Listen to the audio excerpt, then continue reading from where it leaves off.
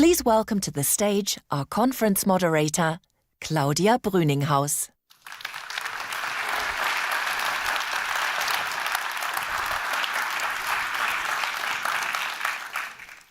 Welcome, everyone here at ESMT Berlin, everyone dialing in from the live stream to the Global Solutions Summit 2023. We are thrilled to see you here. We are very excited that all of you at home and in your offices all over the globe took the time to dial in. And I know that many of you have made a lot of efforts to be here today. It's been long travels for many of you. It's been a lot of emails back and forth about visa, about train strikes, about where to find the link to the live stream. So we are very happy you're here. I'll be your conference moderator. I'll be guiding you through the next days to come. But obviously, I'm the least important person in all of this, because this is all about you. This is all about convening, about coming together, about sharing perspectives and the things we know, and about learning things that we don't know yet from each other. You're one of thousands, actually. That's a nice thing to say. We haven't seen so many of you here in a long time today, so make the best of the fact. Be in touch, share what you know, meet at ESMT and you online. You can have us follow your trains of thought if you use the hashtag. That's GSS2023 when you take the discussion online. Also here at ESMT, be welcome to do that so that we can connect with the people who can't be here today. Very much against my nature, I'm going to leave this floor to all of you now, but I'm going to be talking much more later, I'm afraid.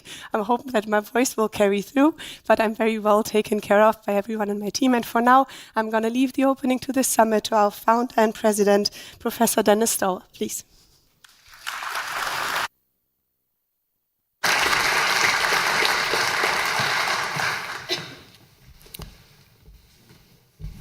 Dear Professor Rocholl, Your Excellencies, friends, participants, I welcome you to the Global Solutions Summit 2023 in support of the T20 India, T7 Japan, and other G20 and G7 groups.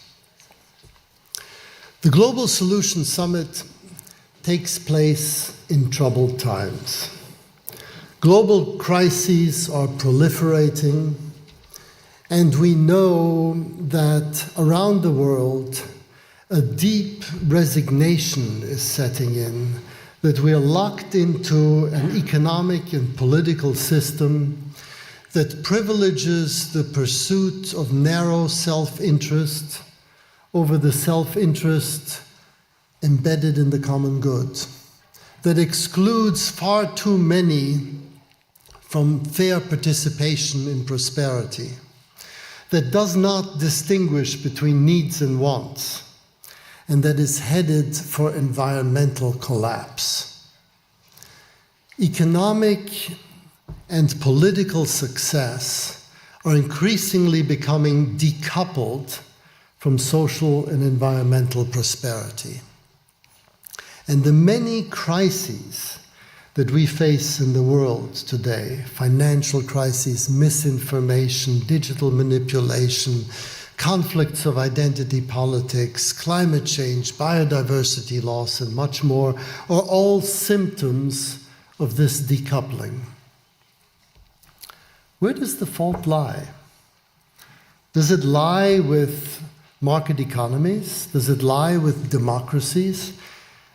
These are the questions that I've discussed with people in many different countries and cultures, and I'm amazed at the degree of broad agreement that I've got with the following 5 insights. First, economic decoupling is not the fault of market economies. Market economies are systems that enable people to mobilize resources in the pursuit of given goals. And if these goals are specified inappropriately, then the market economy will function inappropriately as well. To correct this problem, we require new goals, new measures of national and business success that includes not only economic, but also social and environmental prosperity. Second, Political decoupling is not the fault of democracies. Democracies are systems that empower people to engage in collective action to tackle collective problems. And if a democratic process leads to social alienation and disempowerment, well, then it is time to reform that process. And empirical evidence indicates that people do manage their collective challenges well, provided that their political process generates strong identities, that the process itself is participatory, inclusive, and fair, that agreed behaviors are monitored, that there are graduated sanctions for bad behavior and graduated rewards for good behavior, that there's fast and fair conflict resolution, that the authority to self-govern at local levels is recognized, and that collaborative relations among participatory political groups is encouraged. Democratic processes need to keep adapting along these lines. Third, market economies and democracies are not ends in themselves, but rather means to promote human flourishing. There are many different kinds of market economies embedded in many different kinds of societies and polities, and many different kinds of democracies that give people diverse opportunities to either assume or delegate the authority to govern. But when particular forms of democracy or particular forms of market economy lead to decoupling, then it is time for systems change, a change in the economic and political system. And this is fundamental and vital and hopefully needs to sink in this conference. Fourth, systemic change cannot be achieved through incremental adjustments with everybody acting on their own. No, it requires instead a fundamental transformation of our mindsets and the rules that govern economies, polities, and societies. So the change that we require is one where economics and politics should serve society, not the other way around, where citizens should be able to pursue their life goals in harmony with nature and their social fabric, and where businesses should be able to compete for profit, suitably redefined, while at the same time enhancing environmental and social sustainability. And this type of systemic change, very fundamental, requires collaboration among all the relevant stakeholders at the level that matches the level of the collective challenge. So to recognize where the collective challenge lies, climate change is global, water shortage is regional, and so on, is absolutely critical, and that's where we need to collaborate. And fifth and finally, failures to tackle collective challenges are in essence moral failures. And the reason for this is simple, that the functional purpose of moral values across religions, nations, and cultures is to promote the common good and to suppress destructive selfishness. And in fact, our ability to do this stuff is responsible for much of our evolutionary success, the evolutionary success of Homo sapiens. And in fact, our evolutionary success can be traced back to just a few absolutely core characteristics that we have. One is solidarity, care, social belonging, the stuff that makes us collaborate in large numbers. The other is agency, our ability to shape our life through our own efforts. The third is gain, our ability to satisfy our basic material needs. And the last is environmental sustainability.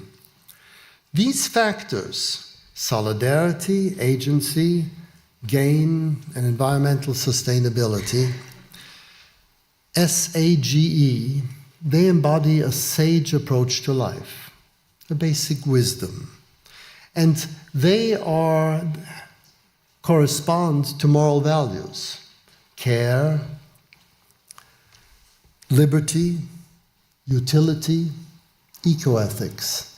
And the pursuit and satisfaction of these moral values is a deep source of human flourishing. Now, the Global Solutions Initiative seeks to put these insights into the service of global problem solving. And as one of our projects, conducted in conjunction with the New Institute and the Institute of New Economic Thinking in Oxford, we're launching an initiative to measure solidarity, agency, gain, and environmental sustainability, and to do so with the same regularity as GDP is measured for gain. And so far, our data set encompasses 168 countries, and we plan to measure business prosperity along analogous lines. So our ambition is that some broadly accepted version of these measures will become the basis for new reporting and accounting principles, new incentive and governance systems, all in the service of recoupling. Now, the implications of this for public policy and business strategy are far-reaching. And in concluding, I just want to give you 3 examples. One is digital empowerment. The SAGE approach to digital governance gives people, first of all, access to digital services, and then control over their personal data and the terms on which this data is shared with others. So this digital governance reform respects the agency of people and the solidarity of their communities in global commons. And the Global Solutions Initiative, together with the Global Initiative on Digital Empowerment and the New Institute in Hamburg, is mobilizing global efforts in this direction. Secondly, climate action. Climate policies and green business strategies are often designed primarily around environmental and economic concerns. Now, a SAGE approach to climate policy is not only environmentally appropriate and economically feasible, but it's also socially acceptable in the sense that it promotes personal agency and the solidarity of communities. And finally, monetary and fiscal policies.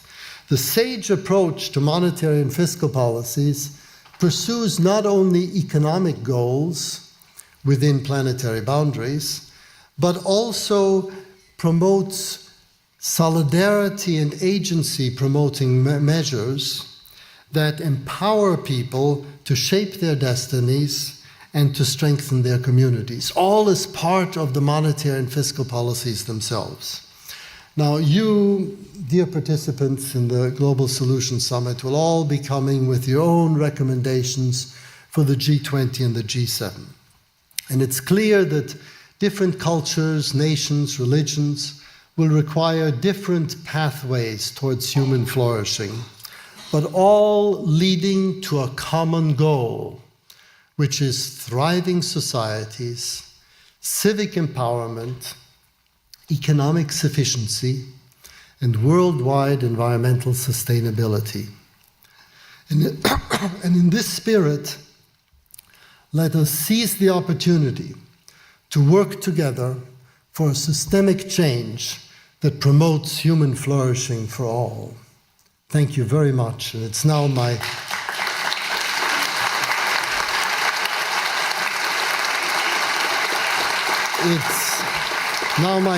great pleasure and honor to welcome to the stage Jörg Rocholl, President of ESMT.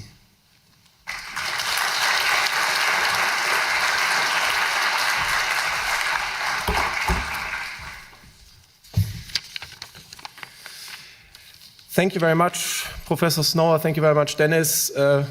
Thank you very much for the kind introduction. And it's not only to thank you for the kind words, but also for the great cooperation over the last couple of years, for many years now.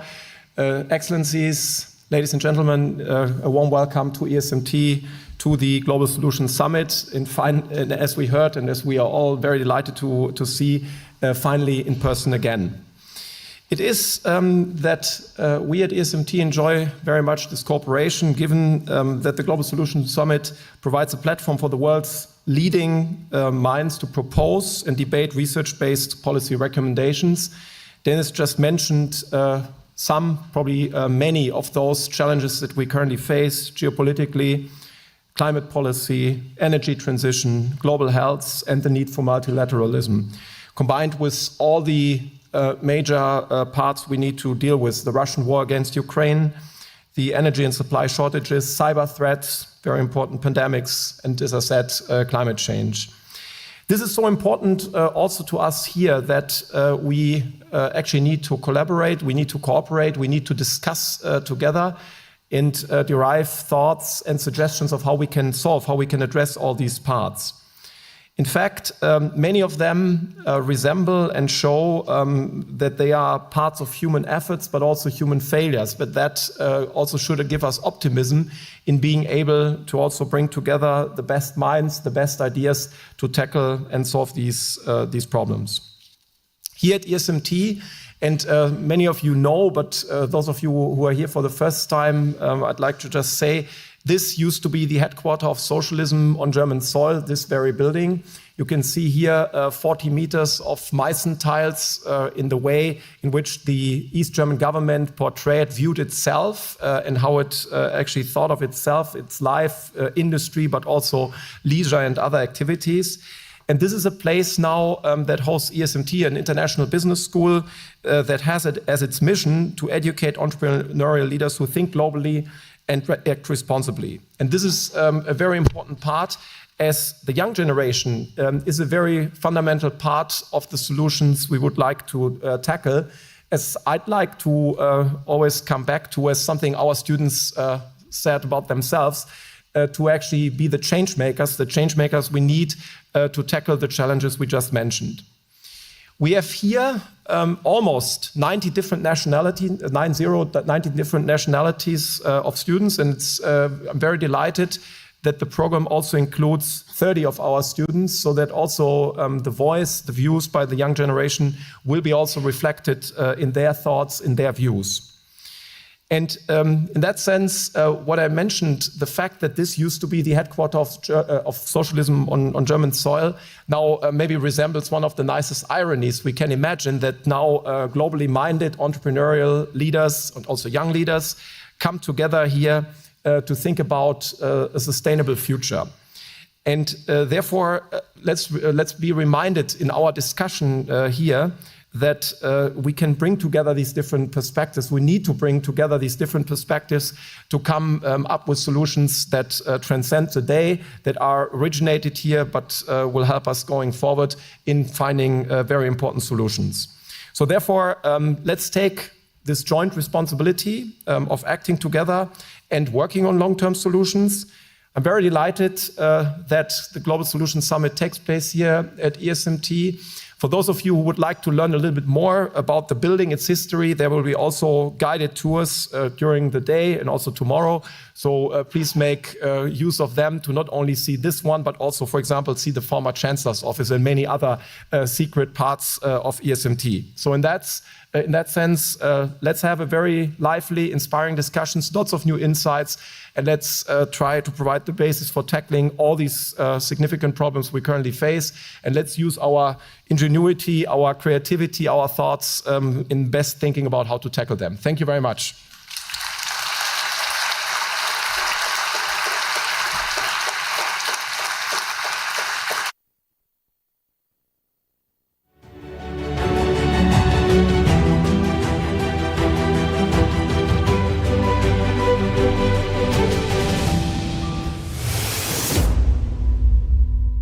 Our next session will be Realigning societies towards a sustainable, inclusive and common future. Please welcome to the stage your moderator, Julia Pomares.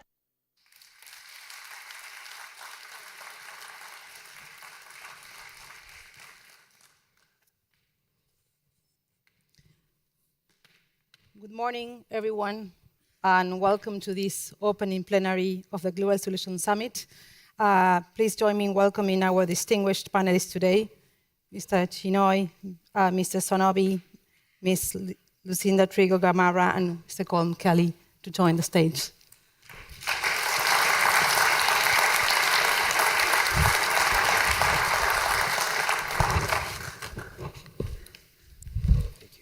Thank you. Hi.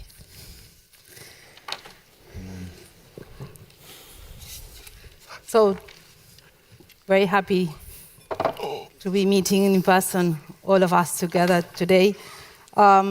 We are gathered to discuss, as Professor Snow was saying, the urgent need for societies to realign to a sustainable, inclusive, and common future. So, as we know, the challenges we face are very complex, multifaceted, so I'm sure we are going to have a very provocative conversation to set the stage for the next 2 days. So our distinguished panelists today bring a wealth of knowledge and experience from corridors of power to activism and corporate responsibility. So I'm sure we'll have a very multidisciplinary conversation today here. So let me start by Suchan. You are well committed to T20 this year, co-chairing this network. What is your first thought about the priorities this year for the T20 in setting global cooperation? Well, thank you very much for this invitation. Das ist mein erster Besuch in Deutschland.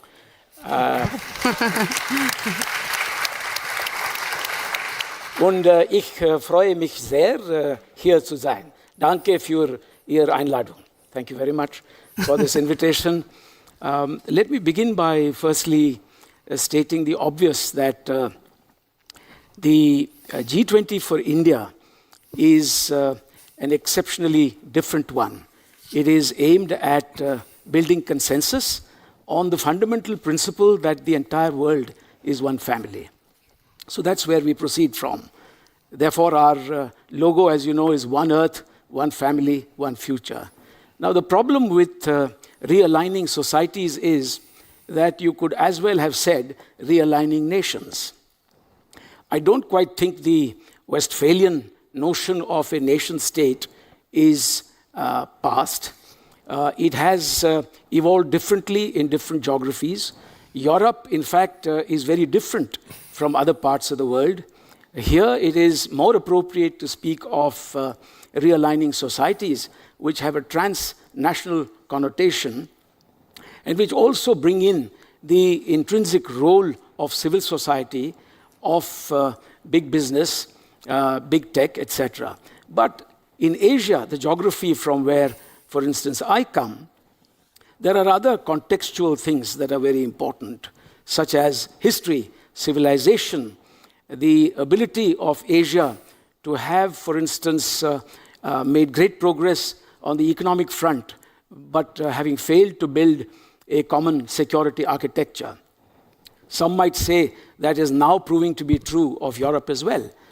So when you speak of realigning societies and from the perspective that we have of treating the world as one family, the short point here is that the global architecture that we have put in place since 1945, it's not easy to dismantle. In fact, global orders do not change because of a change of heart. They normally change because of large events, economic, political, military, cataclysmic events at time. That's been the history. We have seen that the structure that's been put in place in 1945 has failed to deliver, essentially because of great power contestation, but more fundamentally because of the intrinsic exceptionalism and privileged positions that are inherent in the system. I mean, I was reading that the UN Charter, which is actually supposed to be the final realignment for all of us, after that disastrous war, and which is not quite in place yet, that would not have, the charter would not have been agreed upon had the powers not agreed on what you call the veto power. So in fact, at that point of time, history tells us that it was an exchange, a deal in exchange for some people retaining the veto power. To conclude my opening remarks, India, in fact, believes that this is not an era of war. This is an era in which we must actually have conversations. And it is not enough to simply say that this is a conversation between democracies and autocracies. There is a spectrum out there. When we look at the global international order, the rules-based international order, or democracy, there are views and there are different types of democracies being practiced, hybrid democracies as well. And so instead of having a pitched battle today between either civil societies in one part of the world and governments in another part of the world, or between democracies and autocracies, what we really should be doing is sitting across the table and trying to build a broad consensus on the key issues that challenge us today. Fundamentally, the ones that were outlined by Mr. Dennis Snow in his remarkable opening remarks, such as, for instance, the challenge of climate change, or economic recovery, or, for instance, having a digital public infrastructure in the industrial revolution, the fourth industrial revolution, that does not make for a digital colonization. Having had industrial revolution 3.0, which was a manufacturing kind of revolution, it did give people a chance to catch up. But then not everyone has benefited equally from globalization either. The outliers today are not simply outliers because they didn't want to be part of globalization. They haven't had a fair chance. And if we continue down this road, we will not be able to build any kind of future of the type that India envisages. One earth, one family, one future. The entire world is one family. Thank you, Sujan. Lucinda, shall we? In your role in Germany, Sous Sherpa to G20 and G7, how are you seeing the possibility of cooperation among countries in these two fora? And what is your take in this moment? Thank you so much, Julia, and thank you for having me. And as my previous speaker, as Sujan just said, I couldn't agree more that this is the time for cooperation, for global cooperation. We face enormous challenges. Some of them, the most important, have been mentioned by Professor Snow in his opening remarks and also by Sujan now. Tackling these challenges will require global multilateral cooperation. No country, region, no global institution, no governance forum in the world will be able to tackle those challenges alone. We need to stick together and to cooperate. And as we look ahead to the G7 summit that is taking place in a couple of days in Japan and Hiroshima later this week, and as we look ahead to the G20 summit in New Delhi in September, I think the message needs to be clear that both G7 and G20 have very, very important roles in addressing and providing solutions to the challenges we face, and they need to cooperate. This is why Chancellor Scholz last year, during Germany's G7 presidency, decided to invite partner countries to the Elmau summit, including India. This is why Prime Minister Kishida has decided to invite partner countries to Hiroshima, also many of them from the G20, to discuss the challenges ahead together and to tackle solutions. And what is also clear is that governments alone will not be in a position to provide solutions, but we will need the global society, and this is why the engagement groups and groups such as the T20 and the T7 are so important to our work. So we will need input from the global society, and we will need to work with the private sector. Let me give two concrete examples of how we, as Germany, during the German G7 presidency last year, have tried to provide very concrete examples and solutions to global challenges in this, let's say, in this spirit. First one, the Climate Club.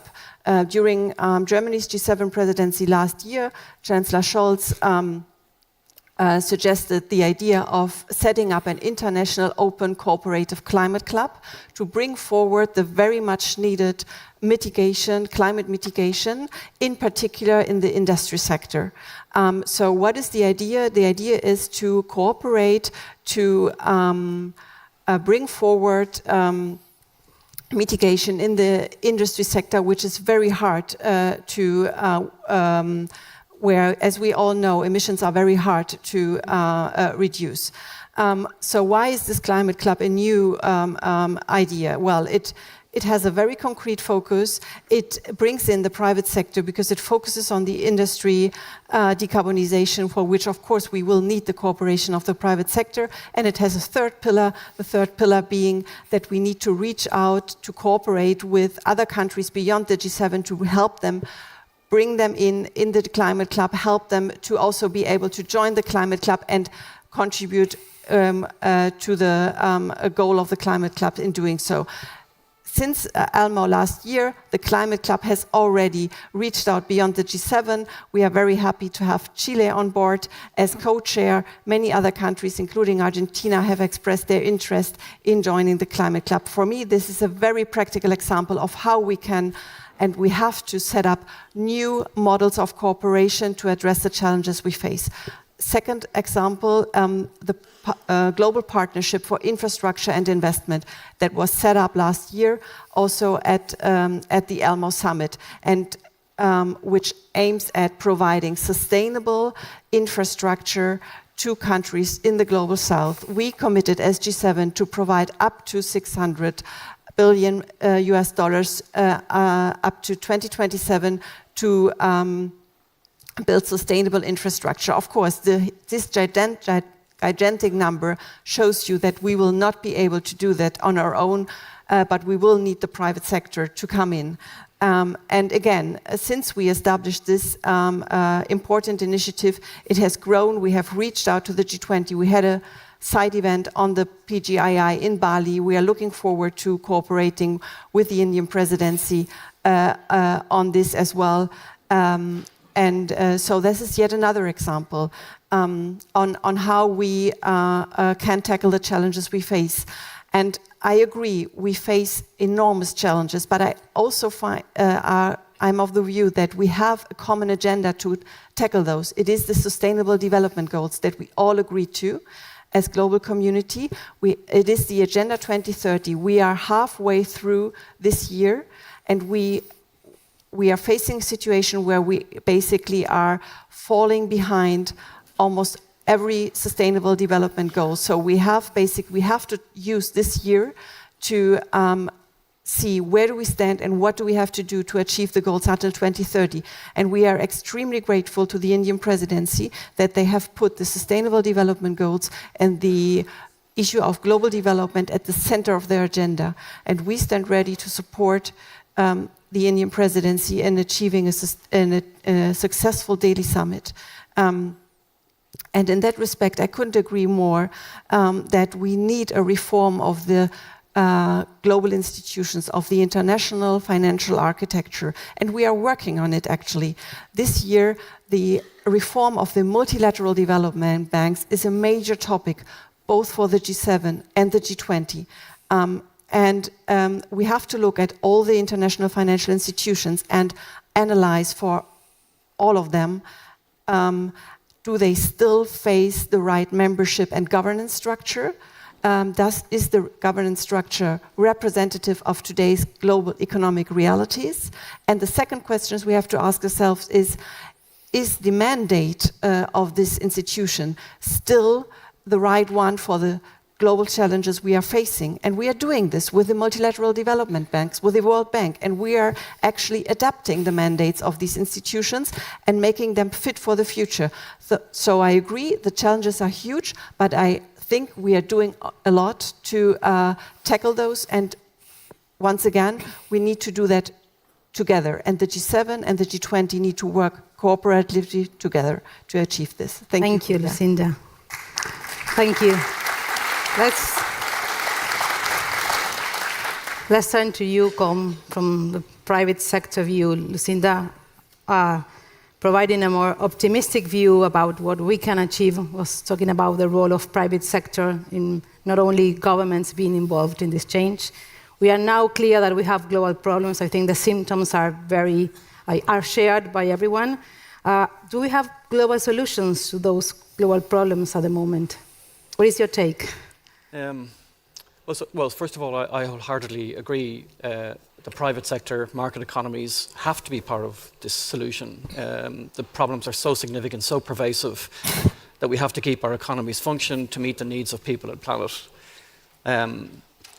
And we have to go through the institutional framework that, in the way that you've described, to make it fit for purpose, to bring it to deal with today's world, with the ambition that we should have to reflect on the outcomes we want for our people, for our family on a global basis. But I do want to go back to what Dennis said in his opening remarks, and he talked about recoupling, because we have a decoupling challenge. And I'm a little worried that we are not necessarily recognizing the fact that we have a pretty serious design problem with our market economies.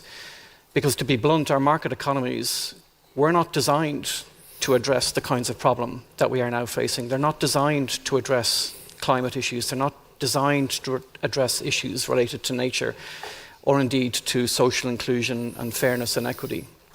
That's quite a significant, serious problem for us collectively if we intend to use market economies in order to respond to these kinds of challenge. Which means that we have to deal with the symptoms by definition, but we have got to get after this design issue. We have to ensure that our market economies and the institutional framework within which they operate are intentionally focused on delivering the outcomes that we want for people and planet. That is not the case today. That is not the case today. And that means that without that focus on orienting the system in that way, we will continue to have tremendous frustration at the failure to respond, but we'll also make these issues worse. And I think we see these issues continuing to deteriorate very much as you described earlier. Just to be clear, that sounds like a very negative statement. It's intended to be in some respects, but just to be clear, there is some progress being made. And if I take climate as an example in the business community space, there's increasing anxiety on the part of many business leaders about the need to respond to the climate issue, for example. And we see increasing participation in what I would describe as coalitions of the willing. So businesses coming together in order to harness their collective potential to respond to these issues to drive change. The problem with coalitions of the willing, there are really two risks. One is that coalitions like that of the willing, of volunteers, tend to fracture under pressure. And we're already beginning to see evidence of that. When the pressure comes on in a system which is designed to encourage different activities, those coalitions tend to start fraying around at the edges. The second, in some cases less obvious, but actually in some respects even more serious problem, is that for many it is advantageous to stay out of these coalitions, which means that we end up with beneficiaries in the category of business and others who choose to continue to participate in the old system with old behaviours and old decisions which drive the outcomes that we continue to have concern about. So there's no question in my mind that we have to recognise this global interdependence in a respectful cultural manner. We have to reorganise our institutional frameworks in order to make them fit for purpose. But we also have to intentionally orient our market economies and then the behaviours of businesses in order to align with the outcomes that we clearly have a common interest in addressing. Those outcomes will be very different in different cultural contexts, different realities, places with different histories and so on, but there are some realities which are totally shared, and climate and nature are two entirely obvious ones. We cannot do this without collaboration between the stakeholders that we're talking about. So that would be my ask. It would be to do more, go more quickly, demand that we support the agenda that you're describing and are willing to support the changes, and expect us to be held accountable on that basis as well. Thank you, Com.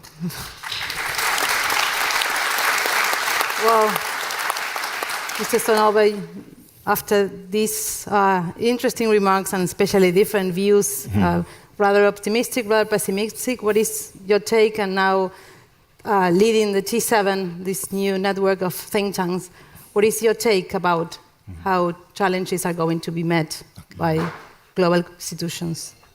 Yeah, thank you, Julia. So, and thank you very much, Global Solutions Initiative, for giving me this opportunity to speak here. And I would like to congratulate the Global Solutions Initiative to convene so many people, the different people. Some are from China, some are from Africa, and then the private sector, policy makers, ambassadors, and then students and the think tank colleagues. And congratulations on these people who participate this great meeting. So I'd like to start by reporting to you that Think 7 Japan has had T7 summit 27-28 of April in Tokyo, and then produced this communique and then handed over this communique to the G7 president, that is Prime Minister Kishida, on 28 Friday. And then I went to Incheon, Korea, and where the ADB, my parent company, which is multilateral bank, that's a bank, I'm a think tank. And then to talk about this kind of T7, T20. And then went to Mumbai to join the T20 India mid-year conference. T20 is led by the Ambassador Sujan Chinoy. And then I talked, I attended, I appeared at several meetings there. And then I came from Mumbai to Berlin yesterday. And then I could enjoy this museum island a little bit, but I wonder why I'm so busy. And of course, the reason is I'm hosting T7. And then wonder why I'm doing T7 and then working with T20, and then why I'm doing think tank. And then I think my answer is that to this why question is that I believe that think tanks can play an important role to making our planet sustainable, the world peaceful, society harmonious, and the economy prosperous by bridging policy making and research science. Okay? So the scientists can provide evidence which will improve the policy making. But also think tanks can bring the voices of the different parts of the civil societies to policymakers, together with the scientific evidence and the reasoning. The question is how this gap in time horizon or time preference between the policymakers and the researchers can be filled, right? So policymakers are those who cannot wait, and then researchers are those who want to take longer time. So then you may think that, think tanks can kind of, like banks, combine, bridge the, depositors and borrowers and lenders. So maybe think tanks can do some magic to bridge the two worlds. And then you introduced us as if we are the world's greatest mind. But that's not true, obviously. We are very far from Nobel Prizes. So we are much smaller. Think tanks are much smaller than the smallest universities. But nonetheless, we can ask the world,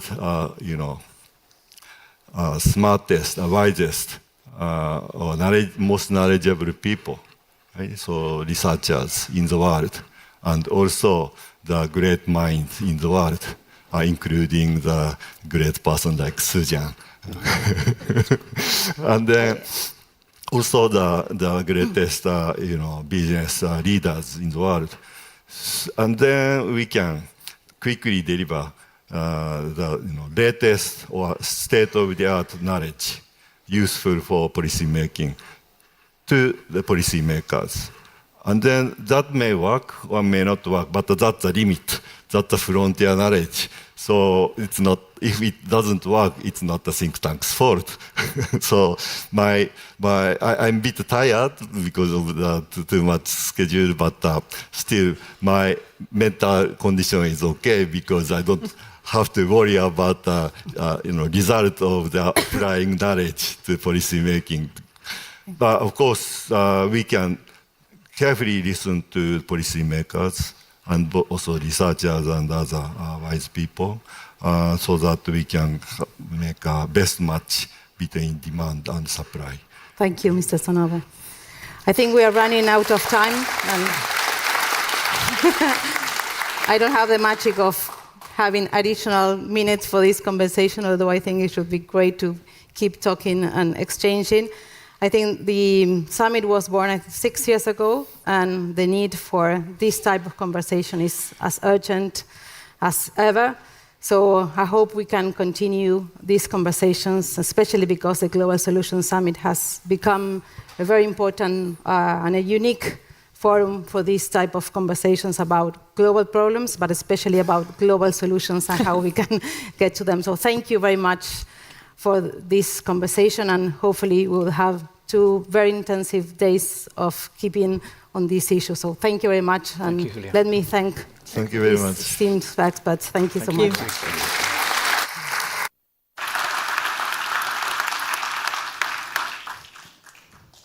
Well, so this is the very first example of what we're going to do to you these days a lot. Thank you very much, Julia. So sorry to cut you short, but actually, the program is meant a little bit like that. We will never finish discussions on this stage, and we don't want you to. We want to shoot up some balls into the air. We want to introduce people to you and also positions and perspectives for you to build on, for you to start conversations from and to be in touch. That applies to the web stream. Please use our hashtags. That's GSS 2023 to take the discussion online. And please, all of you, take this as a beginning of a discussion. Thank you very much to our panelists. So what we're going to do now is we're going to divide the program into tracks. From here in the live stream, we're going to see you back at 10 for the next session towards a new paradigm for economics.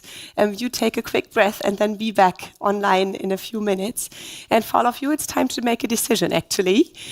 We have 2 more session rooms. You can either just stay in the room and be with us here at 10 or take a walk on the beautiful Wandelgang at ESMT and be back here. Or you go to one of the auditoriums which are next door. It's auditorium 1 and 2. You can also see on the walls and in your talk app what's next.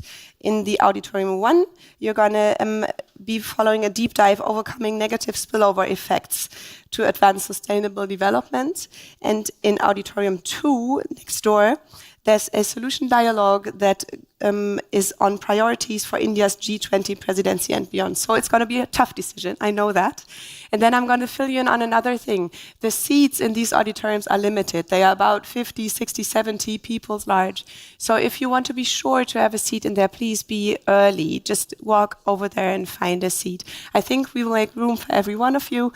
But if you want to be sure, just be early. If you don't know your ways around, please stick to my colleagues. I've left my badge there. That's bad. But we all wear green lanyards, and everyone who does knows their ways around very well and is actually quite eager to meet all of you. So enjoy a quick break, take a decision, see you back in a few minutes. Thank you.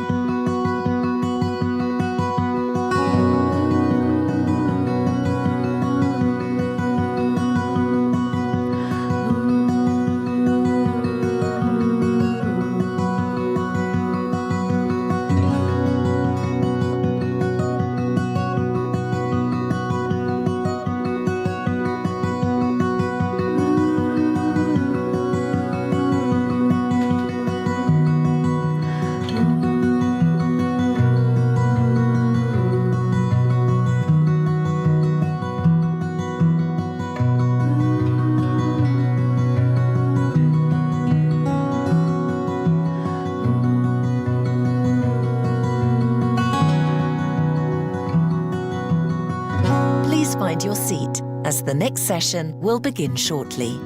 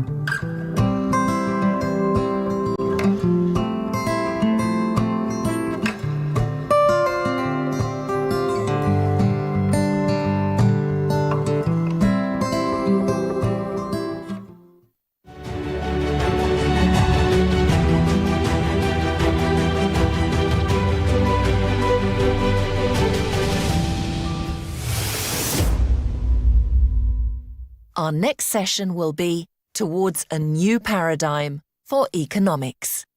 Please welcome to the stage your moderator, Declan Curry. Well, good morning, everyone.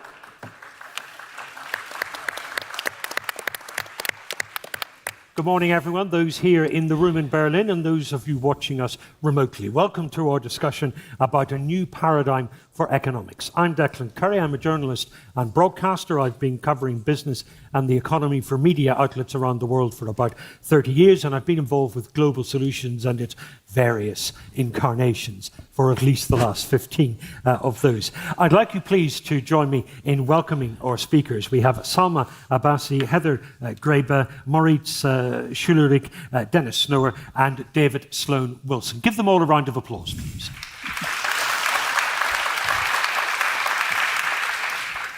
Some additional information about each of them. Salma Abbasi is founder and chair of eWorldwide Group. That's an international social enterprise focusing on innovation, sustainable development and security. She's also a strategic advisor to the IEEE, so we'll hear from her today about society and digital empowerment. Heather Graeber is a European political scientist, a former advisor to EC commissioners, and now a senior advisor for the Open Society Foundations. That's a network supporting civil society groups around the world. Moritz Schullerich is Professor of Economics at the University of Bonn and incoming President of the Kiel Institute for the World Economy. So he will be the new Dennis Snower at some point. I'm delighted that the old Dennis Snower is still the original and best, is still with us. He's president of the Global Solutions Institute. And David Sloan Wilson is a noted and celebrated biologist who's forced us to rethink our preconception that evolution is driven by selfish impulses. He's the SUNY Distinguished Professor Emeritus at Binghamton University. Now, when we speak about the economy, in the news it's often in terms of GDP or inflation or trade and monetary policies. That's what central bankers and policymakers tend to have at the front of their minds as well. But for many years here at Global Solutions and elsewhere, Dennis Snower has argued that this is the wrong approach, that if we are to explain people's disconnect and discontent with politics and economics, we need to recouple for the good of society. We need a new perspective. Dennis Snower, what does that new perspective involve? What does it mean? I think we need to think radically in order to solve big global problems that engulf us everywhere. And we heard in the previous session that what is required is nothing short of a redesign of our system, and the redesign of our system can only follow from a change in our thinking about how the system operates. And David and I have been working for some time on articulating what such a new paradigm may look like. And I think if we keep the following 6 points very briefly in mind, then we're on the road to a completely different track.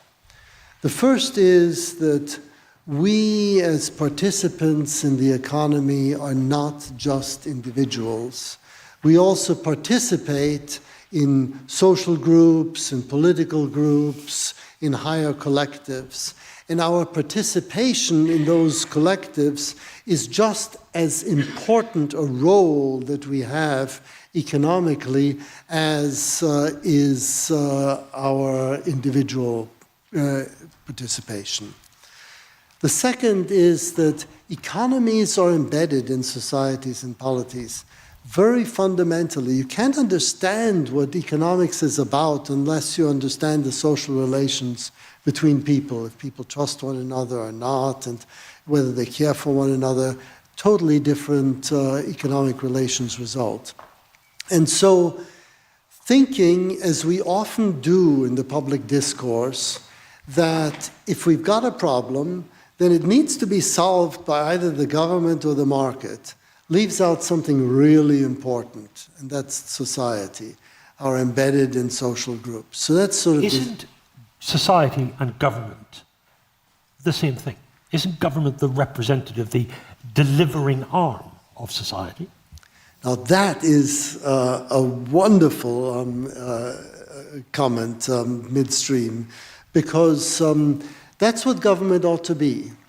But in the process of the increasing complexity of our polity and our societies, we've delegated more and more responsibilities to government, and as a result, also our ability to accumulate information through the internet has grown so much, we feel that we're not represented enough by government. Because you, in your opening remarks this morning, you talked about how the scale and the nature of the challenges that face us should make us consider radical approaches. And you talked about the current sort of democratic systems, democratic networks, and business and economic networks being means to an end. Now, that made me worry slightly. Were you saying that we need to move beyond democracy? No, I don't think we need to move beyond democracy or that we need to move beyond market economies, but I do believe that their goals need to be changed because they are simply instruments to achieve human flourishing. And if we just keep these central elements of human flourishing that I mentioned in mind, solidarity, agency, gain, and environmental sustainability, and see that these are means to living embedded in good communities, having a sense of being able to shape one's life through one's own efforts, satisfying one's basic material needs, and not killing nature, that will get us onto the right track in thinking what should be our goals for nations and businesses. Okay, thank you. I know you have other points you wish to make. We will come back to those. Salma Abbasi, that we bring you in. You're an advisor to the high and mighty around the world, but you're also, I know, even recently you've been researching with communities that in the United Kingdom would be seen as deprived and left behind. So you have such a wide perspective on this. What are your thoughts? Well, first of all, I completely agree with Dennis. The sense of urgency is critical. We are at the tipping point when you look at the deterioration of society. Coming from the secret area you described is Luton, which is half an hour away from London, where we have knife crime, gangs, machetes on the streets, young people playing out their virtual world in reality in the town centre. And people are pretty helpless in this strife that is going on. And this does not describe the part of London that I'm from. So no, we're only 40, 50 miles apart, and it could be a different planet. Absolutely, absolutely. It's like a horror movie playing out. Now, what I believe are the fundamental challenges that we have is the misrepresentation or the non-representation. We have these broadening divides. As a technologist, I'm an advocate for technology. I love working with the IEEE, Advancing Technology for Humanity. However, who controls the reins? We have the economic divide, which is very evident around the world. You can look at India, who's going to be hosting the G20. You can look at England, any country. There's a huge divide growing. There's a social health and educational divide. Then there's a political divide. USA, a couple of days ago, some of the speakers were talking about how the elite from Yale and Harvard are there. We have the issues of England, everybody from Eton being a politician. How on earth do you understand the ground reality that people are suffering? Isn't this room the elite? This is the problem. Because everybody's representing the people, the society. Where is that consultative process with ethics and with equity? You can have a consultation, but what does that mean? Did you listen?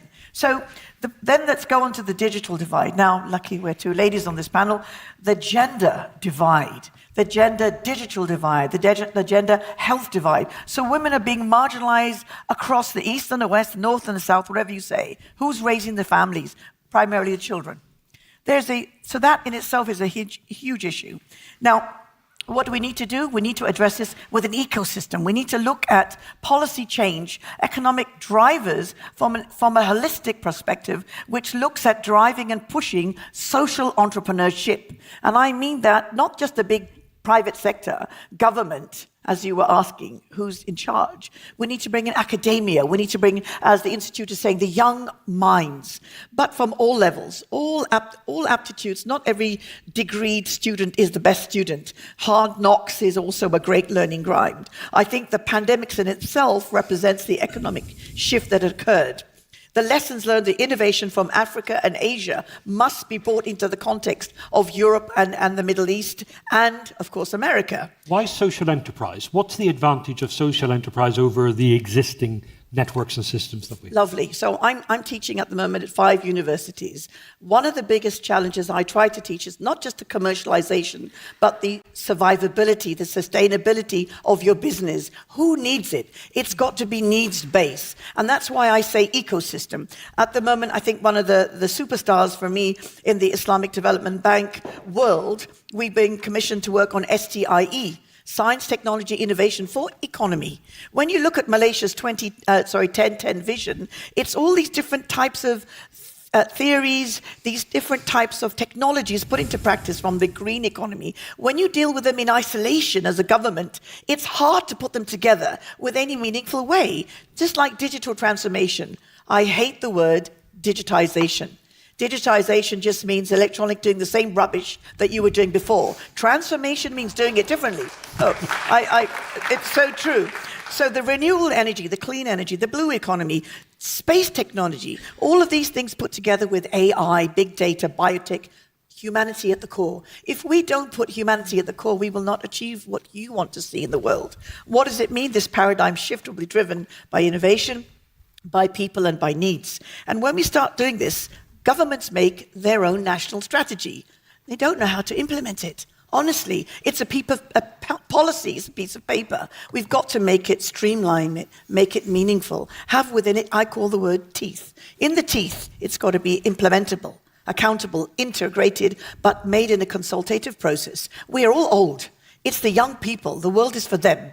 So we have to engage the youth, their ideas, which is what we've been doing in Luton as well. What can we do to change the future and provide hope? Okay, thank you. I'll stop there. We'll come back for some other reflections in a moment. Heather Grabber, based on what you've been hearing already, from the Open Society Foundation's perspective, revolutionising, drawing up new structures, new approaches to the world's challenges is exactly on your agenda. Well, Open Society Foundations has worked for 3 decades to ensure that civil society can thrive because of the need for the connection between communities and the state. And we're now starting a very different kind of transformation in order to take account of the impact of human activity on nature and on the planet, which is going to involve a much bigger role for the state. We already see that happening. I think one of the big paradigm shifts is the reordering of economic priorities, where it's not just about efficiency, it's about resilience and security. That's very clear in the US, where, just in recent weeks, Jake Sullivan and Janet Yellen have put out how important it is that economic policy serves human needs without destroying the planet. And that's something very different from previous generations, the past 30 years of globalization and the focus on efficiency. And in Europe, we also see a big push towards economic security. It's this enmeshment of economic security with border security. But there's a big missing dimension here. We're constantly seeking security through more supply. I can tell that your microphone is causing you a little bit of difficulty. If I could ask someone from our technical team just to step forward and have a look at Heather's microphone. We will come back to you because I want to hear that point that you were making. Maurice, just pick up your thoughts on what we've heard so far and then add your dimension to it. Great, thank you. First of all, thanks for having me here. And I can really pick up where Heather left it, and I hope your microphone gets fixed quickly. I think we've transitioned from a world where economic liberalization, globalization were seen as an end in itself, and we are getting to the question what's actually it's a means to an end. And I think the diagnosis today is pretty clear that we the old sort of globalization paradigm has produced enormous wealth. It has taken hundreds of millions of people out of poverty, but it has left our democracies in a very bad state. We've heard some of these social issues. It has not made our world order safer.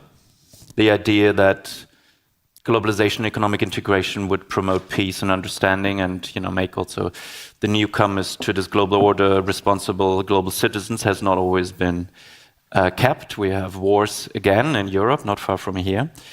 There's the rise of populism and democracies around the world are not in a very good state. So I think we have to ask ourselves what went wrong and how can we, if we sort of come back to Amartya Sen's idea of sort of development as freedom, we cannot lose sight of that idea that along a lot of dimensions, this old paradigm hasn't got us where we want to be now. So it's more than wealth. It's about democracy. Within this, Dennis talked about a fundamental change. The mood I'm getting from you, the tone I'm getting, is that you're not quite so radical in that thinking. Your approach to change is more incremental. Am I inferring that correctly? I wouldn't say it's incremental. I think it's a fundamental shift in how we approach economic liberalization, globalization. In the sense that there's this presumption of innocence that we had before when we talked about FDI, about economic openness, and a lot of that has been lost in recent years. So I think this is quite a fundamental new perspective. I think, as Dennis also said, I would never give up on democracy and I would not give up on market economies because they're our best chance we have to solve the problems that we have. I mean, I would even say they're the only chance if our goal is eventually to increase freedom and human development in that very broad sense in the world. So I very much push back against the notion that some kind of authoritarianism or populism or any other supposed shortcuts get us to where we want to be in a more just, greener, more sustainable world. Which echoes what Salman Abbasi was saying in her remarks, that when we talk about solutions, they need to be implementable, but it's helpful if they're from the ground up, if they've come from a common experience, a shared experience, or a perception of need. Well, you're talking to a macroeconomist, so I kind of will believe in the macro and will not give up that notion that there is some role for government and economic policies to steer change on the macro level by getting the incentives right, by making, shifting, and I think this is what we're talking about mainly today, is shifting the, not giving up on the tools we've used in terms of being open, being liberal, being democratic, but shifting the political focus towards a management of globalization that is truly sustainable, and that is, I think, if you want to, I guess in a nutshell, globalization has been economically very successful, but it has been politically mismanaged, and that's why we're here today, to get that management of globalization right. Okay, thank you, Heather. We've, with apologies for the microphone, we've given you a whole new one. I think this is very much the heart of the question. We're seeing a reordering of economic policy priorities from a focus on efficiency, getting those supply chains to be as vertically integrated as possible, and both COVID and then the energy shock and the need for a very rapid decoupling from Russia last year have led governments to put a lot more emphasis on resilience and on a much more reliable economic policy framework, which of course can build in some redundancy. You move from just in time to just in case in the private sector as well as the public sector, and massively more state intervention, definitely in energy markets. We see this in the US, IRA and so on, and also in Europe, particularly through regulation. And I think the big question about all of this is, how can we, in our democracies, where people are asked to vote every 4 or 5 years, be able to deliver a long-term transformational change that involves the whole of the society, the whole of the economy, to recognize the limits of what human activity can take from nature? And that's very difficult to do because people are being asked to vote now for something that will benefit their children and grandchildren. And that's where I think representative democracy, as it has evolved since the 19th century, has its limits in dealing with climate and planetary boundaries, because these are inherently cross-border global issues, and they're very long in time, whereas politicians are elected by the electorate of one very territorially bounded country to serve the interests of the people living now. So this is a big challenge for democracy, and it's also a big challenge because people are not used to thinking that there are physical limits on what we can consume. We're used to just, okay, it's about security of supply. If we can get more supplies, more diverse supplies, dig up more stuff out of the ground, then it'll be fine. But actually, we're really reaching the limits of what we can take from the planet. The Global Resource Outlook of the UN Environment Programme is showing very clearly, we have already tripled the amount we take from nature since 1970. There's been no increase in resource efficiency. We're still using resources as if there is no limit to them. And if we continue without transformation, we will double again how much we take from nature by 2060. And that will be the collapse of biodiversity, the collapse of ecosystems. And we will simply not be able to meet human needs if we continue with this highly wasteful and inefficient way of going about things. So my conclusion from that is the circular economy and then move towards a much more resource-efficient economy is fundamental to security, to economic security. Probably within a decade, that's going to be the case. But politicians who are looking for election in just a few years' time find it very difficult to put that proposition to the public. And that's where this kind of conversation about the transformation that's needed and how to get there is essential to start the journey of thinking about in a much longer time frame than we're used to taking into account. But any solution will still need to... The applause is welcome.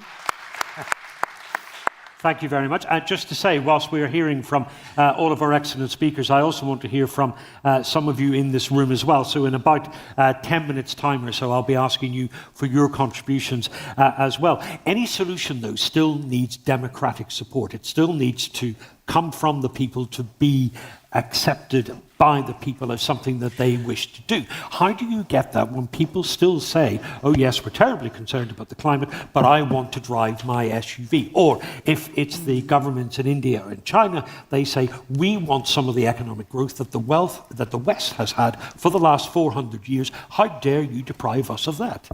Well, people want commitments and some guarantee of their future security that their needs will be met. And that's at all kinds of levels of income. So what I think we really need to do is to start looking at a new kind of social contract, where politicians say to people, okay, we're now entering a period when we have to do this transformation. It's going to be expensive in the short term.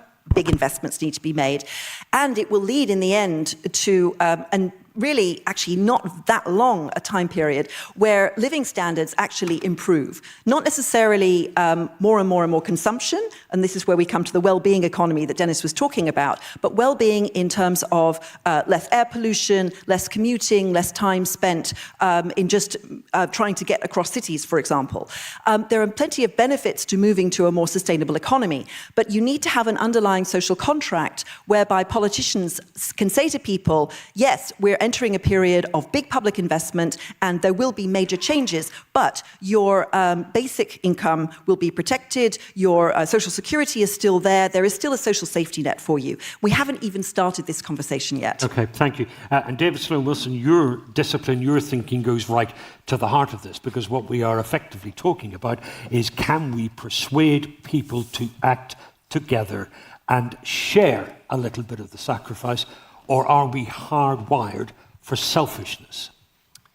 Well, it's not just a matter of talking people into being more cooperative, and I think that a lot of the new thinking that we're talking about orbits around a core configuration of ideas which resist change, and this is a large part of the problem. That's the whole nature of a paradigm, is that it's a configuration of ideas, useful in some respects, but cannot escape its own assumptions. And so what we need is a new paradigm, a new core configuration of ideas, and that paradigm comes from evolution, believe it or not. And evolution is not all about selfishness. The central metaphor, I think, is the concept of society as an organism. And that concept goes back to antiquity, but now has new life, basically, from a modern evolutionary perspective, in part because the study of evolution has expanded beyond the study of genetic evolution to include human cultural evolution. And so now we have a new configuration of ideas, which is much, much more compatible with everything that we're talking about, becomes central. For example, the idea that we need a global identity, that first and foremost we're human beings and citizens of the world, is something which is central to the evolutionary paradigm. How can the whole Earth function as a superorganism? Then there's a cellular level, which gets back to what you were saying. How do we actually, individuals, their most salient unit is small groups. The small groups that we partake in, we have to have governance at that scale. And then there's multiple levels, multiple identities, multiple contexts. It's hard work to create a superorganism, and we have new tools for doing it. So, but aren't we fundamentally selfish beasts? No, of course not. We're not, and that's always been a vulgarization of evolution. And human beings, Homo sapiens, genetically is inherently cooperative. Individuals never lived alone, always lived in highly cooperative groups, even when those groups were warring with other groups. And so we are much more like ants in their colonies than you might think. And that's part of the problem, is that when we function, when we're made to function as individuals, relying only on our own resources without having social resources, then our bodies and minds regard that as an emergency situation. It's the biggest mismatch that you can imagine. But the suggestion of a colony is interesting, because that might indicate that in any tension over food supplies, energy, water supplies, we will act as colonies against other colonies. The idea of there being a single global solution that satisfies everyone is not there.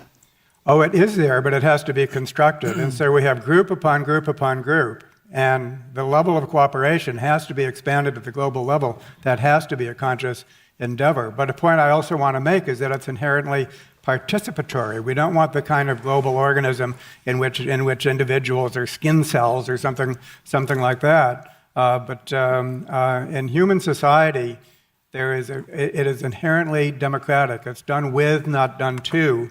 And that is true from the smallest scale all the way up to the largest scale. So there is something about this new paradigm which inherently supports such things as markets, democracy, rapid competitive processes. We need to find new solutions, and those solutions have to replace other solutions. That's a competitive process, but it's selecting for the right things, basically competing in the right ways. And so there's a whole body out there that I bet that 98% of the people in this room will be newly encountering it. And so I think that and when they do, in my experience, they love it. It's not as if people are closed-minded about this. They're eager for it. So it's a matter of basically transmitting this very new body of information. It's there for everyone to learn about.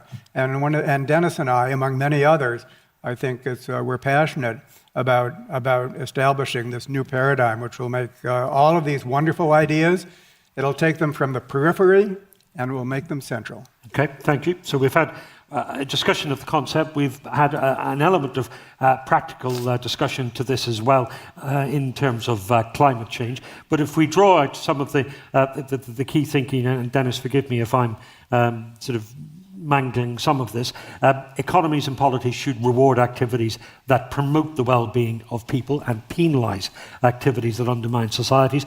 The economy should be participation in collective endeavours to tackle collective problems, and business should sustain economic prosperity and also social and environmental prosperity. That's the encapsulation of it. How do we apply that to some practical issues? Take, for example, you hate the phrase digitalisation. Yeah. Of society. But if nothing else, the pandemic showed us that we are a much more digital society, Salma Bessie, than we ever were before, and that's only going to increase. Mm-hmm. So how do we take Dennis and everyone else's thoughts about collective activity for the common good and contrast that with a world that's increasingly digital and increasingly dominated by Facebook and Meta and Instagram and Twitter? Who controls who here? Yeah, no. It's a very big, difficult question for me to answer. But let's separate the who controls who aspect, because that leads to what David was saying. A lovely practical example from the pandemic is that we all really demonstrated a couple of things that unite us as human beings in the context of food, where the food is produced in the villages. And currently there's a program that's being developed using smart logistics and supply chains for resilient food systems in Africa, East Africa in particular. And we've been working on smart corridors, refrigeration, clean energy. So integrating all those new technologies that will have less of an impact on climate change, but right skilling and upskilling all the players involved, including the policymakers, having that consultation, that real consultation that brings in the private sector, academia, small SMEs and businesses. We have to invest across an ecosystem that has a governance structure, accountability framework, so that when somebody takes full control, i.e. Facebook, Twitter, there are consequences. They are not today enforceable. Regulations may be there, but the positive contributions to the economy can be seen for sustainability and supporting the SDGs. However, how do we control the disproportionate monopoly? The gentleman from India talked about it. I'm also from India. When you talk about the digital colonialization of the world. Now, India, China, and America, right up there. The rest of the countries are playing catch up. So maybe Estonia, but we've got poor regulations, they're not enforceable, we've got greed, we've got lobbies, we've got corruption, unaccountable scales of corruption, unprincipled players, the bias on the systems, confusion within this whole digitization, vendor-driven, versus what do we need? So we have to look at the systemic approach to what it is we're trying to solve, and then bring in the communities. But one caution I want to put on the table, when you talk about humanity, I'm an optimist, but when our young children, the next generation, are living and breathing online into this ungoverned space and being forced into addictions of things they don't even know, how are they going to be the future of an empathetic society that cares? That's what I'm worried about, the next generation. The 15-year-olds that are going to be the next CEOs of companies or next innovators. But what are the solutions? The solutions is these companies are so dominant, they appear to be beyond any sense of control by national government, by global organization, by local communities. They're a world of their own. Well, I actually don't think they're a world. We use them. We in each country, and in India, obviously we have the ability. We use them as their supplicants. Yes, but we have to be able, they need us. Remember, these social media platforms will not function without the users. So it behooves a government to actually enforce and create a safer space with regulations, bringing in the voice of the young. Why are we signing a Facebook terms of reference? Why aren't they signing ours? I'm advocating young people to write your own terms of reference, know your data, opt out of everything until you know what that means. And this is where the EU comes in. Yes. Your absolutely. perspective on this is welcome as well, the importance of regulation. Yes. Yes, regulation is often decried as something that, it's a blockage to growth and economic activity and so on. But it's actually essential to ensure the outcomes that are good for society. Because profit alone is not necessarily going to benefit society. Sometimes it may, sometimes it may not. It's actually rather agnostic. So let's make it work for society. But I think it's also, you're pointing also to this whole question of what do we really value? And for a really long time, our economic system has valued productive capital, really overvalued it. Yep. We've undervalued human capital, which is why people are treated either as just workers or consumers rather than as whole people, and that's beginning to change now. We're seeing the way that companies treat them differently. But we don't value nature at all. It costs you nothing to chop down a rainforest and lose all of those ecosystem services. So I think that there are some very big changes coming in how we value the things that are really essential to maintaining our planet as a habitable place. So we've really got to internalize the externalities that economics has completely ignored for a couple of centuries now. So one would be, for example, to value ecosystem services, which suddenly would up the GDP enormously of a lot of developing countries because they have those ecosystems, which we've already lost in most of Europe and the United States, for example. That means new accounting standards, new ways of measuring GDP. We've got to move beyond GDP. But it also means coming to the very controversial issue of taxes, because the fastest way to reprice things and revalue them in the economic system is to tax them differently. So tax labor less and tax resource use more. Now, the question is how to do that in a fair way. And this is where having a fair transition depends on having a social contract where people aren't just told, okay, the price of driving your car is going to go up dramatically. And they're like, well, how do I manage that? How do I afford that? Well, then the price of other things will go down. The price of things that are not damaging to the planet will go down. That means having accounting systems both for emissions of activities and products, but also the biodiversity impact and the resource use. So, and this is something that no politician wants to put forward at the moment. And it's where you need to have a connection between what Professor Wilson was talking about, that the global good is something that everybody really does benefit from, and the idea of positive competition rather than dog-eat-dog competition. And you can only really do that at the political level. Okay, Heather, thank you very much. Maurice, I want to bring you back in. By all means, reflect on what we've heard already, but there's another hard issue that I'd like you to address as well. Many of us in this room will have had similar conversations to this 12 or so years ago in the aftermath of the financial crisis and the credit crunch. And we all said the banks have to change their ways of working. We need a new paradigm for banking. Here we are now in the present day. We have 3 American lenders collapse. Credit Suisse had to be rescued in a shotgun marriage. The banks are at it again. They're as bad as they ever were. What was the point in having all that discussion about a new paradigm when clearly it led to nothing?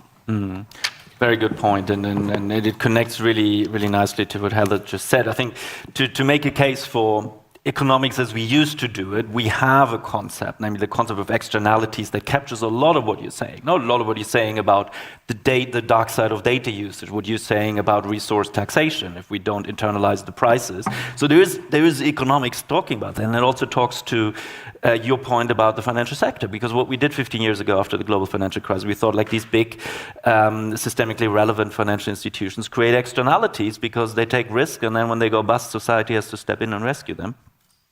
And the answer for that is regulation, yes, and getting prices right. So sitting here as an economist, I think I'm very sympathetic to having more broad and more inclusive concepts of development and of measuring progress, GDP, etc. But getting prices right, getting incentives right, we're still an intelligent species, and we react to incentives in one way or the other. So that is an important part of the transition. And I think in the financial sphere, we've just failed to properly address the issues. I think that the approach to banking regulation that we've taken since the global financial crisis has, we're honest, it had failed before. It already failed. We had to rescue and intervene in outsized ways again and again. So central banks have to run faster just to stand still all the time, because the amount of leverage and financial risk out there has just continued to go up. So I think we are at a point where we have to think much more broadly about financial regulation going forward in terms of actually changing the system and not just tinkering with some details. Thank you very much. I'm conscious that we have just 5 minutes or so left, and I want to get in some views from the floor as well. Now, I have to confess, I don't know how we're doing this. Do we have a microphone in the big ball? Is that how we're doing it this year? Or it's the more traditional approach of someone handing a microphone to you? Who wants to make a couple of points? We'll take the lady in the front row just here, please. Just wait for the microphone to reach you, then tell us who you are. Okay, thank you. It's my pleasure to be here today. It's my first time to be in Berlin. You're very welcome. And congratulations for the great work that you are doing. So we know all of us that the current economic theory is mainly concerned with the factors which affect the wealth of the nations. But based on the SDGs, we are looking for a new economic paradigm based on happiness and well-being of a human being. And the best way to achieve this goal, as I think, is to focus on participatory democracy and approach, as mentioned and indicated by the goal number 17 of SDGs. So we should to work on a true and efficient partnership between government, civil society, and the private sector. So we have to work on the harmonization of interest. Okay, thank you. And which organization are you from? I represent International Organization of Local Government. Lovely. Thank you so much for your contribution. Let's see if we have a thought from this side of the room. There's a lady here 3 rows back, if we can get a microphone to her. And then, hello, Irene. Nice to see you again. We'll have Irene as well. So this lady here first. Just tell us who you are. My name is Sayyeda Aisha Farooq. I'm a migrant from Pakistan and living in Germany. I'm a university lecturer and social scientist. It is so amazing to see you gentle people talking about society and digitalization and all the developments that is the global north is enjoying. My question is to you. Who do you consider as society? Society that is the global north, where we are enjoying the freedom of expression and using our voice, as compared to the society that is in Afghanistan, Iran, and recently in Pakistan, where the people are not using internet. It is banned for many days now, and people have no right to use their voices. Okay, thank you. I'm going to ask Selma to respond to that. Can you pass the microphone forward to Irene in the front row here? Go ahead. Thank you very much. I think you're spot on. It's the value of life. Where does democracy matter? How can Imran Khan be put in jail, be not a matter for Rishi Sunak to say, it's not our business, it's their business? We have double standards, and the sad thing is everything's online, so the population, the governments are losing trust because of this lack of equality and equity in everybody's lives. The education issue in Afghanistan is just kind of under the radar in many, many places. The society, from the way I'm working with the Pakistani community in Luton, is Bangladesh, everybody you can think of. But starting with the mothers, because the patriarchal society exists live and strong, misogynistic in societies there, we have to take great pains to identify the beneficiaries and the cross-section who are the players in the society. The boys and the girls at all age groups and all academic aptitude, especially those out-of-school kids. Thank you. Got to stop you there. Yep. Irene, just a minute, please, if you could. Okay. I'm struck by the dichotomy between long-term planning, which we need to address issues, and the 2 4-year elections in every democracy. That was a terrific point. President Biden passed an infrastructure bill that is long-term, but in its impact, but because people don't see it, he's punished by it as being seen as not doing anything. So, you know, even when a politician does right, he doesn't get awarded for it. So, going to China, is it possible, and I'm a big Democrat with a big D, that their model of long-term planning and long-term elections probably works better, because in terms of building a forward-looking economy that is successful? Hurts me to say this, but given what the model that you have talked about, it's something that is worth thinking. Thank you very much. And in case you're wondering, why has he been so nice to her? Irene's been a part of this family of discussion for even longer than I have, so it's delightful to see you again today. Dennis, quick thought on this, and I know, Heather, you want to come in as well. Very quick thought, and that is, it is really important for us to know where our well-being comes from. If we assume that it only comes from the satisfaction of our consumptive wants, then we're on the wrong track. Because in practice, we plunder our planet in the hope of achieving a well-being that we never achieve because we have identified consumptive wants as the center and ignored our other needs. And if we continue to understand better what you have put into the conversation, which is our participation in collectives. Society starts in small groups, our families, immediate communities, and builds up from there. This is absolutely essential for our well-being, and taking that into account will change the mindset of people and drive democracies and market economies in a different direction. Dennis, thank you. The clock shows we're out of time, so last 30 seconds, and David Sloan Wilson, I'd like to hear from you. Well, democracies actually have a pretty good record in planning long term. We've created huge social security systems in Europe. We've built and planned major public infrastructure. It's not that democracies can't do this. It's that politicians have to put forward a social contract that shows people why investment now will benefit them in the future. And I think that what we need now for the transformation that's coming is actually to deepen democracy at local level in particular. So deliberation with local communities about where to site a wind turbine, for example, how to decarbonise at city level. This is the way to go. It's not top-level authoritarianism. And we have the European Union, which allows for long-term planning across electoral cycles because you have 27 countries working together. Thank you very much. David Sloan-Wilson, the last thought in the discussion is yours. Well, I think that long-term planning needs to be balanced with concentration of power. And when you have concentration of power, then, of course, that's the entire problem. So somehow we need to combine an emphasis on long-term planning, for sure, but also make it fully participatory with the checks and balances so that we don't have a concentration of power. So I think that's... Thank you all very much. Thank you, everyone in the room, for your input and your thought as well. Please join me in giving a round of applause to our speakers and saying thank you to them.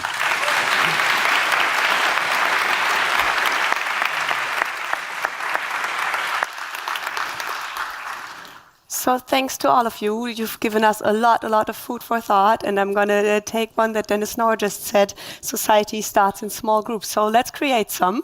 We're going to give you some time for a break. You in the live stream, we're going to see everyone back at 11:15 for the Solution Forum on Solving Global Challenges Together. So a panel at the core of our very mission here today. And all of you here at ASMT Berlin, please go get a coffee or a tea or a drink in the foyers. Don't stick only to the foyer on second floor. There's the same catering and a very beautiful meeting point with the young global changers, one floor further below. And also follow the recommendation of Mr. Ruchol and join one of the guided tours through the building. It's very brief. It's designed to fit into this program, and it's a nice way, I think, of getting a feeling of where you are here today. One very important thing, please take everything that you own with you, because today we're obviously under very harsh security restrictions. So if we find bags, we're going to blow them up in the garden. Take them with you. And enjoy your break. See you in a minute.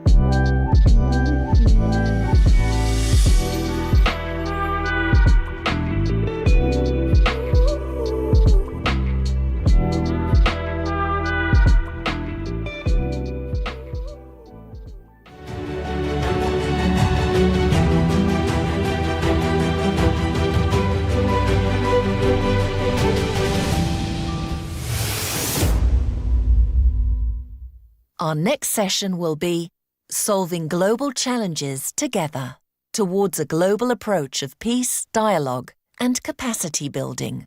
Please welcome to the stage your moderator, Oliver Crook.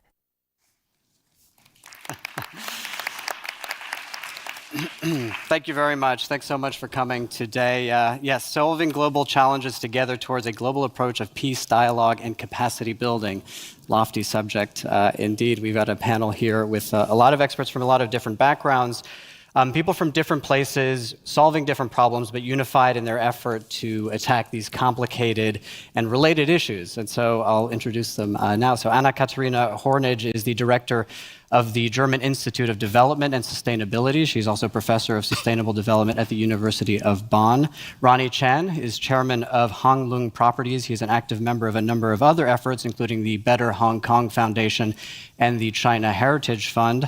Luciana Servo, president of the Instituto de Pesquisa Económica Aplicada, which I'm not sure I nailed, but whose research informs the government of Brazil's public policies and development programs, and Andrea Schall, who is the director of global relations and cooperation at the OECD, a sort of ambassador to the G20, G7, and a great many other nations. So yes, you're all involved in appraising highly complicated issues and proposing policy solutions and designing them. So I'd like to ask each of you just sort of briefly as we begin the conversation, what do you see as the sort of most pressing global issue now? And maybe I'll start with you. Well, we've been thinking in Brazil for until the last 4 years that we are going a scale of growth and also inclusive growth, and also thinking development as an environmental issue. But the last 4 years show that we have a lot of challenges, and these challenges were disruptive in Brazil. So we have to rethink the way we do policy in Brazil, and also not think nationally only, but also globally. So from IPEA, and when Brazil assumed the G20 presidency, I will be the lead chair in Brazil for this task. And we are getting together Brazilian institutions to think about global solutions for our problems. We have a lot of problems. We have problems of inclusion. We have environmental problems. We also face a lot of challenges during the pandemics in the health sector. So we are now thinking how you do different, not incrementally, how Mrs. Noah said, we cannot do incrementally, and think about this issue and bring them to a new form of doing public policies. And for this, we should, for sure, engage in a global debate. So for IPEA, it's fundamental to be here, to be debating these global solutions with all the T20 task force. Thank you for that. And Anna-Katharina, what would you say is the sort of the main issue that occupies you at the moment and kind of that requires global attention to solve? Yeah, thanks for having me. And if you look at the issues at hand here also for today and the coming days, I think the ongoing disruption of global trust is probably the biggest challenge that we have at the moment. And since a number of years already, we observe social polarization processes since many years across the globe and across actually all types of countries in terms of income groups of countries that go hand in hand with political autocratization processes in some countries. But now we have also the situation of Russia's war in the Ukraine and global reactions to it.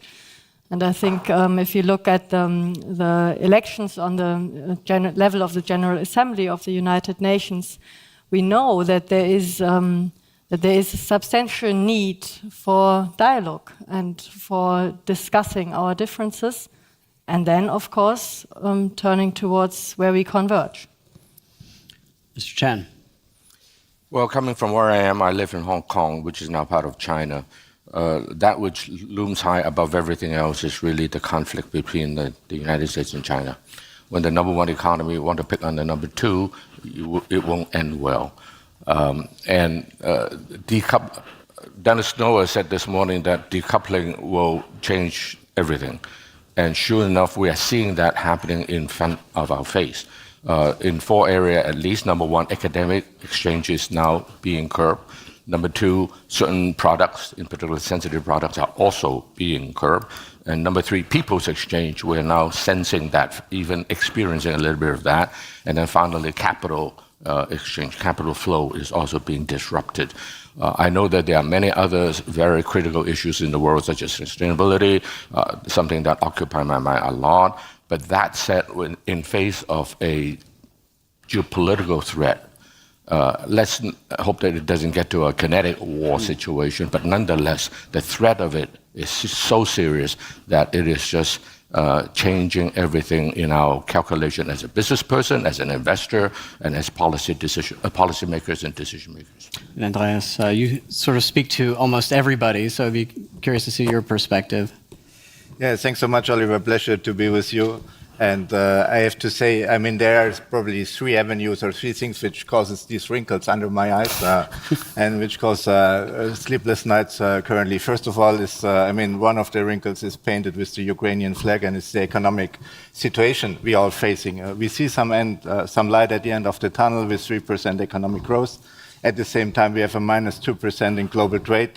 We have headline inflation coming down a bit, but still people are feeling the economic consequences of this war, of the post-COVID still, which came on top of the post-COVID recession.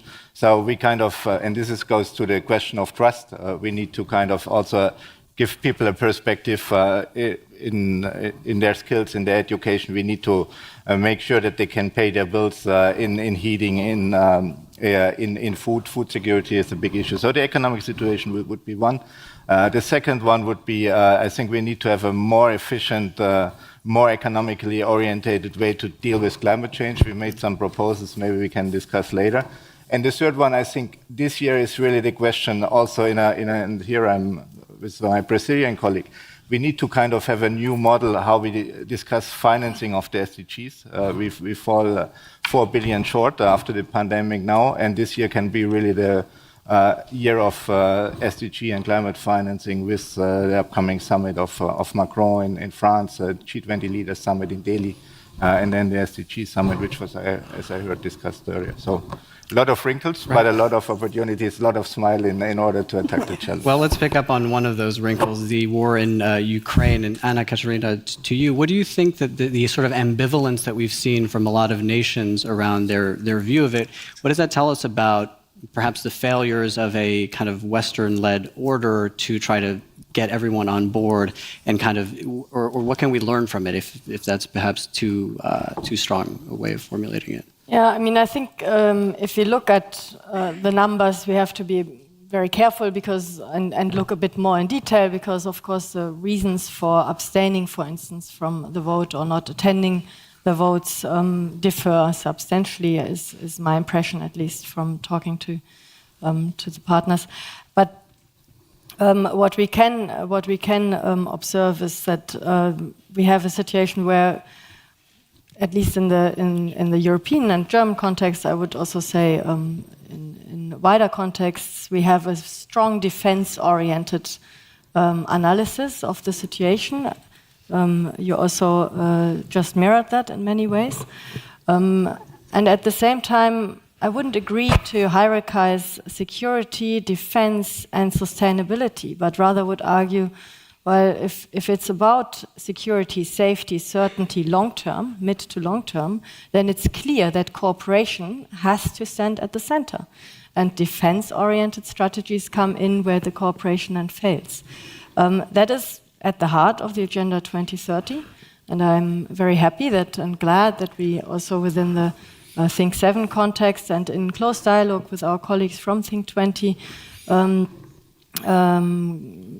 placed again an emphasis on reigniting the Agenda 2030, but also already building the necessary bases for post-2030 discussions, which is, there's still some time, and it's about Agenda 2030 acceleration, implementation, but at the same time, it's also clear that we need to invest into geopolitical corporations, to put it that way, in order to assure we have a basis for coming together. And Ronnie, so just sort of on this question of how do you think we can make progress on a lot of these issues, these global issues, when you have a time when you have sort of the biggest players not able to sort of cooperate? Obviously, this is going to be a major problem. Is there a way around that to still force some of these things through, or do you think it's really very important to resolve these issues at the national level first? First, allow me to comment one word on what Anna Katerina has just said. You were very careful in your using of words. You mentioned if the security and defense threat is long-term and medium-term. I wish it were. Yeah. It is of the immediate term for some of us. And as a result, it's not that sustainability will go out of the window. You walk and chew gum at the same time. But that said, I think the situation there is really quite serious. As far as your issue, Oliver, I'm a small guy. When I'm a small guy like me, you don't count. I'm serious. Ever since I grew up, I know that I don't count in many occasions. And so you have to be careful to keep yourself alive. And as you indicated, when the two biggest players in the world want to, in one way or another, decouple or even couple, engage, except in the wrong way, such as military, security, defense, and so forth, then that's really a serious situation.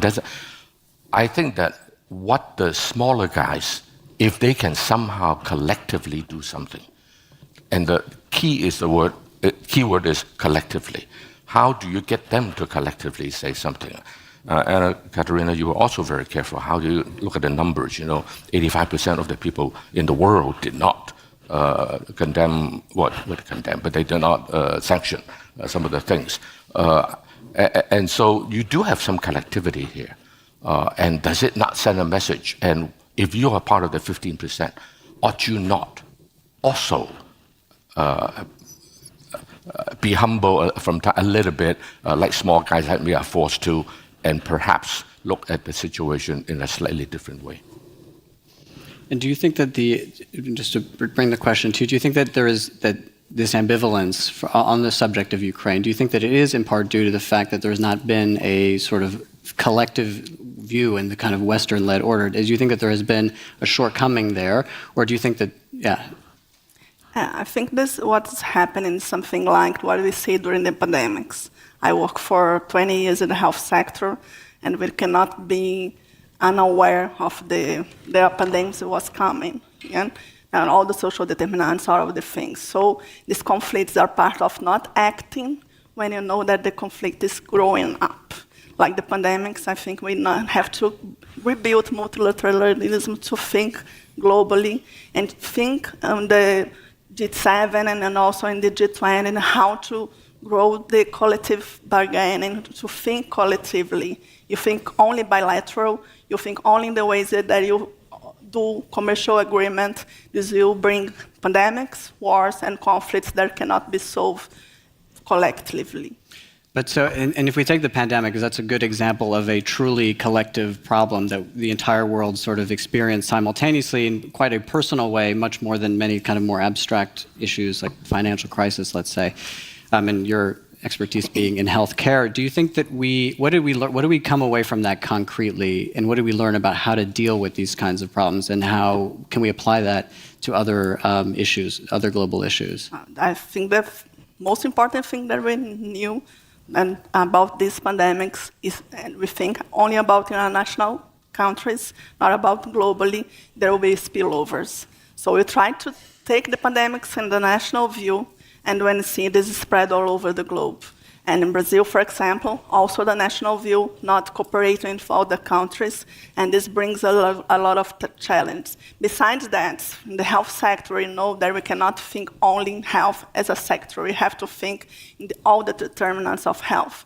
So the economic market way of thinking, the economic way of thinking and exploring the territory, not thinking in the urban system and not thinking in the health system and the educational system as an integrated part of our society brings us through the pandemics. This is all a disaster that was built by this way of exploring the natural resources, exploring the other resources. We're not thinking about how it will be in the future. If you not change this view, do a mindset change, as Mrs. Noah was saying, we will face another pandemic soon. So. And I'll put the question to you, Andreas, also who interfaces with a lot of these countries and a lot of them developing nations about kind of what do we learn from the pandemic and how to address those global crises. And what do you hear also from them about what is required from these multilateral institutions more broadly? When the crisis, if the COVID crisis, if had anything positive, it showed us the need for international cooperation. And here I'm with Anna Katerina and also with Luciana. So really the opportunity to cooperate and to find joint solution, to agree on systems for track and trace, to agree on vaccinations, to really also discuss things like intellectual property rights on vaccinations, to come to a new balance between North and South. So there are a number of lessons to be learned from the pandemic. And Indonesia, during its G20 presidency, did fantastic last year in order to kind of make it precisely this dialogue, create an additional fund at the World Bank for pandemic preparedness. So this is something where I think we really learned. And I mean, this is also something we can take for the current situation. I mean, if you ask G20 leaders in Bali, for example, 95% of the people in the room would say that a just peace in Ukraine is good for the world economy. And Prime Minister Modi said this should not be an era of war. So everybody thinks that we should act together on some of the things. The question is just the way. But even in the war situation in Ukraine, there are positive signals like the Black Sea Grain Initiative allowing export of Ukrainian and Russian grain and fertilizers through the Black Sea. So there are a number of things. I'm not too hopeless that we cannot come to solutions as discussed today. And we talk a lot about decoupling and de-risking on China. I'm not sure that distinction is clear in my mind. I'm not sure it's clear in the European policymakers who pronounce it. What we talk less about is détente. What do you think the avenue is for there to be a sort of thawing in the relationship between China and the United States? What is required to try to get past some of these national hurdles in order to get on the same page to deal with a lot of these global crises? Well, frankly, I am a little bit pessimistic. I always tell people I'm pessimistic, but I'm not passive. I still do my best every day to hopefully contribute a little bit. But when you have the biggest nation in the world want to go a particular direction, it is impossible for any of us to really pull it back unless you can figure out a way to tell them that your self-best interest is perhaps not what you're doing. And a lot of people know that. But if somebody doesn't want to listen, they don't listen. Today, dialogue is valuable because increasingly there's monologue. And if I engage in monologue, nobody will listen. I'm nobody. But if I am somebody and I have a monologue and my way or highway, then you have the whole world that is affected. I think that, again, major players in the world, such as EU, such as India, such as some of the big groupings, Brazil, from the South America, I think they together is the only hope we have to hold back from the madness of some of the things that I've been watching in my part of the world. And I think that a lot of people hoped that climate could be this sort of issue where everyone has a stake and that everyone's sort of interests were fundamentally aligned on this. But I think that there has been some disappointment in terms of that really being a guiding light that everyone can agree on. I'll ask you, why do you think that is? And what can we do to reframe this conversation meaningfully, not just sort of abstractly, to get people thinking about this in a collective way? Because, I mean, again, the premise of the sort of globalization age is align everyone's economic interests and everything else will follow. We've learned that that is perhaps not so. So can we do that with climate? Well, I mean, my own assessment would be that there is an increasing agreement that climate change is, besides next to the debt crisis, the biggest crisis to be tackled. Of course, they play on different time horizons. Yeah? If you think about these two now, debt and climate, but there's a very clear agreement on the level of the G7, on the level of the G20 last year as well, within the dialogues that we've had now over the past few months between Think 7, Think 20. So if you look at the COPs of the past few years, there's a clear understanding that joint action has to accelerate. The introduction of the third pillar to the UN climate regime, the loss and damage pillar, is hopeful. It's a sign of, it's a clear statement, and it will not go away.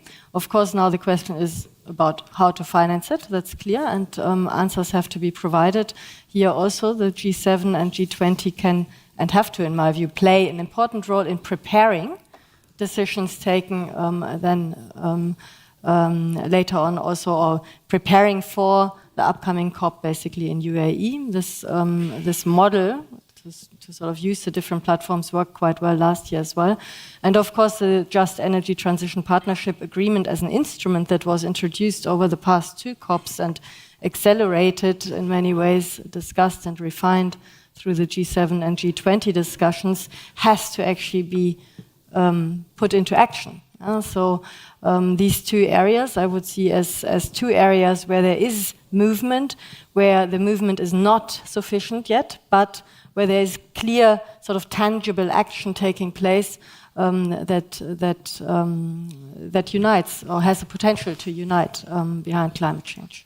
And Andreas, one of these important factors that's just been mentioned is the financing. What still needs to be done on financing for climate in order to get to these necessary aims that we've got for decarbonization? I think this year can actually, this is a very good question, Oliver, because I think this year can actually be the year of financing, of a refocus in financing. As I said, we have the opportunity of President Macron's conference in June, then followed by the G20 summit in Delhi, and then the SDG summit. I believe we need to get more serious about taking the conversation away just the North has to pay for the South. We need to bring in public, not only public finance, also private finance. We have made proposals together with Indonesia last year on blended finance, on really addressing the bottlenecks, and we're working with India currently on reports addressing the bottlenecks. What makes it so complicated for private finance to leverage what we have in the public finance side? So now I think I'm losing the mic. Maybe. Okay, so this is, I think, a huge opportunity for us. And I mean, this is not new, this conversation. We have been discussing this for a couple of years, but I think it's now really time to take it. And the last thing, and this is a proposal we made at the OECD, we also need to put an economic lens on what we are doing on carbon mitigation. I think it's very good what we have in terms of agreement. The Paris Agreement is a victory for multilateralism. Whenever I hear that multilateralism crisis, I mean, there are many things which work in multilateralism.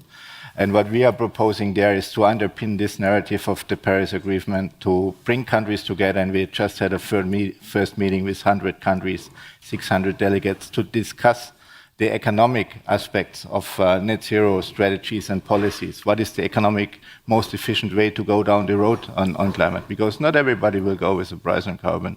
It's of course, as an economist, the most efficient way to do so.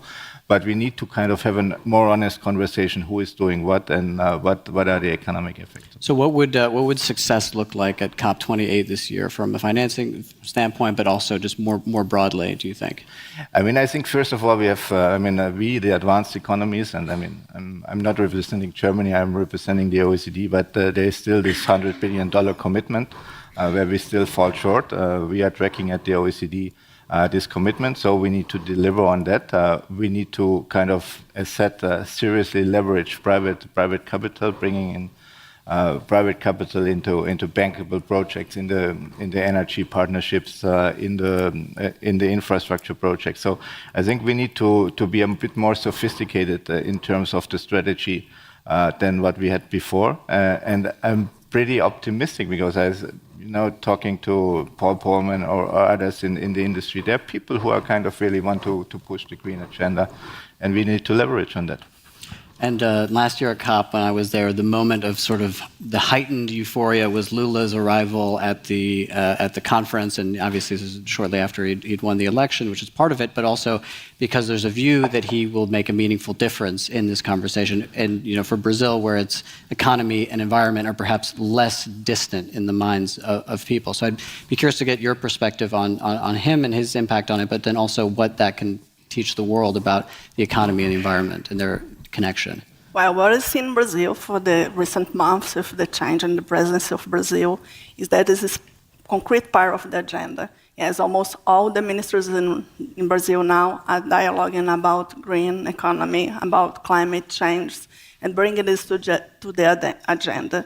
So this is also an important agenda in the T20 and Think 20, and it's an important agenda at IPEA. What we've seen, as I will do a comparative with health, is that sometimes what we think as a public policy and as a government is not working for society. So we have to establish concrete dialogues and social participation in this agenda.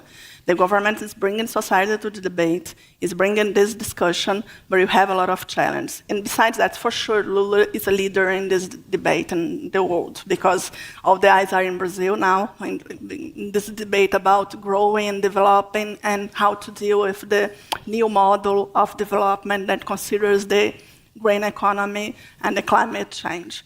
It's part of the agenda, it's part of the global agenda, and I think he will have a lead on this, an important lead of this, and we might help all this debate in Brazil and going through the global solutions and debates about what kind of solution.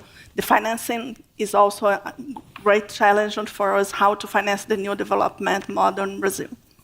Yeah, and obviously with the backdrop of rising interest rates and money becoming more expensive, and obviously the consequences of that, I don't think we've yet fully, absorbed or seen. But obviously in the background of all of these discussions, another question on China and the U.S. trying to take a slightly more optimistic view.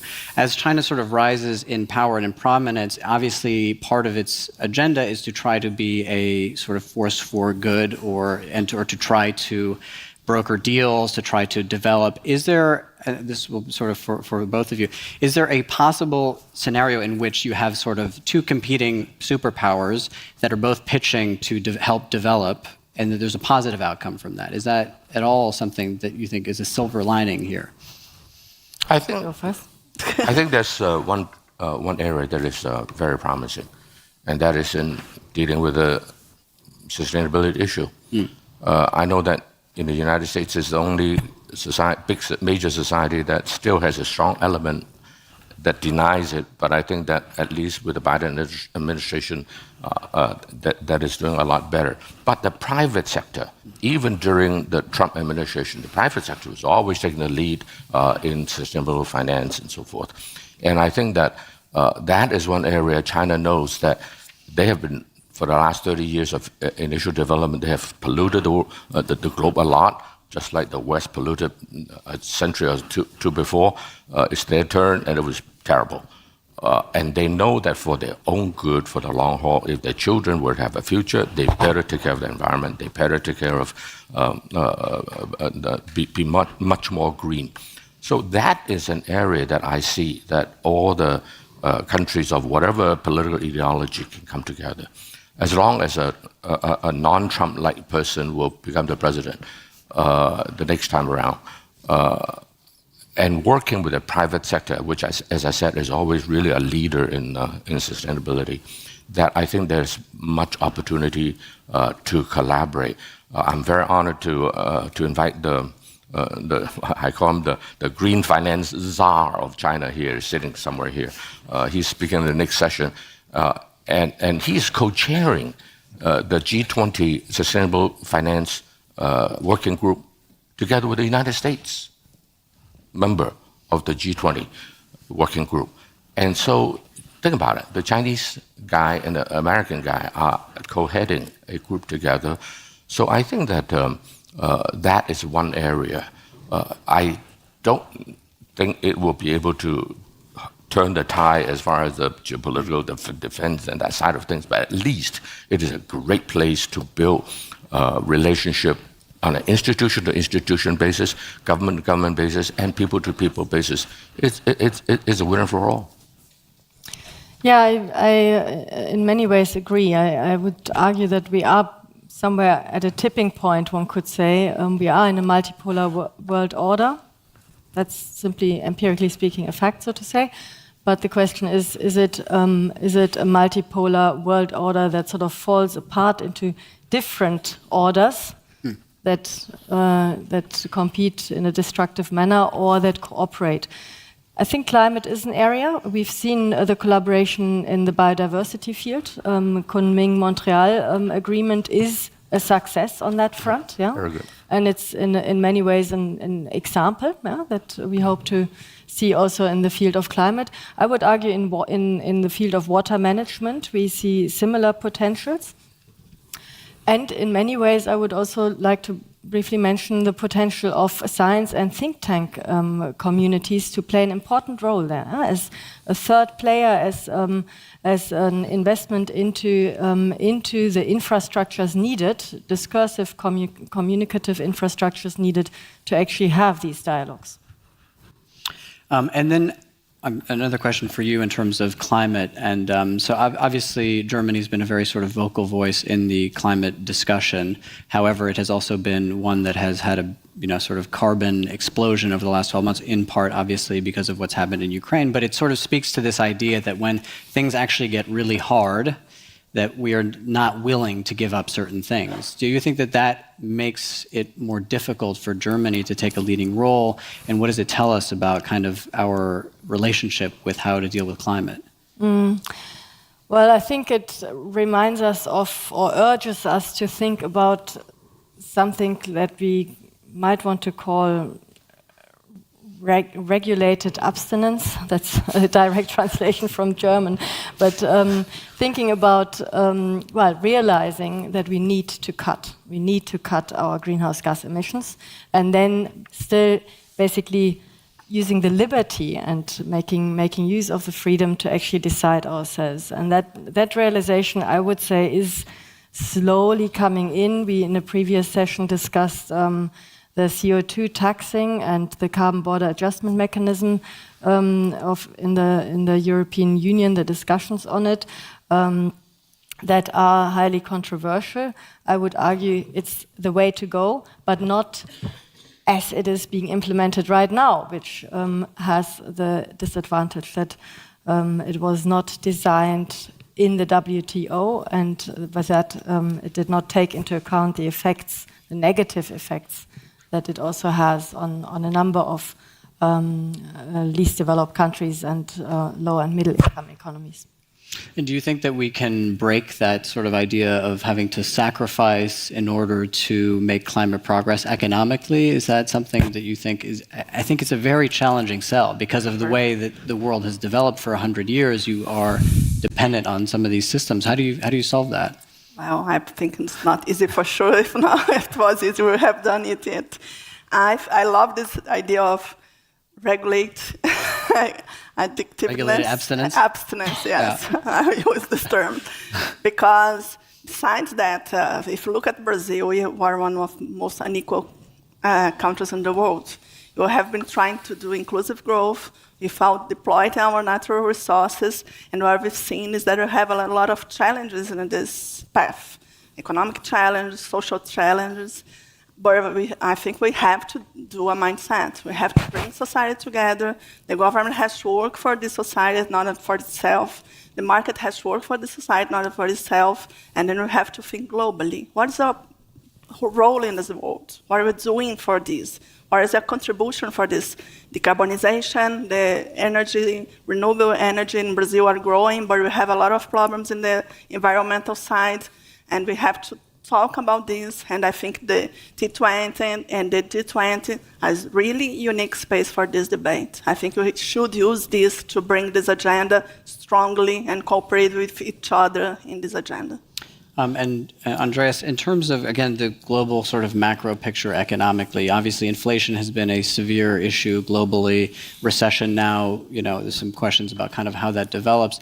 And there is obviously a baseline of economic well-being that is required, that you need in order to achieve any of these sort of lofty goals. What do you think that multilateral institutions now need to do going into this very uncertain period to ensure that, particularly for the nations that are most at risk? Okay, now he comes with the $100 billion question at the end. Not an easy one. I mean, this morning I started my trip to here in Potsdam, and I have a petrol station vis-a-vis my place, and the liter petrol costs €1.80. So it's something, I mean, maybe not an issue for me, but an issue for many people in Germany or around the world.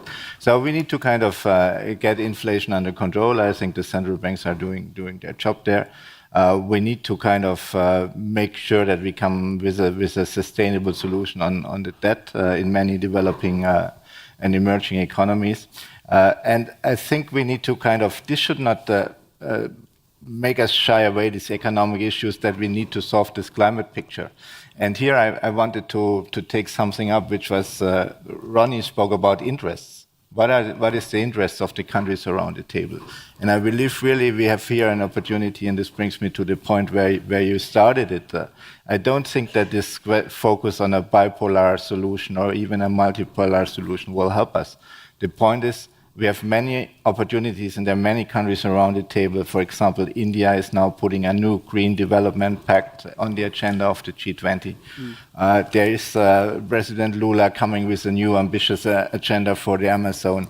There is President Macron, there is Chancellor Scholz with the climate law. So everybody around the table has an interest. So you put on the book you're distributing, the Global Solutions Initiative Days, the title is Recoupling, and I would add reconnecting, and I would add refocusing and focusing. Follow the thing where is the interest. And final point, we have some good experience at the OECD, for example, with the taxation agenda, where we started with 35 countries at the OECD, put it for the G20. Now we have 160 in automatic exchange and 140 who are negotiating now a global minimum tax deal for multinationals to make sure that everybody pays a fair share in taxation. So this means that follow the interest. We have an opportunity to really nail down. And this is what multilateralism needs to deliver, refocus and follow the interest. And on that subject, just as a follow-up, there's this, multilateralism and inclusiveness. Is the G7 an effective forum? Do you think that is something that is helpful in terms of doing that, of bringing people in?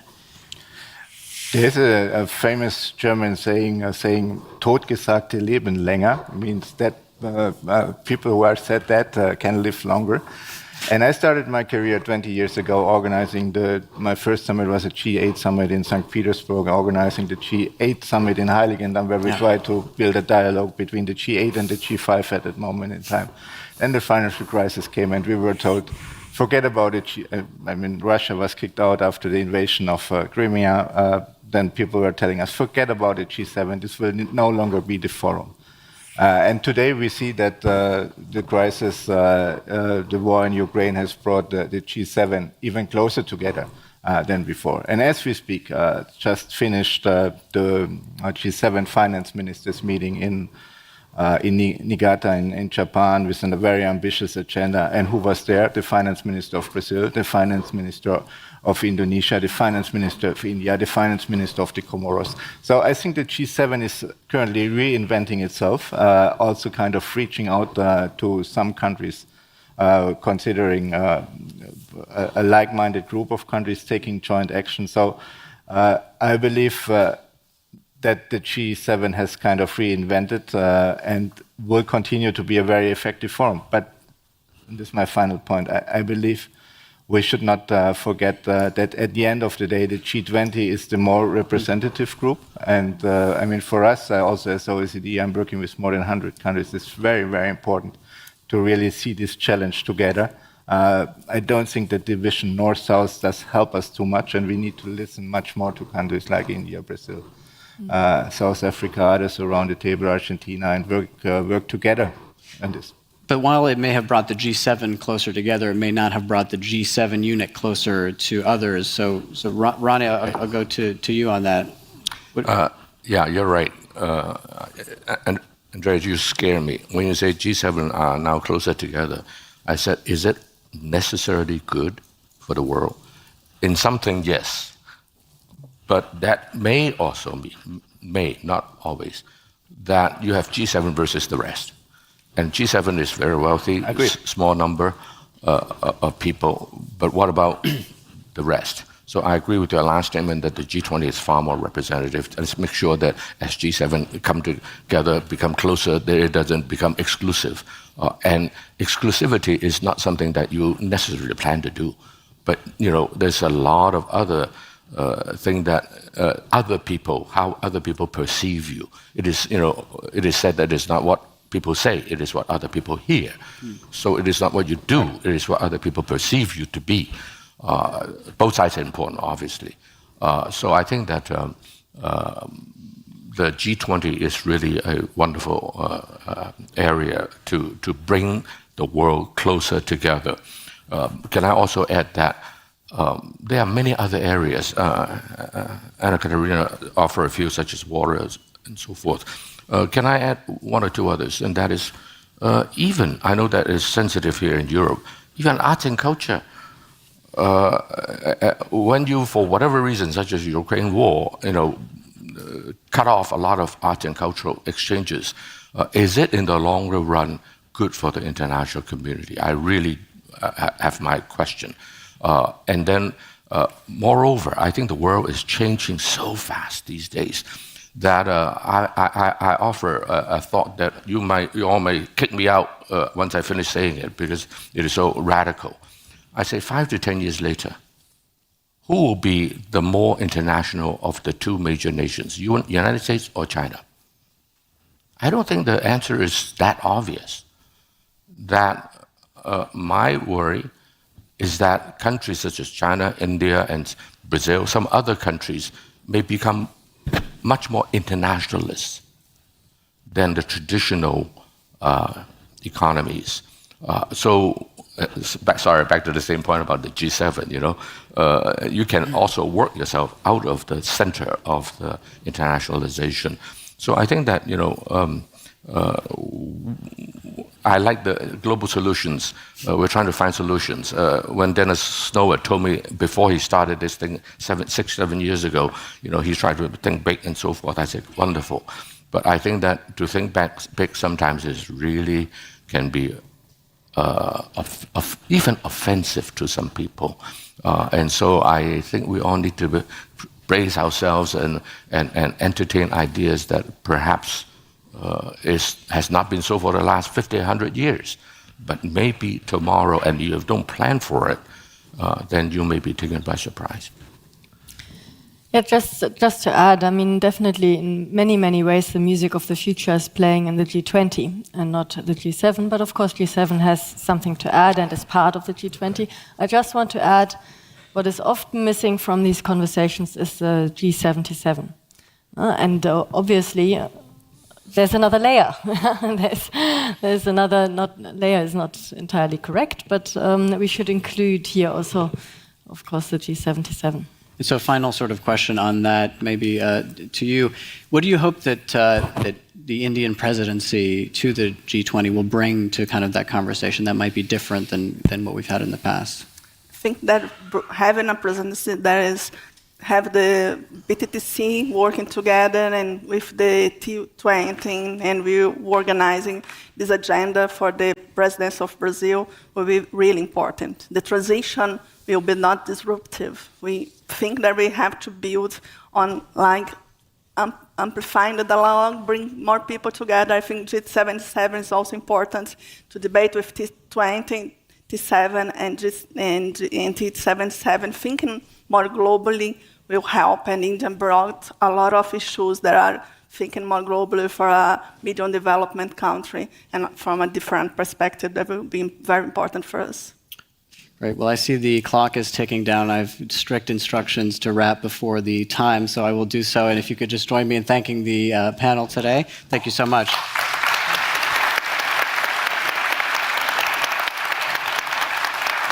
There will be a coffee break, I'm instructed, so go get coffee or water or whatever else you might need. Thanks very much. Thanks. Thanks to you. Great. Great.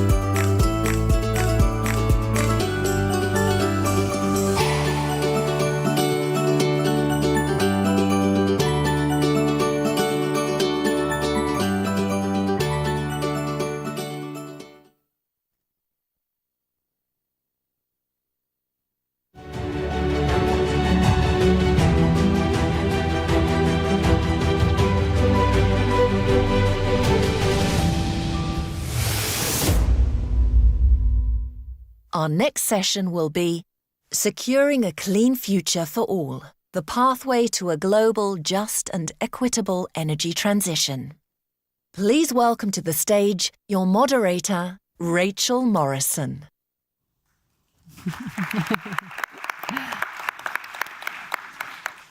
Hello and welcome to this panel session. I'm Rachel Morrison and I'm an energy and climate editor at Bloomberg, and I lead a team of reporters covering the energy transition in Europe. And I'm delighted to be here today with this esteemed panel. We're going to kick off by introducing everybody. So first of all, we have Ingrid Hofen, who is a development economist with more than 30 years of international experience. She formerly served as World Bank Group Executive Director representing Germany and held various high-level positions in the BMZ, which is the German Federal Ministry for Economic Cooperation and Development. And next, we have Arunabha Ghosh, who is a public policy expert, author, columnist, and institution builder. He's the founder and CEO of the Council on Energy, Environment and Water, which was a strategic partner in the G20 for India. And he's also been vice chair of developmental policy. Next, we have Marianne Heinrich, who is a director and member of the Extended Leadership Group at the World Business Council for Sustainable Development. And we have Ma Jun, who is chairman and president of Hong Kong Green Finance Association. And he's also co-chaired the G20 and drafted the first set of Chinese green finance policies. And he's also had stints at Deutsche Bank and the IMF. So thank you all very much for joining me. The first question that I wanted to ask to sort of set the scene is about a just transition. What does it look like, and is it really possible on a global scale? So perhaps we could start with Ingrid. Yeah, thank you, Marianne, for having me. I think it's absolutely key that we really achieve a global and just energy transition, which means actually that we phase down CO2 emissions quite faster than we are doing right now. And this is so key because energy security is linked with climate security. And nowadays, we are actually heading towards a world where we are going to face more insecurity, more volatility, and actually more poverty due to the climate crisis. So energy transition means that we decarbonize our societies and our economies. What does just mean? It has different meanings. First of all, that the North, the developed countries have to play their part by really doing the transition at home. Secondly, by providing the right support and framework conditions for other countries to join forces and to make sure that the transition at home can work properly. And thirdly, I think what we need is another type of really eye-level partnerships where we learn from each other. Germany is undergoing a huge energy transition. We are phasing out of coal. There are stumbling blocks in the way, so we are in a learning process. But at the same time, we see that other countries of the so-called Global South are doing the same. Mm-hmm. It's interesting to see how do they achieve a win-win opportunity where they decarbonize the economy, but at the same time, they create new jobs in new industries that emerge through the extension of renewable energies or increasing energy efficiency in their economies. And thirdly, when you do the transition, and of course, this may be from time to time disruptive, how do you actually create a protection shield for those that may need more support? Training, capacity building, and what kind of actually security system do you build up in order to make this transition, a transition where nobody is being left behind? So 3 pillars actually: doing the homework in the North, secondly, providing actually the right support in view of technology, finance, capacity building, and thirdly, fair partnerships where you really create a level of dialogue that is different from the one that we had in the past and takes fully into account the departing point from which actually countries start the energy transition. And if you work with Pakistan, this is quite different than working, for instance, with South Africa on a just energy transition. The problems are different, the ecosystems are different, and the requirements and the level of ambition may be different. But what actually is absolutely key and center, it has to be people-centered, and you have to make sure that the transition creates win-win opportunities for those economies. Would you agree? I mean, do you think that people are at the heart of how you kind of make this global? My response would be, it's certainly possible, but it is not happening. In 2010, when I set up CEW, India had less than 20 megawatts of solar. Today, it has nearly 180,000 megawatts of non-fossil electricity capacity, and will be the first major economy that by the end of this decade will build more clean energy infrastructure than its entire electricity system existed at the beginning of the decade. So in terms of emerging economies like India pushing the clean energy transition, that's certainly the case. Along with that, there is certainly a huge jobs opportunity. By the end of this decade, we'll have a workforce of over 1 million people in these sectors. So when we think of the mantra of jobs, growth, and sustainability, it's something that is already being demonstrated. But what's not happening? What's not happening is we are not getting the scale of investment at the cost that is needed in order for it to be genuinely just. What's also not happening is that we are not co-developing technologies. We are waiting around whether technology will get transferred or not. So if we take these two critical pillars of the scale and cost of finance at one end and the co-creation of technologies, which gives the very economies that will drive global growth and global energy growth a stake in that clean energy future, unless that happens, the transition will indeed occur, but it might not end up being very just. I think that's really interesting. And I saw you nodding along a lot there. Is that sort of in line with your view as well? Yes, it is. So thank you very much for having me, firstly. So I completely agree with that, because what I think we see at the World Business Council is that we're looking at very systemic problems. And what it seems like we've done very well in the past until this date is that we've got this clock wheel of things that needs to change. And so far, we've been good at changing individual pieces. Like you just outlined, some things in India are working well, but some things are not working well at all. And I think that's where we have to fully acknowledge that we're looking at very broad system transformation, and nothing works without energy. That's simply a fact. So hence, we're looking effectively at making an economy moving from being fossil fuel based to a low carbon economy. So that then touches up on not only the technologies and the fuels that you use, but it also touches on pollution, education, how to get it resilient for future weather events, adaptation. It's about population growth, catering for the future of others, and how do we actually at the same time protect nature and biodiversity. And I think that's where we're effectively looking at a scale of change that spans almost all of the economy, not only of a certain country, but of almost several regions at the same time. So we need that big sort of master plan. And actually, the NDCs were originally sort of outlining that master plan. Mm-hmm. The problem is they don't come with money. And hence, that doesn't really lead to the change that we're looking for. So I think what's going to be very interesting to see unfold is the JET-P in Australia, in South Africa and Indonesia, because that has the money alongside with the change. Now it's focused on one thing, fair enough, but that could be a real example of how change is overall brought to an entire country, not only at the energy side, but also looking at the socioeconomic factors that will change it. Mm-hmm. So yes, I do agree. And Marjun, do you think that China thinks a lot about a just energy transition? There's a lot of pressure, obviously, on China when it comes to climate. Yeah, let me start with Mr. Ghosh's comment on we're not getting the scale of investment for transition, and the finance cost is too high. Now, this applies to both countries, especially developing countries, including China and the other South countries. The problem is being addressed at the G20 level, as you mentioned in your introduction. I've been co-chairing the G20 Sustainable Finance Working Group, actually until early this year.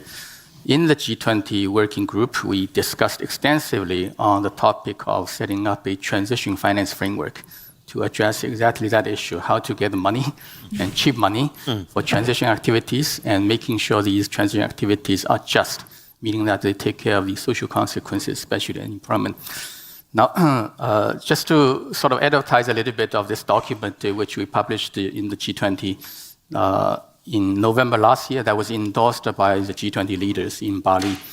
And this document is called G20 Transition Finance Framework, which includes 5 pillars. I think it's, in fact, a global consensus because we consolidate the G7, G20, and many other NGOs' views. Number one, we need a definition of transition activities. Otherwise, we end up with a lot of transition wash. A lot of fake transition activity will come for money. Number two, we need to make sure that disclosure of transition activities are properly designed and implemented, meaning that these transition companies seeking financing needs to develop a transition plan, which will include short-term, medium-term, and long-term targets, and with proper accounting, for carbon.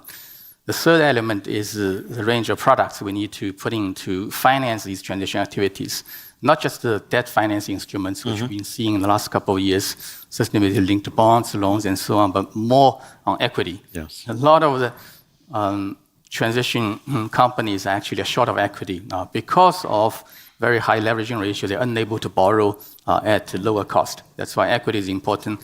Also, a lot of de-risking facility need to be put in place. The fourth element is about policies. We need to make sure that a lot of these transition activities currently, which are not financeable or bankable, will become bankable. And that's why government tax policy, subsidies, low-cost financing from a central bank, and other policies at sectoral level need to be put in place as a package to help these transition activities become bankable. And finally, it's a just element.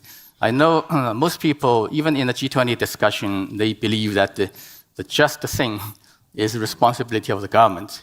The government needs to take care of the employment situation by social security system and so on, but that doesn't work in most developing countries. The government simply doesn't have the fiscal capacity.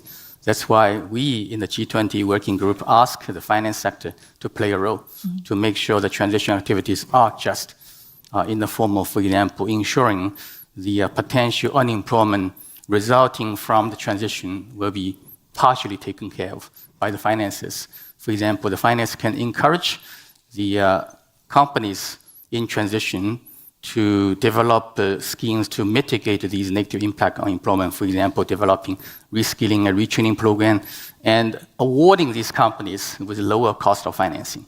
So that's a setup I think we should be working towards. In China, we started this transition finance framework in implementation already. 1.5 years ago, the central bank began to develop a set of activities which are considered as credible transition activities in the taxonomy. And the second thing is we are putting into the local pilots of green finance. And one of the local pilot programs actually came up with incentives to make these transition companies more bankable.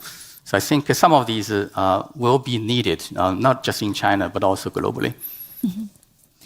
And so do you think it's about setting a standard? Because, as we mentioned, countries sort of do their own thing, maybe finance the transition in a way that they see fit and that it's appropriate for each country. Particularly Europe has a very European approach. I was looking before at some of the ideas that, there's a fund for the transition, which is to make sure that all of Europe kind of moves together. But how do you do that so that other countries move as well? Is it a sort of climate diplomacy thing? Do we need a set of standards that all countries must promise to adhere to? How do you see those kind of sharing practices happening? This is exactly the role of the G20 Sustainable Finance Working Group, which is designed to coordinate the efforts of a lot of international organizations and country authorities in setting their approach, principles, standards, requirements for sustainable finance. Let me give you 2 examples. Number one, we have too many definitions of green activities. There are probably 200 sets of taxonomies in the world. Some are coming from country authorities like China and Europe. Some come from NGOs. Some are done by the banks, asset managers, insurance companies. Now just imagine one community speaking 2 different languages, communication will be very difficult, and it's costly for transaction and it increases the risk of greenwashing. That's why an effort is done, in fact, between China and Europe to develop a common ground taxonomy. I was lucky to have the opportunity to co-chair this effort of IPSF Working Group on Taxonomy, which has developed 2 versions of common ground taxonomy. And that includes 72 climate mitigation activities that's recognized both by China and EU. And it began to work. It facilitates green bond issuance from Chinese entities selling to European and other markets. And the second example is disclosure. There are at least dozens of disclosure standards or principles and requirements on climate, on biodiversity, on pollution, and on many other things. And a lot of asset managers are confused. If they're managing a portfolio of 30 companies coming from 30 countries, they're reporting in many different standards. Again, transaction costs and also lack of quality information become a bottleneck for sustainable finance, globalization. And that effort of ISSP is now being taken. It's endorsed by the G20 to address this on a global scale. I think it will be very powerful in gradually converge the reporting standards and enhance the quality of the data to enable a lot of companies to obtain sustainable finance at lower cost going forward. But could I come in on, I think the standards, or at least coordination of standards, is going to be a necessary condition, but not a sufficient condition for, again, justness, which is the theme of this conversation.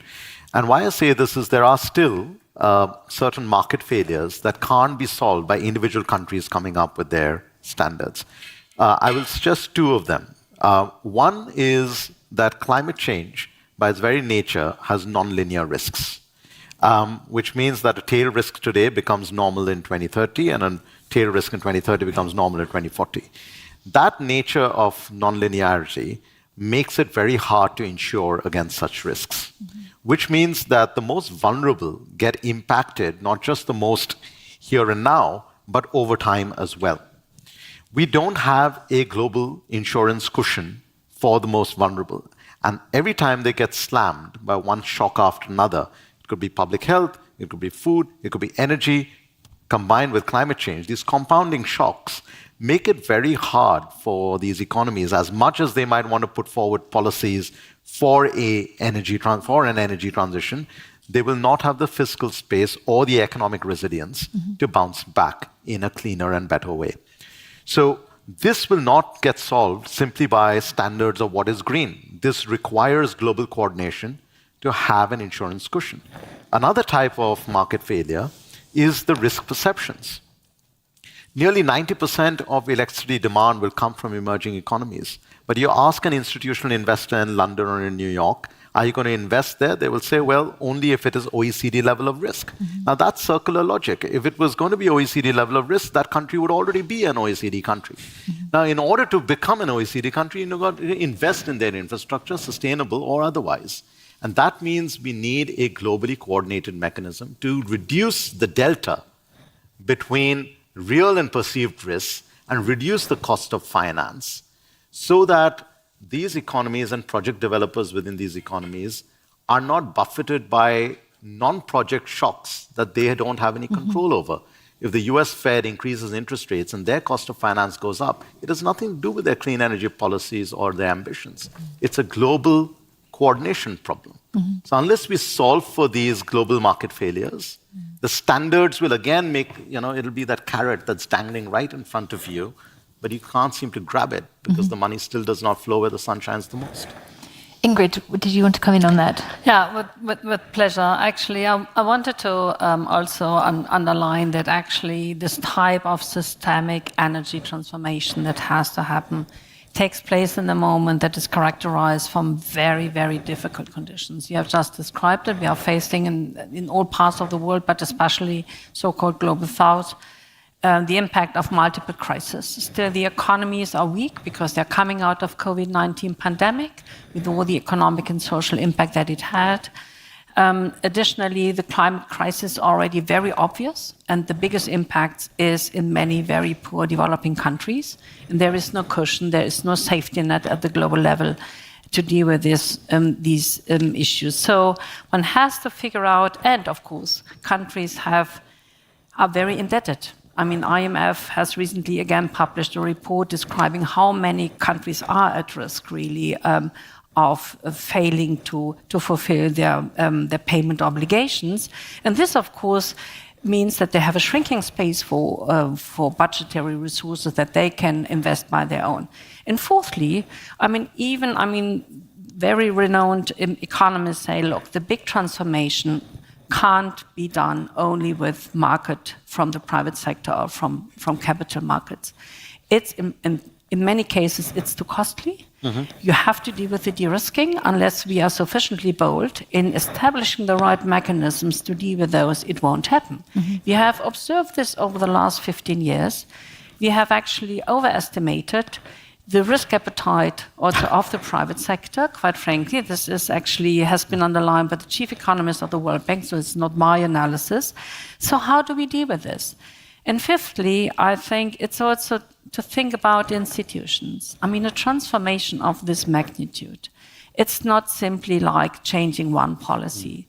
You need a type of setting of working together, government, private sector, the society, at the local level. You have to think about the right regulatory framework also at home, and to make sure that all those involved have the sufficient knowledge and skills what this transformation is about and what kind of opportunities are embedded.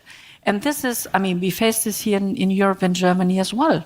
That's not an easy take to accomplish, and to bring across a message that even if perhaps the pathway is a bit stony, but at the end, it's so much better because it actually safeguards not only our planet, but also our livelihoods and our human security at large.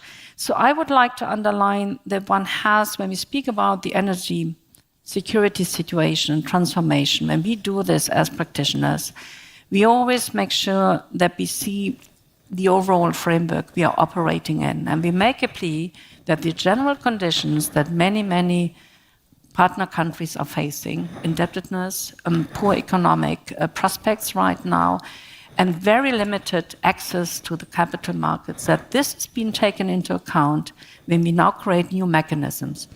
And when I speak about new mechanisms, it's not only about de-risking, as has been said, and the right policy regulations, but we also have to be very bold in assuring that we create the global safety nets, insurance schemes, global shields that are needed in order to create the buffers that countries need when they face, very, very big crises like in Pakistan, when extreme weather events can actually harm many, not only people, but actually economies.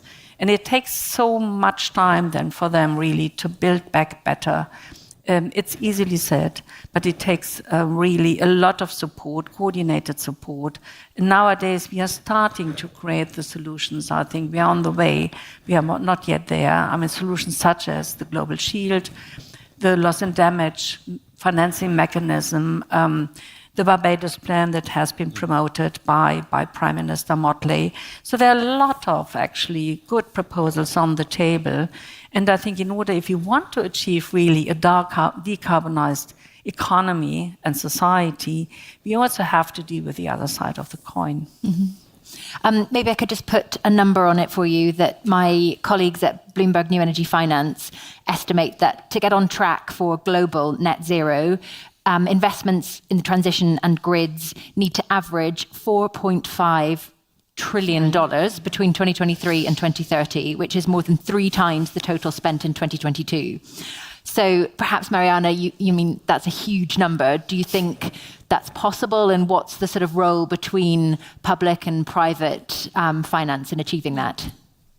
That is a huge number. And actually, I often use a number from Bloomberg New Energy Finance, which looks at how much investment is required either in green or networks against like fossil fuels. And they come out with this ratio of 4:1. So basically, that's what we're aiming for in 2030. It needs to be on an average global basis 4:1. We're nowhere close to that right now. We're at roughly 0.9:1, something like that. So that gives us the scale of the problem in monetary figures. I think I look at this from a business perspective because the World Business Council works with over 220 big global multinational companies. So business is usually the fastest agent of change. So, if you really want to have a system like Flip, like if we look at how fast did everybody have an iPhone, that's what business can do when it's working really, really well. So the question is, how do you create the conditions for business to actually do that in this context? And of course, that's difficult. I think they all want to, because they want to invest in the global south, they want to invest in the energy transition. It's just really hard for them to find those opportunities because it is a future growth market for them. That's like, everything in Asia, everything is moving east, right, and south, so to say. What business, I think, can bring to that is many companies have become very good looking at the high standards that they can set for social and environmental performance.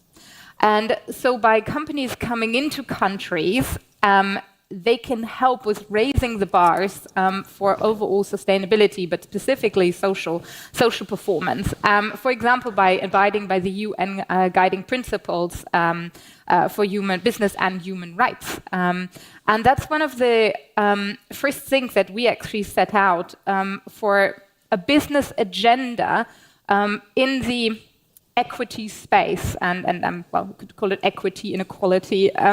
But I think for many years, it was unclear what is the role of business of addressing that just problem. And of course, it's also a very fastly evolving space because sustainability has changed so much, even in just in the last 2-3 years. So we set out and tried to say, okay, so if you are a company and you're serious about your socio impact, and particularly if you're working in a global south setting, then what are the 10 action points of what you can do? And we just looked at that, or published actually our sort of 10 action point agenda a couple of weeks ago. So available for everybody to download, not behind a paywall in any manner. It's actually done by the Business Commission to Tackle Inequality. So business leaders who care about how to tackle inequality, particularly in the global south. So I think the role of business has been controversial, right? No question about that. But I think we can use business better in those circumstances going forward because they are that clear an agent of change that can make whatever deployment we're looking at a lot faster. What about Scope 3 emissions as a kind of measure for business and how serious they are? Yeah. So, well, Scope 3 emissions really depend on which sector you look at, right? So, some sectors don't have a lot of Scope 3 emissions. For others, it's a huge question mark. Now, especially for banks.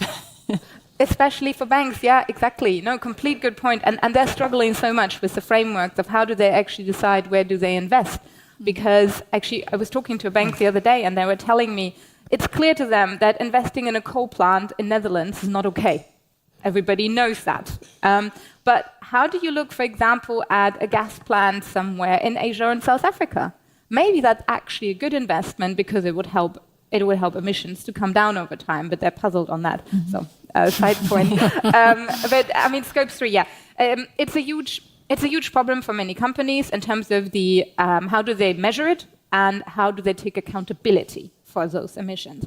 And we are trying to build a universal transparency platform that actually helps to address Scope 3 emissions.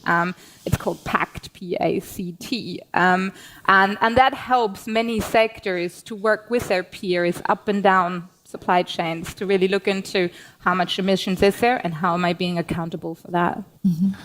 Perhaps we could talk a little bit about the role of fossil fuels and whether, it's just too idealistic to think that we can go from dirty straight to clean and the role of gas in between, and to the point that Mariana made that sometimes replacing coal with gas is better than coal. And, how do we, I think in some of the economies like China, like India, where, it's just not going to be clean immediately, how do we kind of view the role of fossil fuels? Do they have a role in some places? Are we just going to hope CCS happens? Can we speed that up? Because ideally, we just wouldn't, we wouldn't have any gas with CCS. It would just be straight to clean. I don't know who's got a view on that. Maybe I'll say a few words on sort of the gradual changing attitude within our community on the phasing out of fossil fuel, especially in Asia, coal phasing out. I think a couple of years ago, there was virtually a consensus that let's phase out them as quickly as possible.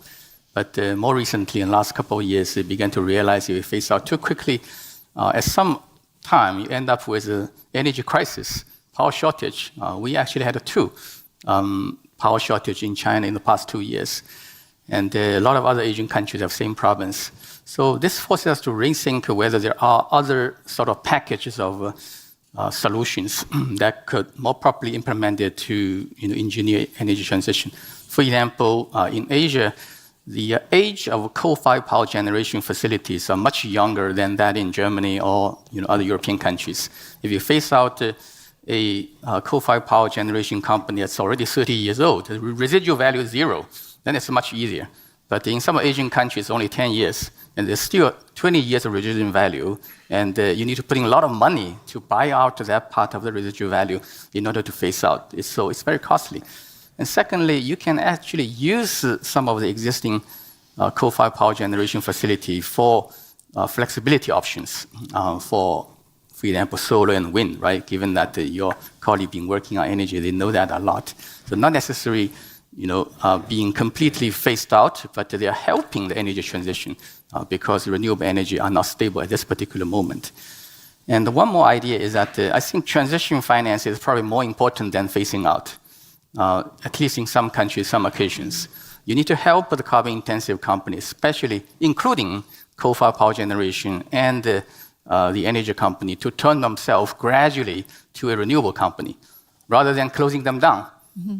And so that you can actually protect employment, and these people can be retransferred within the same company. So these are a couple of, I think, new trends that we need to pay attention to in this debate. Mm-hmm. I think one more thing we have to consider in this, again, to ensure that we don't set this up as a binary. If you set it up as a binary, then there is no conversation.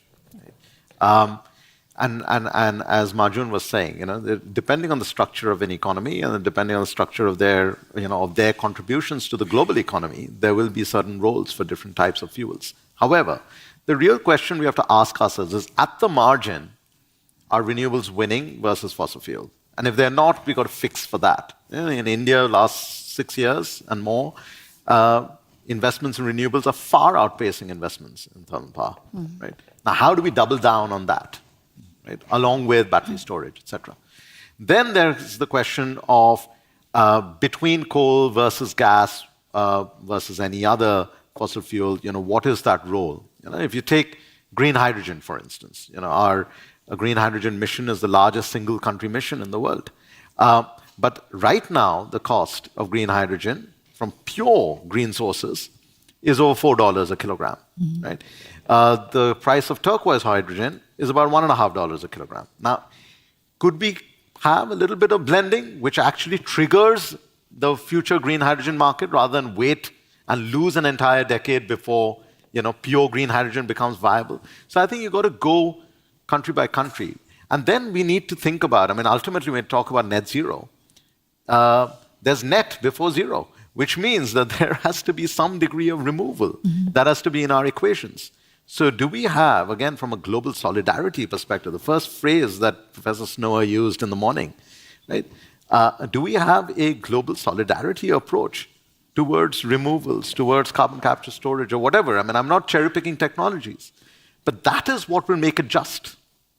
Rather than saying one fuel is, evil and another fuel is not evil, and because you're using one type of fuel, you're evil versus not. That kind of a binary conversation is simply not helpful. Mm-hmm. Ingrid? Well, Ben, I would like to depart from what science is telling us. Right now, we are heading towards a 2.8 degree world, which is actually, the scenarios are disastrous, especially for many countries. For instance, in Africa, we are observing tipping points already around the world, in the Amazon region, etc. And if this continues, I mean, the type of impact that we're going to observe at the global scale is going to have a huge impact on migration, economic activities. So in such a scenario, what again is being told is actually you have to phase out, you have to reduce CO2 emissions. And right now, the numbers of coal power plants already in existence, and this, I mean, relates to the north and to the south equally, is going to actually consume a big portion of the remaining CO2 budget worldwide, which we all need in order to maintain economic activities and so forth. So in view of these numbers, the question is, how do we get, and the opportunities that we see in actually applying renewable energies, even in countries that a couple of years considered not middle-income countries, such as Kenya, they approach have 100% renewable energy, so to say, production and consumption. The same applies for Chile, and they have a very ambitious program to use green hydrogen. So there are already best practices and showcases in the global south that demonstrate it's doable. So instead of perhaps thinking, can I actually phase a little bit slower? Do I use a bridge technology just as gas? Shouldn't we look into the options that we do have in order, as you said, to triple investments into renewable energy? They have been really on a steep curve over the last couple of years. Do we find options to de-risk actually financing in these sectors? Do we see options possibly to reduce fossil fuel subsidies that are still very huge worldwide and use these tax incomes for other purposes?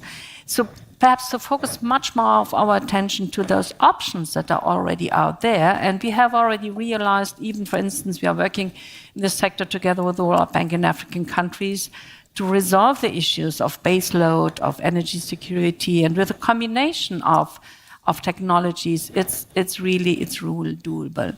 One has to think, I mean, if a coal-fired plant is being substituted by gas right now, this is a 40 years investment. So the country has to be sure, I mean, this is really economically wise. Because the investor is going to stick to the plant as long as the living span is. And these are long-term investments. This is not a sprint, it's really then an investment for a marathon. And if there are other options, and there are other options in many, many partner countries, why shouldn't they actually go for these options that are in the longer term climate friendly and more resilient, and give them at the same time more energy independence, because renewable energy can be produced at home, can be governed at home, can be steered at home.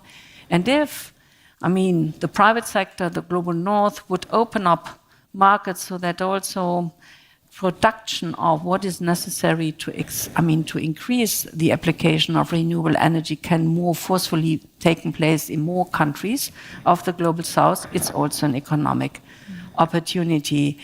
And I know that it's not easy to think about the transition, and I would agree it's not black or white, but I think we should, with a very cool blood, we should assess what is economically wise for developing countries. And certainly we would make a plea not to go into bridge solution, but to go forcefully and follow the good examples such as Kenya, Uganda, Rwanda, to optimize actually the mix of renewable energy application for their own economies. It's going to pay off in the longer term. That's what we see in our analysis. Yeah. Maybe in the final few minutes, we could take a couple of questions from the audience, if there are any. Yes, this lady here.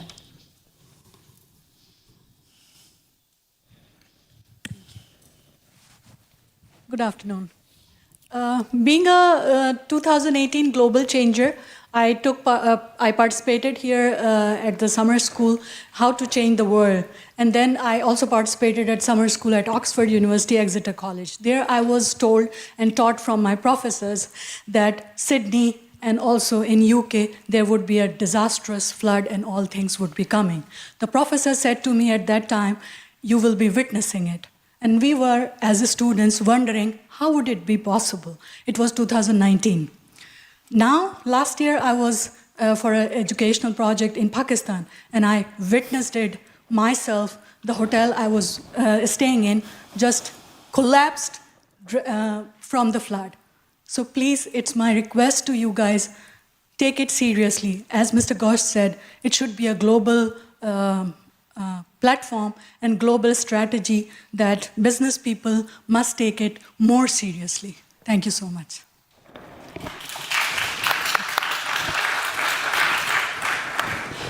Thank you. Yes, we have another one here.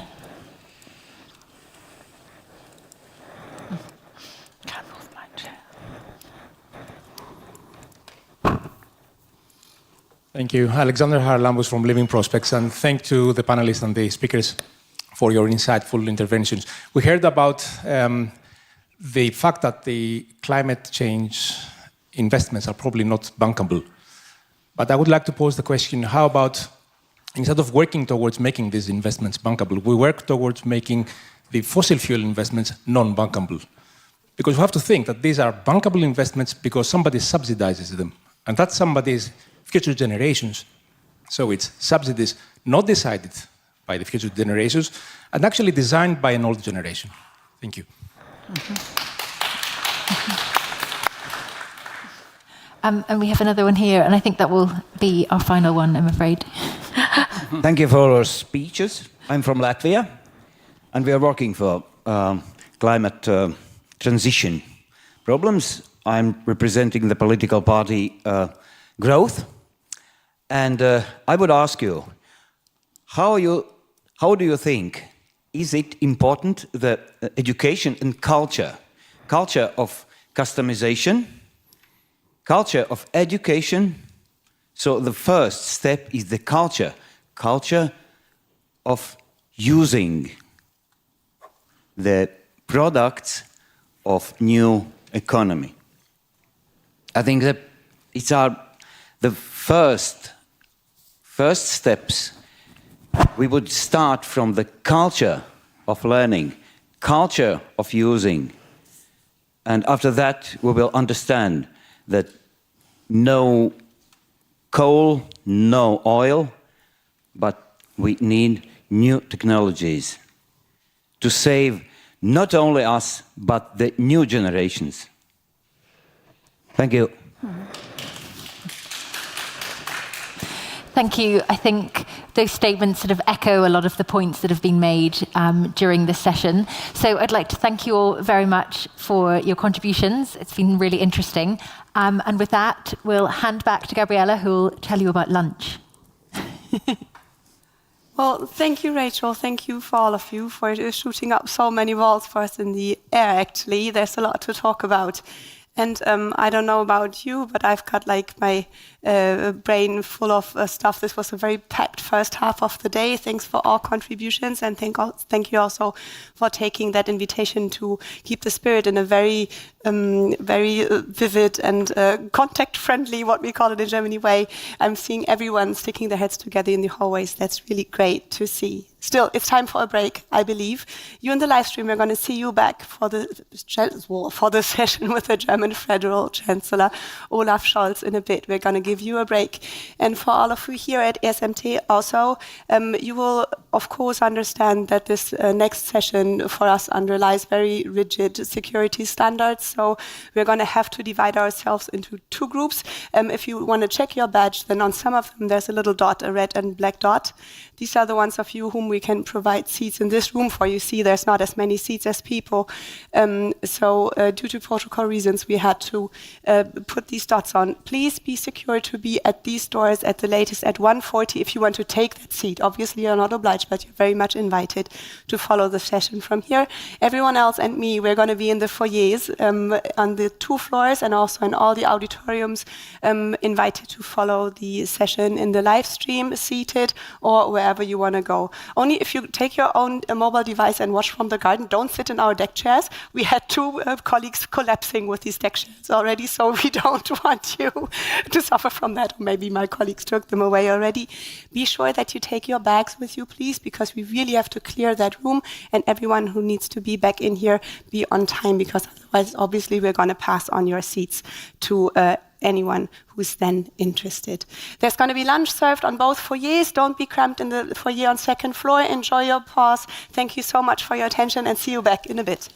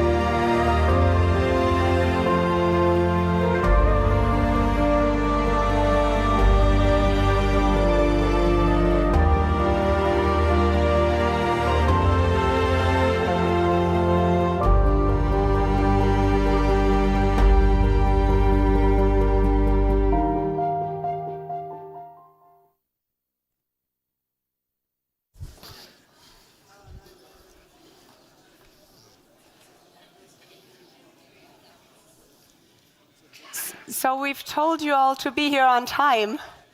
And thankfully, you managed to be here in that room. And sorry for cutting your lunch short. And now happens what always happens: the Chancellor is still in his car, and we are all here. So, but still, I'm very happy that you all found a seat. Obviously, who hasn't yet, please find one. All of us, as far as I'm informed, still have 10 to at the maximum 15 minutes to wait. I'm very sorry, and I'm going to ask your patience until the Chancellor has arrived. My team is going to fill empty seats, so please, obviously, we won't make you sit straight for 15 minutes. I promised you there would be room to talk and to be in touch with each other. We're going to leave you to that. But if you have a chair, don't go far, because what we're going to do is we're going to obviously offer seats to as many people as we can. So keep your chair in sight. Give ourselves another 10 minutes to find everyone room in the house and to await the Chancellor. I'm going to be back on this stage once we know that he's close to the doors. Thanks for your patience.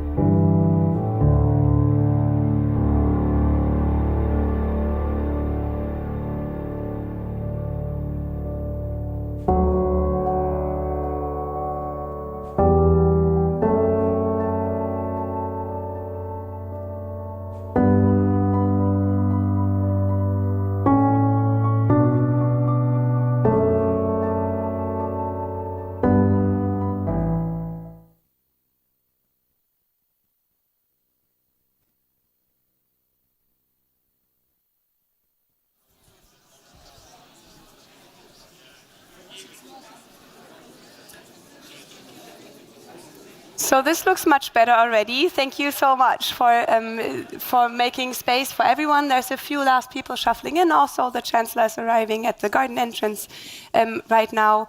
And I think we have another 3 or 4 minutes or so. You know how large the house is and how long it takes until the elevator finally comes.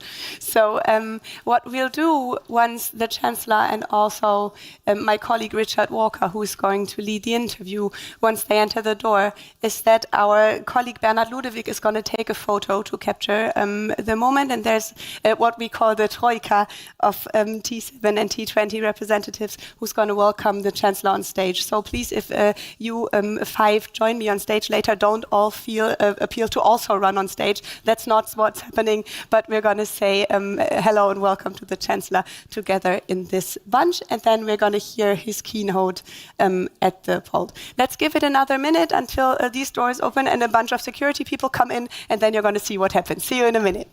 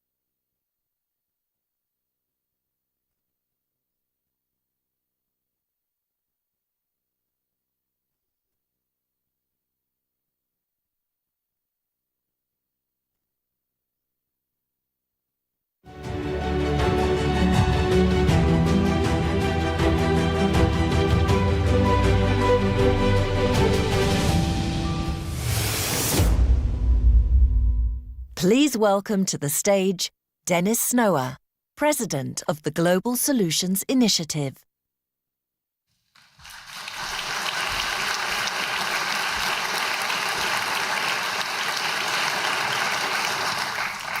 Chancellor Olaf Scholz, it is such an honor and pleasure to have you among us.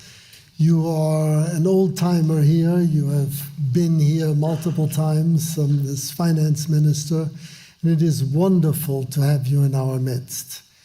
In the period that you have been Chancellor, it has been an extremely eventful one.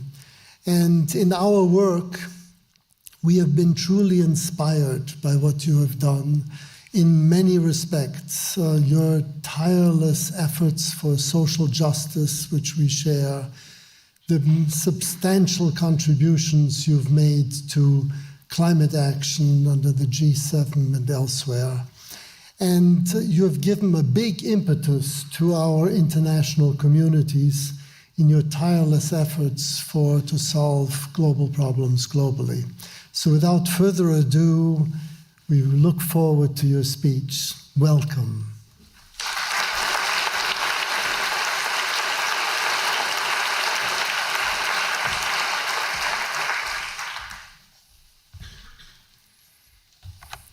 Professor Snower, Mr. Walker, friends, ladies and gentlemen. It's great to be back at the Global Solutions Summit.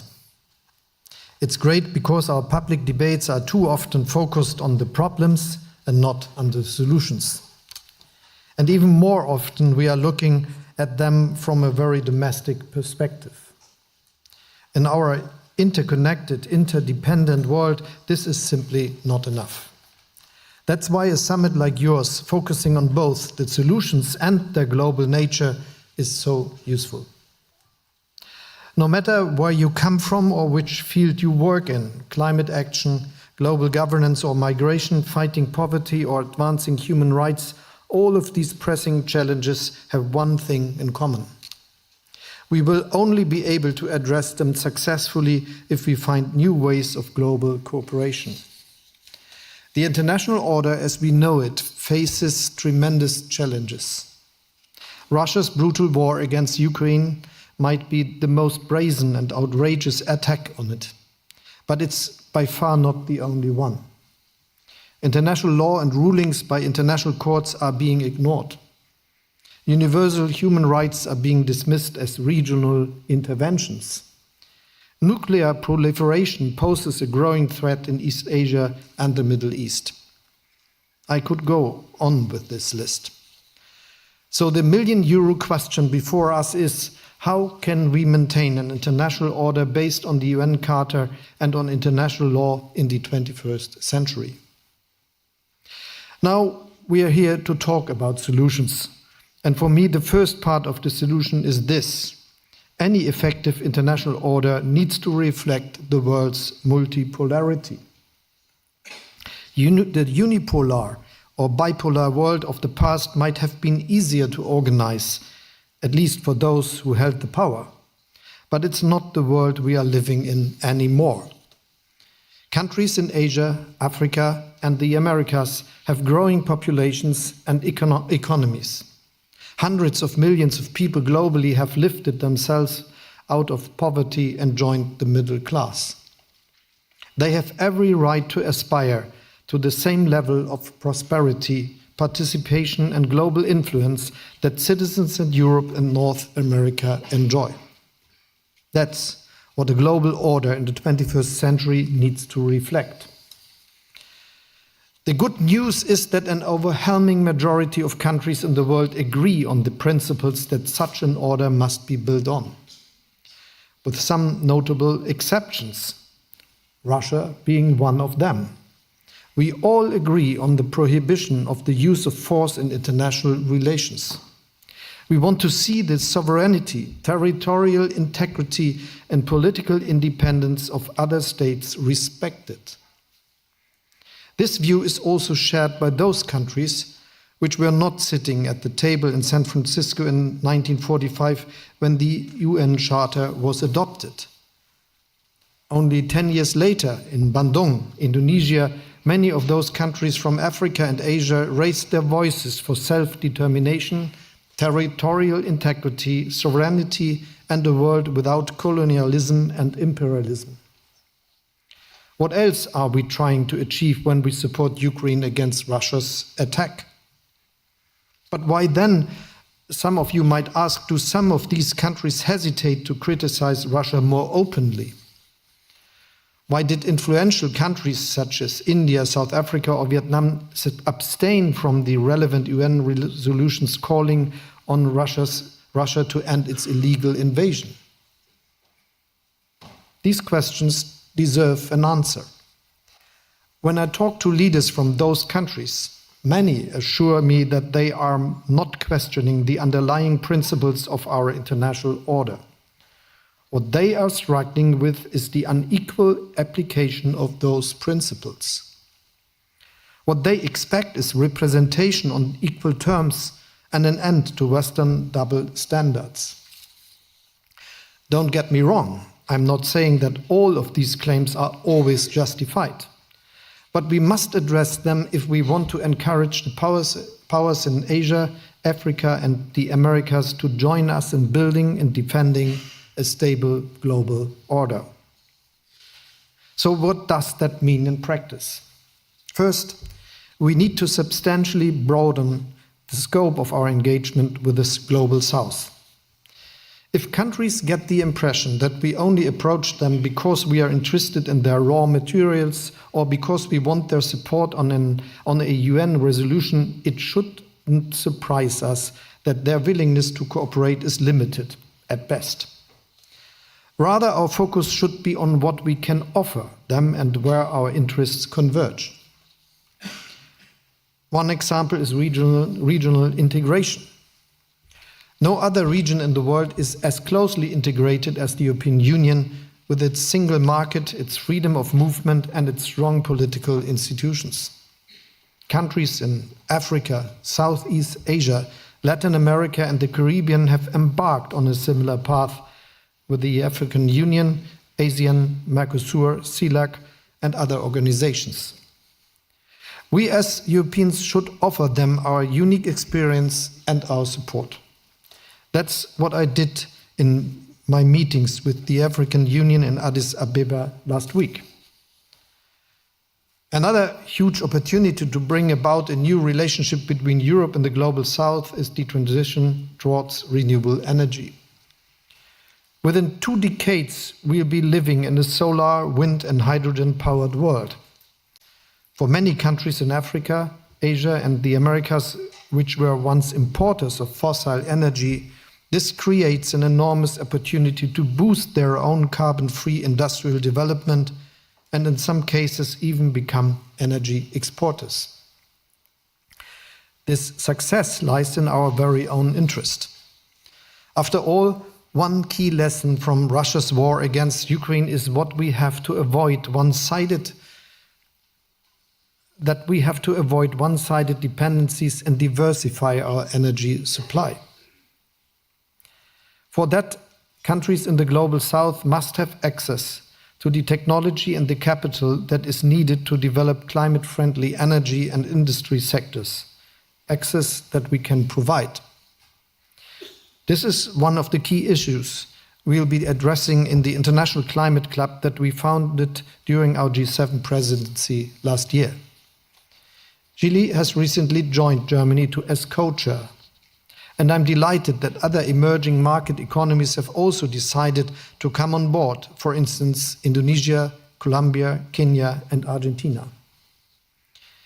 Dependencies don't only exist when it comes to energy. Many critical minerals are essential for the global transition to a climate-neutral future. Right now, a handful of countries control most of the market simply because the raw materials are being processed there and not in the countries of origin. The countries of origin have every interest in changing that, and we have every interest in diversifying our supply chains. So why are we not working together to locate more processing steps where the raw materials come from? That's why we would not only create greater local prosperity, we would also ensure that our economies have more than just one supplier in the future. If that means adjusting EU trade policies and agreements, we should be open to doing so. This could serve as a model for fair and mutually beneficial trade partnerships in the future. This leads me to the second point we need to address: representation, or rather the lack of thereof.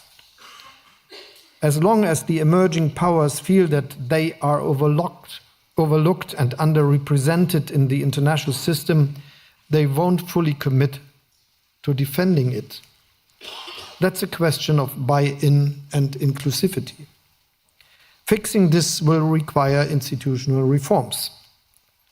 Germany explicitly supports Africa's demand to have more seats and also permanent members on the UN Security Council. I also agree with the chairman of the African Union that the African Union should join the G20 as a formal member. And I hope that the G20 summit in Delhi in September will formalize this important step.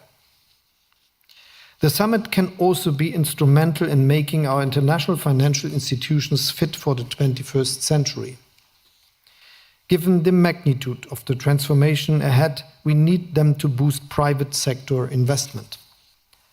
The World Bank in particular could be a frontrunner by advancing the global transformation towards climate neutrality and continuing to fight poverty.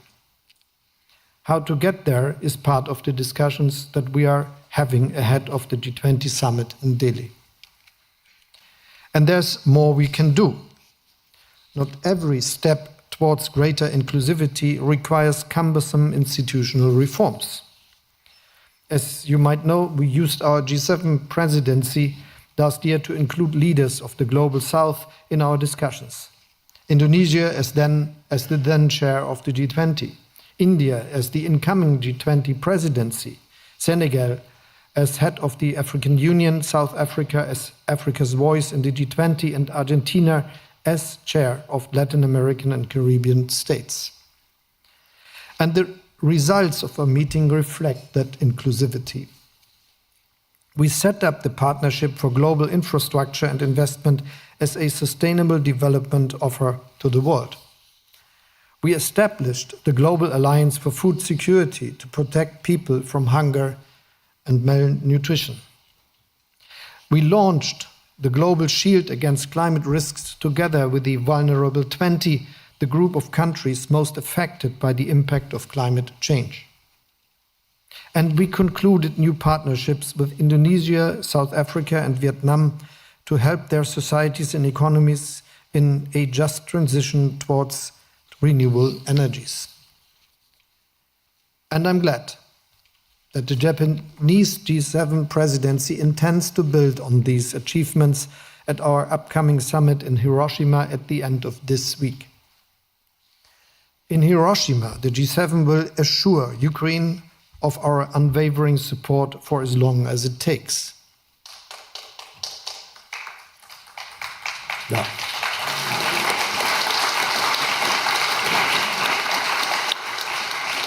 Take steps toward creating secure and resilient economies based on partnerships with the Global South. And act on the challenges faced by developing and emerging markets, ranging from the urgent threat of the climate crisis to the critical need for infrastructure. I will also remain personally committed to working towards a more inclusive, more equitable global order, particularly when it comes to our neighboring continent, Africa. That's why I will invite African leaders and other global representatives to join me here in Berlin on the 20th of November to advance the G20 Compact with Africa. The Compact's goal is to stimulate economic growth and to encourage private investment in Africa. It remains as valid as ever. Its potential, though, has only grown, as I witnessed firsthand during my trip to East Africa last week.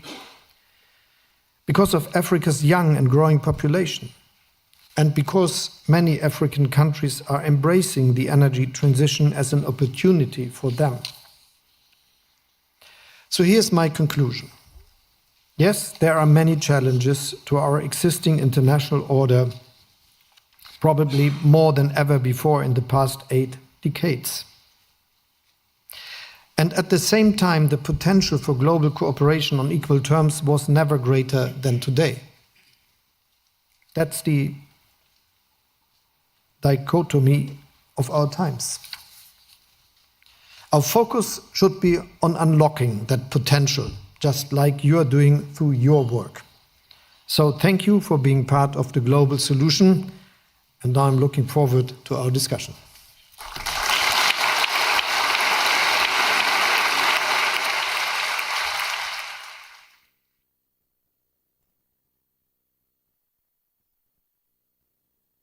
So much, Chancellor Scholz, and thank you, everyone. My name's Richard Walker. I'm with Deutsche Welle, Germany's international broadcaster based here in Berlin. Delighted to have this opportunity to speak here at the Global Solutions Summit. We have a little podium to stand by here. So, Chancellor Scholz, I'd like to dive right in, first of all, before we get to some questions which we've got from some members of the audience here, which we'll be coming to in the next 20 minutes or so. But first of all, I'd just like to pick up on something that you said in your speech, and I really found interesting. It's certainly something that I, as a reporter traveling in the world, hear a lot. And that was that the West has to kind of end its double standards. When it goes around the world talking about sovereignty and territorial integrity, essentially there's a credibility issue there because of what's happened in the last 20 years or so. So I just want to ask, before we get to those other questions, what can the West do to repair that credibility? Does this call for a more honest reckoning than there has been so far with the legacy, particularly of, say, the Iraq War, of the Afghanistan War? Would it help clear the air if the United States, if Joe Biden came out and said, sorry? So first, we were in Afghanistan as well, and this was defending a threat to the international order and helping a country to develop a democracy, which failed in the end, as for many reasons, as we know. But I will be very clear on this topic. The first thing is that we are very honest with the past, and so let's be very clear. Colonial times are not that far away from today as many people in Europe think.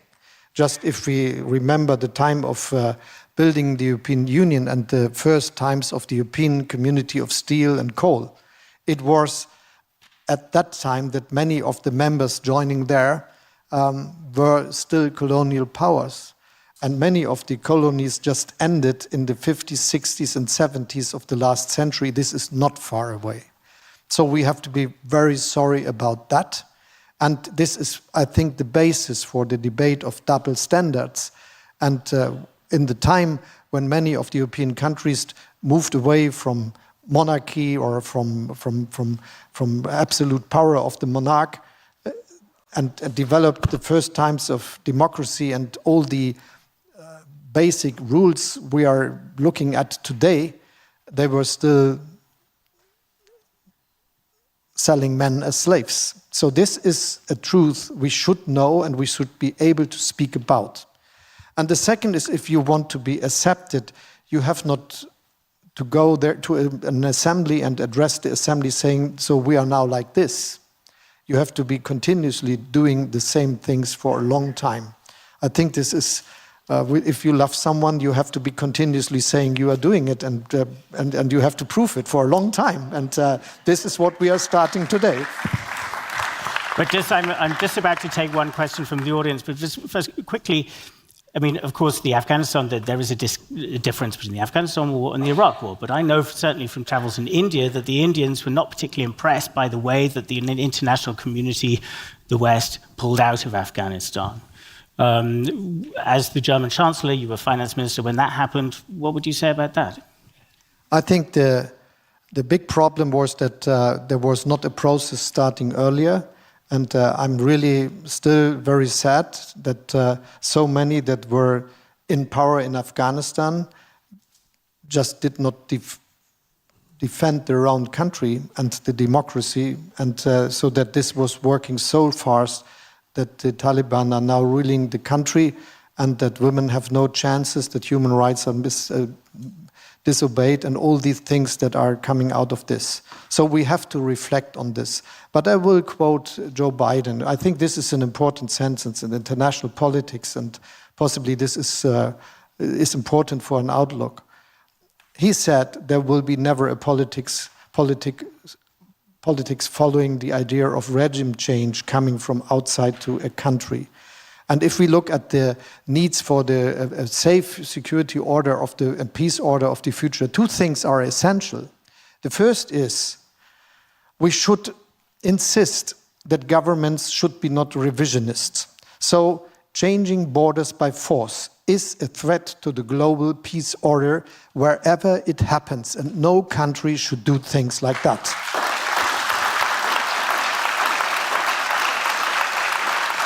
And this also is why the question of Russia's aggression against Ukraine is a global question. Because if Russia would succeed, this is a message to many strong states to look at their neighbors and to eat them. And we have to avoid this as a message coming out of this war. The next is, I think, that we should be very clear that what was, I think, starting with what some men in England got from their king, habeas corpus, that if you are dissenting with your government, you are not in the threat of being put into jail. I think this is something which is also necessary for an international peace order. This is what we could ask for, and this is what we should demand from any government and every country in the world. But aside of this, which way they will take is a decision by the people. And we should be very, very clear.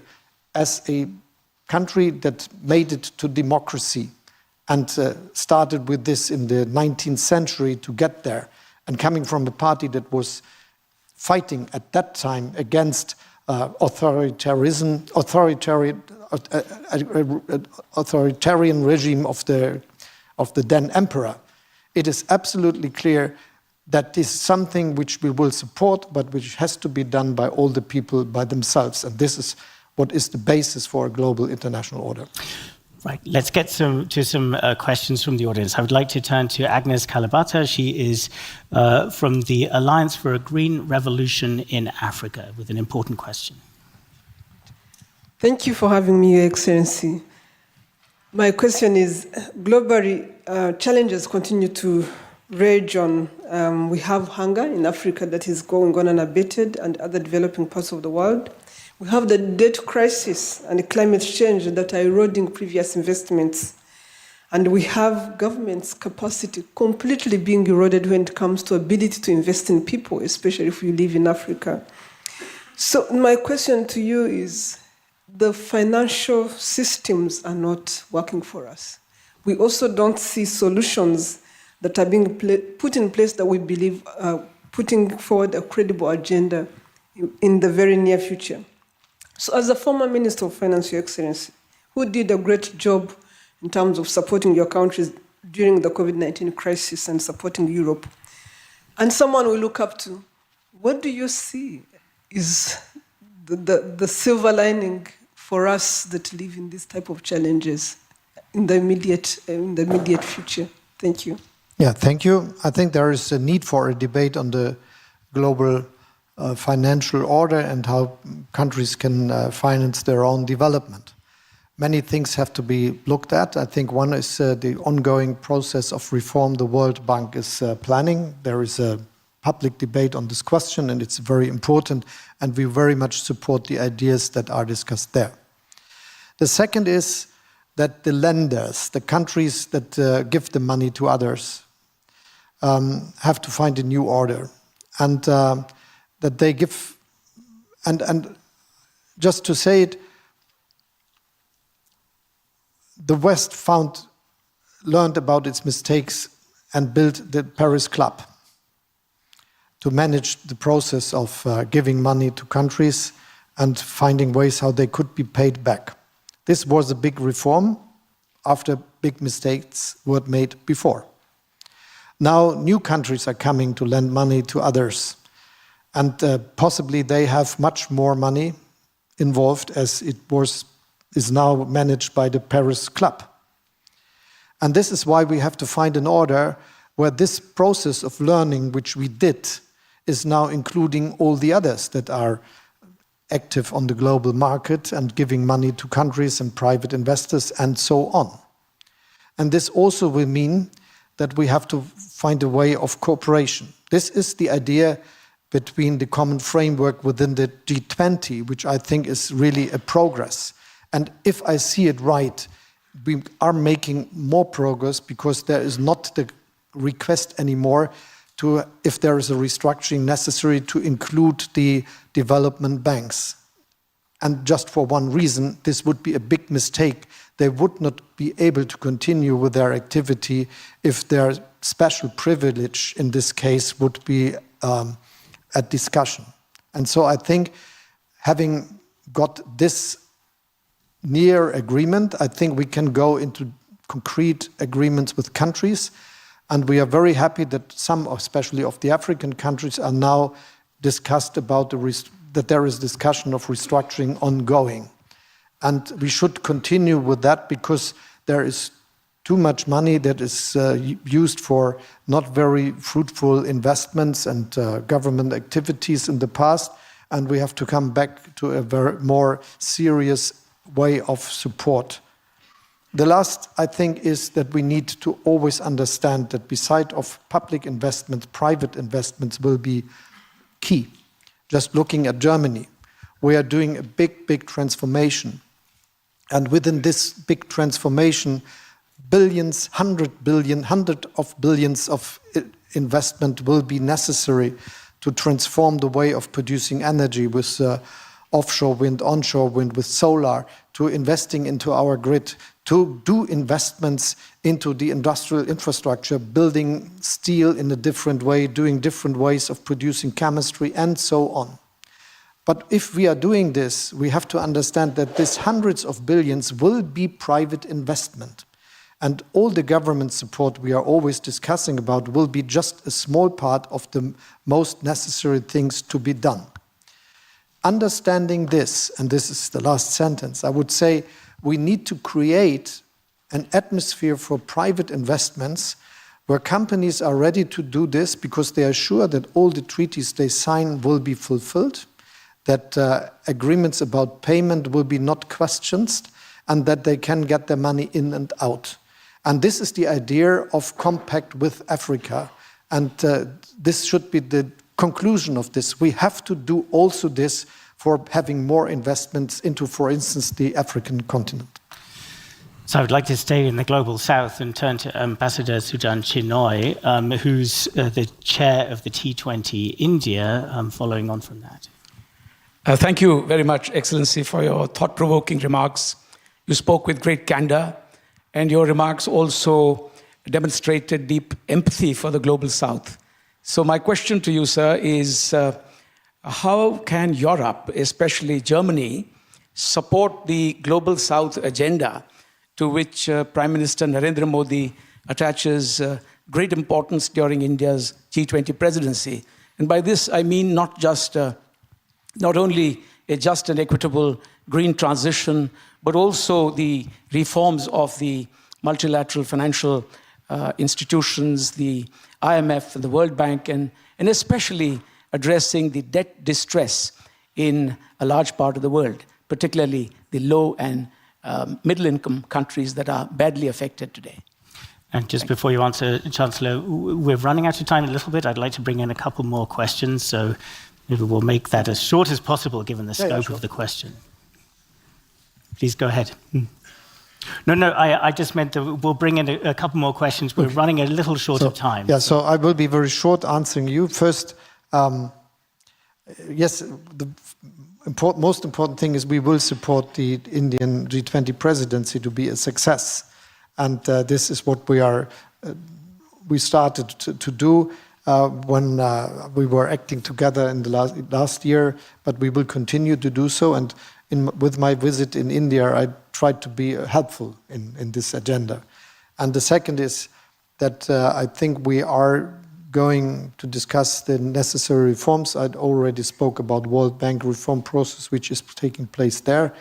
And we are very much willing to do the steps that will help that there is a fair international financing order. Because I would like to move straight on to Dean Tetsushi Sonobe for the T7 chair from Japan. Thank you very much, Chancellor. So as you know, many developing countries compare assistances from the G7 members and China.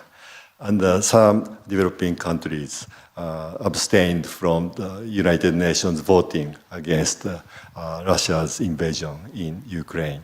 So when the relationship among developing countries and major powers becoming somewhat similar to the Cold War type relationship, what principles the G7 members should G7 members have to navigate their cooperation with developing countries? Yeah, thank you for the question, but we have some members of G7 from the European countries, and there is a very good and intense cooperation between all the members of G7. And I'm very proud that the Japanese presidency is now working hard to continue with what we started, to open up to the Global South, and with the invitation of Indonesia, India, South Africa, Senegal, and Argentina to the G7 meeting here in Elmau, we started with this. But this is something that, as far as I understand, will be continued with the G7 presidency of Japan and will be very helpful and the right thing to do. On the other hand, I think we have to avoid a new split or Cold War. But this is something where we have to act. And it means, at the first place, that we find a way how we can convince countries that they have to stick to the principles I spoke about, not being revisionist, not to try to change borders by force, and to act according to the idea of rule of law and the basic principles of democracy. And that's one of the questions to be tackled, and I think we will be able to do this. And the last thing, understanding that the world we will live in is a multipolar world, as I tried to say in my speech. It is not bipolar, not tripolar or something else. It is multipolar. But it is not a good place to live in if we are not making it multilateral. That cooperation is key, but looking at the principles, for instance, of the United Nations.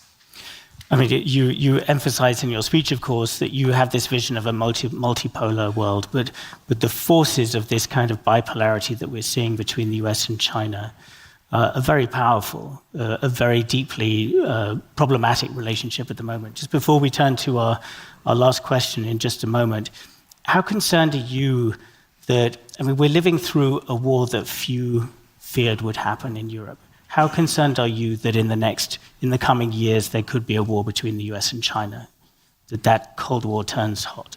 But first, it depends on all of us and how we act. And no one is planning for something like this. If I understand the United States president correctly, he is not acting into this direction. He has no plan like this. So the perspective must be that we are absolutely sure that obeying international law and sticking to the common rules of international order, being not revisionist, is the key for all what we can reach. And the next is that we are looking that the rules we are discussing should be followed at all places. So if we discuss about on fair level playing field, it is something that must be done in all partner countries. This will help as well. And the third is we should not misunderstand the reality. Just if we look at the rise of Asia that happened in the last 30 years, which is a very good thing to the world. It is not just about one country. There's also South Korea, there's Japan, there's Vietnam, there's Indonesia, there's the Philippines, there's Thailand, there's Malaysia, there's India, just to name some. Yeah. And they will be very big and very strong nations all by themselves. And they will not accept that one country, even not one country of Asia, will rule them. And so this is something where we have a basis for good work. So just before we finish then, last but definitely not least, the Young Global Change is a very important part of this summit. I would like to turn to Oluwadamilola Akintoye. Thank you so much, Mr. Chancellor. Africa is considered the youngest continent, and I am from Nigeria. However, where 70% of our population are currently under 30. This young population offers an enormous opportunity. But now that Africa joining the G20 is in conversation, my question is, how can Germany boost investment in Africa to take advantage of this talent pool? Or how can the G20 and the G7 support African youth in the terms of policy making and decision making? Thank you. Thank you. And really, it is impressive to see how many young people are growing up in Africa. Many of them very skilled, as I learn at my visits in African countries, and which we can see if we look just at the figures. So it is absolutely right what you're saying. There is a lot of basis for prosperity of the countries, but for all of us on the globe. And so there should be a lot of activities we should undertake. And just looking at Nigeria, that you mentioned as your country, some people say in the midst or nearly after the midst of the century, this will be 500 million people. I don't know whether this is the truth, but it will be many people living there. So my perspective is first to create an atmosphere for investments and especially also direct investments that can take place in the countries. And the basis for all of this is much more, as many people think, not public investments, which we can support. It is a good atmosphere for investors that they are sure about the economic circumstances. So I always try to explain people that they should understand business right. It is in one question completely different as many think. The first question a company investing in a country is doing is not what are the profits I could look for. This is a question they are looking for, but not as the first. The first is, will I get my money back? And the second is, if I have an agreement that I can start with my investment next year, will it happen in next year, or will it happen 5 or 10 years later? And creating an atmosphere where this is happening would be the best for your youth in Africa, because then the only thing they can look for is not migration, but working on the future in their own country. And this is, I think, key for all progress as we are looking for. Third, we should be very honest. So just looking at this war Russia started against Ukraine, what did we learn from the war? Also, we learn that most of the fertilizers are produced in a very small number of countries. And why are there not big production sites for fertilizers in Nigeria, in other places of Africa? There is a planning in Kenya where I was, in South Africa, for instance, and many other places, and also in the South of America or in other Asian countries, to give the chance for a local production, which also makes these countries and their neighbors more independent from the supply from special countries. Last but not least, I think we have to find a very fair agreement on migration, which is also part of what can be done. Not that all people go, but that those who want can go, because in many of the countries, due to the fact that 70%, as you say, are under 30, even if there's a big growth, even if there is a big growth of jobs, it will not happen that all people will find something that is sufficient for them. And so we have to find fair deals. And I'm just trying to develop something which could be a new partnership with countries of origin and the countries where there is a request for labor, as for instance in mine. We are looking for more than 6 million people working extra in Germany coming from abroad up to the beginning of the 30s. So there is something that's not solving all problems, but some of them. And the only thing we try to have migration partnerships, which are very clear, that people can come on a very regular basis and fair agreements on migration for work, but that the countries that get access to this partnership are also ready to take those people back who cannot stay here because of legal reasons. And if this is something we can do, I think this could also help a little to develop countries. Thank you.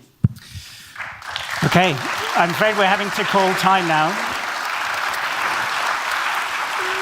So interesting to talk to you that we could have carried this on for much longer, but I'm going to ask Professor Snow back up onto the stage. Thank you very much, Chancellor Scholz. Thank you.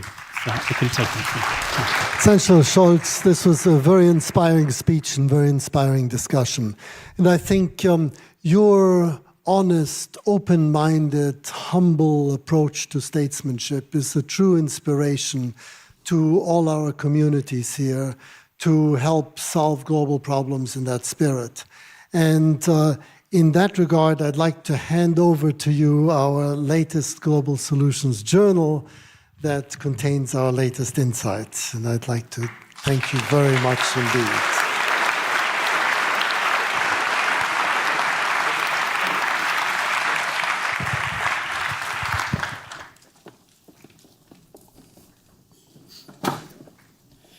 So this happened. Now I've got 2 microphones and it's 3. I don't need that many. I'm going to put this here.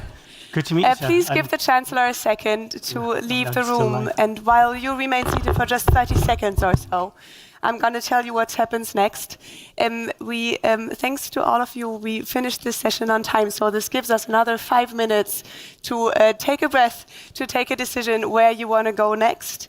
In the live stream, where are you live stream? Here. The session Transforming Global Value Chains is up next with my colleague Declan Curry.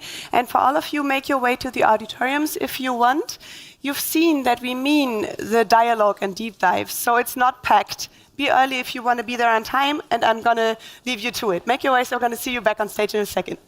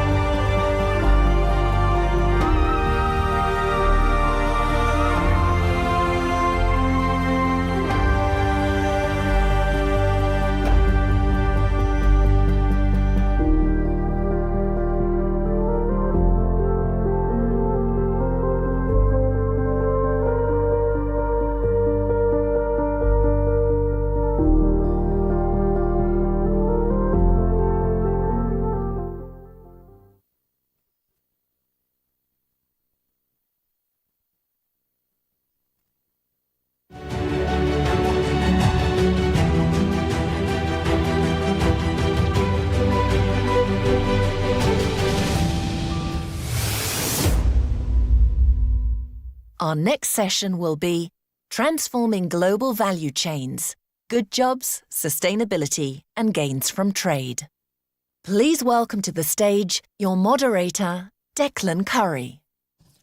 Well, good afternoon, everyone, and welcome to our discussion about transforming global value chains, good jobs, sustainability, and gains from trade. You're very welcome here in the room in Berlin and watching us remotely as well. I'm Declan Curry. I'm a journalist and broadcaster. Please join me in welcoming our speakers, Petra Gistenhoven, Muriel Pinico, and Dominic Wahre, and joining us remotely, Helena Laurent and Danny Roderick. Give them all a round of applause, please.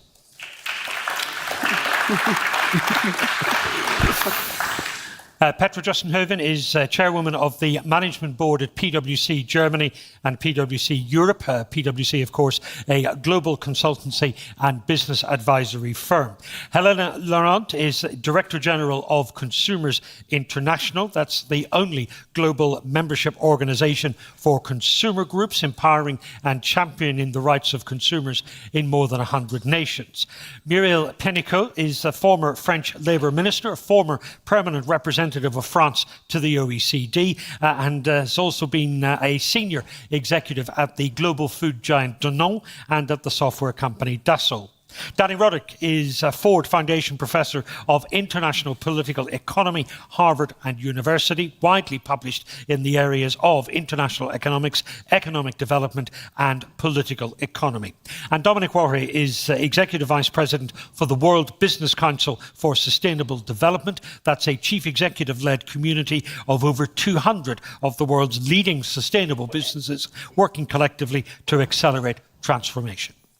So transforming manufacturing and services from national industries to global endeavours has slashed the price of everyday items from cars to computers to clothes. It has created wealth and developed skills in the global south, but it has also led to unemployment, decay and disenchantment in former industrial areas of older economies and has a high cost in terms of working conditions and environmental impact. So how do we create and transform global value chains that create good, safe, rewarding jobs that promote economic gain and well-being throughout the planet and leaves a lighter footprint on the world? Let's start, Muriel, with you, with your perspective as a former minister, as a former international thinker at the OECD and someone who knows business very well. How do we create or transform those global value chains? I think that to understand how to transform the global value chains, we need first to acknowledge that it's going to change anyhow for several reasons. The first one is clearly the green transition. It changes a lot of things. If you want to have less CO2, the production between which is local and which is global will change. It's also the artificial intelligence. It will be a big change in all jobs, because it means that tomorrow a lot of what we called the white-collar workers could be anywhere. And that job is going to change, but the way and where they work will change too. And also because of the COVID and the political tension today, the need for many countries to have more sovereignty on their industry, on their drugs, on many domains, is a trend that goes in this direction. So anyhow, it will move with a mix of local and global. It will move with a big change in the content of jobs. But the question is how make this an opportunity to make it more fairer, to be more social and green-oriented. It's not a given. Is that the jobs we all have collectively to do anyhow? Because it will change. The right direction is not yet sure. And this is the change that is coming. This is what lies ahead of us. The change comes anyhow. But do we make this change a chance for developing countries, for young people, for women, for unemployed people everywhere? That's the point. And Danny Roderick of Harvard University, this is change that comes on top of an existing period of rapid change that the world has seen. What are your thoughts? Well, I think the change was inevitable, and I think we're seeing a kind of a backlash against a system that had created lots of economic and social and political tensions, and didn't had a blind spot with respect to the increasing geopolitical tensions with China. So the question is, we can't really return to what we had, and as Mariel mentioned, this is a change that we will have to handle. I think it's important to understand, one is that the key locus of authority and decision making in some sense is moving away from the global institutions and the business corporations on which we used to rely, increasingly more to national governments, and especially national governments. And so that's a major sort of shifts towards a reassertion of national authority, national sovereignty. There's an immediate implication of that, which means that since governments will be going about it mostly in their own way, there's going to be a lot of heterogeneity. There's on climate, on sustainability, on industrial policies, on good jobs, there's going to be a huge amount of diversity in terms of how different countries, US, middle-income countries, Europe, China, of course, are going about it. So the question is whether this all adds up to a system or does it add up to a chaos? Danny Roderick, just to cut in, excuse me for interrupting, are you seeing this as a retreat from globalization or globalization 2.0? I'm seeing it as a remaking of globalization. So I don't think we should talk about more or less globalization. I think we have gone through very different systems of globalization. I do not think that we're returning back to the 1930s. So I don't think autarky is in the cards. I don't think there is going to be a really severe decoupling in the world economy. So we are seeing a process of remaking it.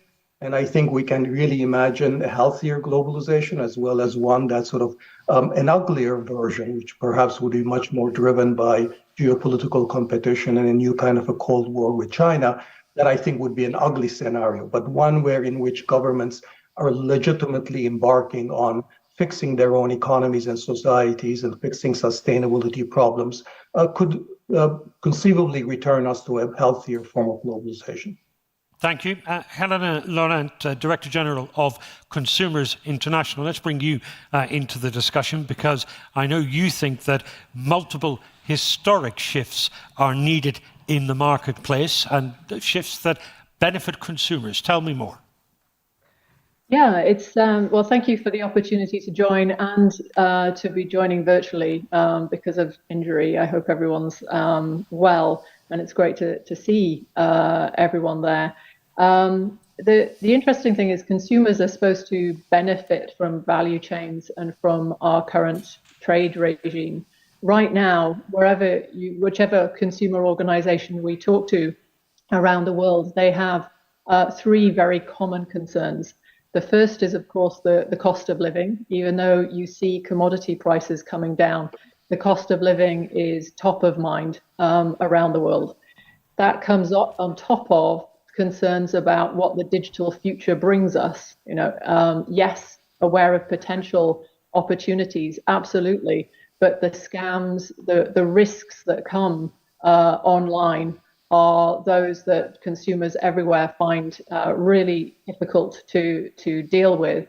And then this growing concern, real concern about what is happening with our climate, but lack of clarity about what to do about it. And so I'm hoping that the new forms of globalization or new forms of system help on those fronts, right? And that can come, in our view, from bringing the consumer need, the consumer protection back into some of our trade thinking. It's actually quite rare that you have trade agreements or trade policies that explicitly talk about consumer protection and what it means for people on the ground, and then better forms of actually checking what's happening at that national level and how it's working for people, so we have a more agile approach, agile responses to shifting to what works. And thank you, Mira. That's precisely the point. Listening to what you've said, to what Helena said, to what Danny has said, there are three quite different agendas on what is needed to bring about this systemic change in global trade policy. Now, you're someone who knows about the thinking that's done at a global level on trade. How do you possibly come up with trade agreements that satisfy all those different aspects on those agendas? So first we have to accept that there is a part of contradiction. It's clear that the first phase of globalization, as Elena said, has led to, for the West, to a very good purchasing power, because products were produced somewhere where people were less paid, and sometimes not with a decent job, so with a social burden, but at the same time it was good for the consumer. Somewhere else. But it did so also this create, kind of contradiction does exist. But it did also create wealth and opportunity and jobs in those areas where they did not exist before. Not always a good job, but jobs. And it destroyed jobs in the West, but more purchasing power, if I make it very simple, and the opposite in some area. But today, there are a lot of different challenges. In China, the middle class has raised now to supply their own population has become something very important for China. For Africa, it's very important that they have a lot of raw materials they can produce to get jobs, not only having only immigration as a whole. And in Europe, the purchasing power is challenged, but also the jobs of tomorrow, because as I said, a lot of jobs can come back, but probably more can go away, especially white-collar workers. So when you put all that, the question is not that there are contradictions, is how we put the multilateral system around the table to find the best way. And that's where we have a problem, is that our international bodies are very segmented. So, for instance, the WTO, where we negotiate treaties, trade treaties, until now, has never taken into account seriously the ecological and social matters. If we don't... They've not been in the agreement. No. And it's the same countries around the table, but not with the same lens. Because it was too difficult, or because it wasn't thought to be important? Because it will bring to other problems. Because if you take into account the social conditions, then the country that will be happy will not be the same that if you don't make a condition. The same for the environment. So, as I love to quote McCartney, former governor of the Bank of England, a French person, you see, and because he was saying there's a tragedy of horizons. Horizons of time are different for countries, for continents, but also between the economic, social, and ecological goals. But probably our opportunity now, the scale and speed of change is so huge in front of us. If everybody is going to lose if we don't ally. That's my hope, that we go on a stronger multilateral agenda, like Chancellor Scholz called for it, and is very committed. He told us that. That's the key point to go ahead together. Okay, thank you. Petra, PwC, PricewaterhouseCoopers, advises companies around the world on sustainability and value chains. In those conversations with the leaders of business, do you get a sense that they recognize that change is needed, that they see it is urgent? And if that's the case, what do they think they need to do? Yeah, so looking at some facts, we interviewed at the beginning of the year more than 4,500 CEOs around the world, and they do need and recognize the need and the urgency for a sustainable transformation. So just to give you two numbers, in Germany, every fourth of the CEO says, and worldwide, more than 40%, that their business model is not going to be viable in 10 years' time if they just don't change the course. So it's a clear matter of fact. There is recognition of the fact we need to sustainable transform. Now, what they do is looking into also their value chain, in terms of transformation in the different aspects. And there is the prosperity, we know about the financial KPIs, it's the economic piece, but it's also the ecologic and the social piece. And I think there is, and I go back to what Mirel just said, this big question of alignment, alignment of the policies the companies need to follow, rightly so, of the short-termism versus the long-termism, and also what you just said, the common global narrative, the common global standards.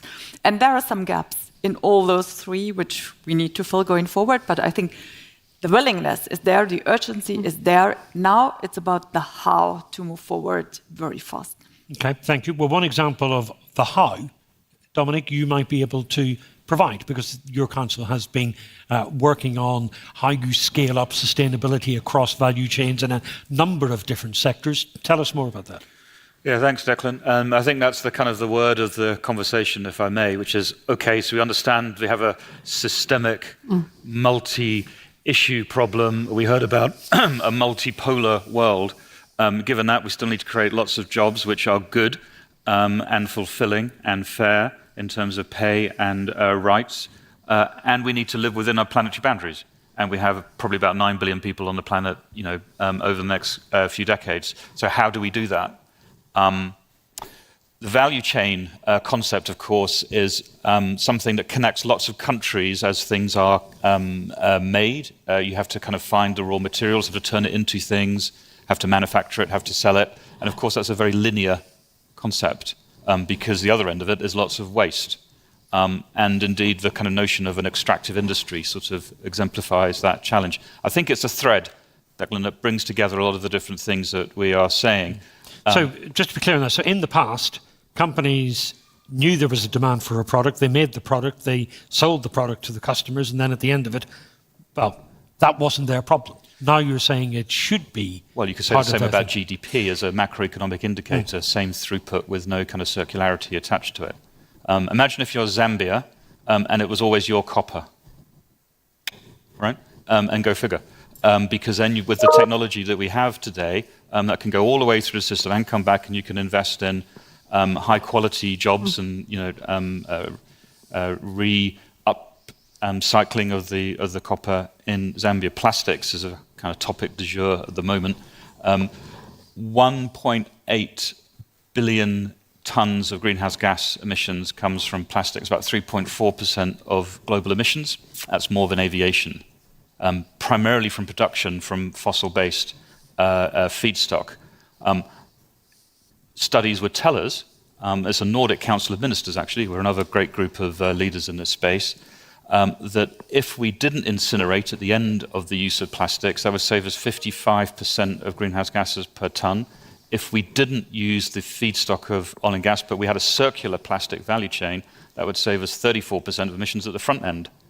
So there are various examples, whether they are kind of rare earth metals, core metals that we need, or indeed materials like plastics, that if we refigured how we work our value chains, we could probably get our way through this. It's not easy, because it does absolutely, as you say, require the trade organizations, the environmental organizations, the labor organizations to look at this systemically.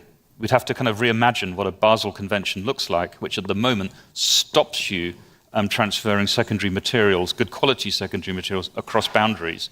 We almost have to circularize some of these conventions. It can be done, and the how-to is the knowledge that we are garnishing about getting it done. You said can be done.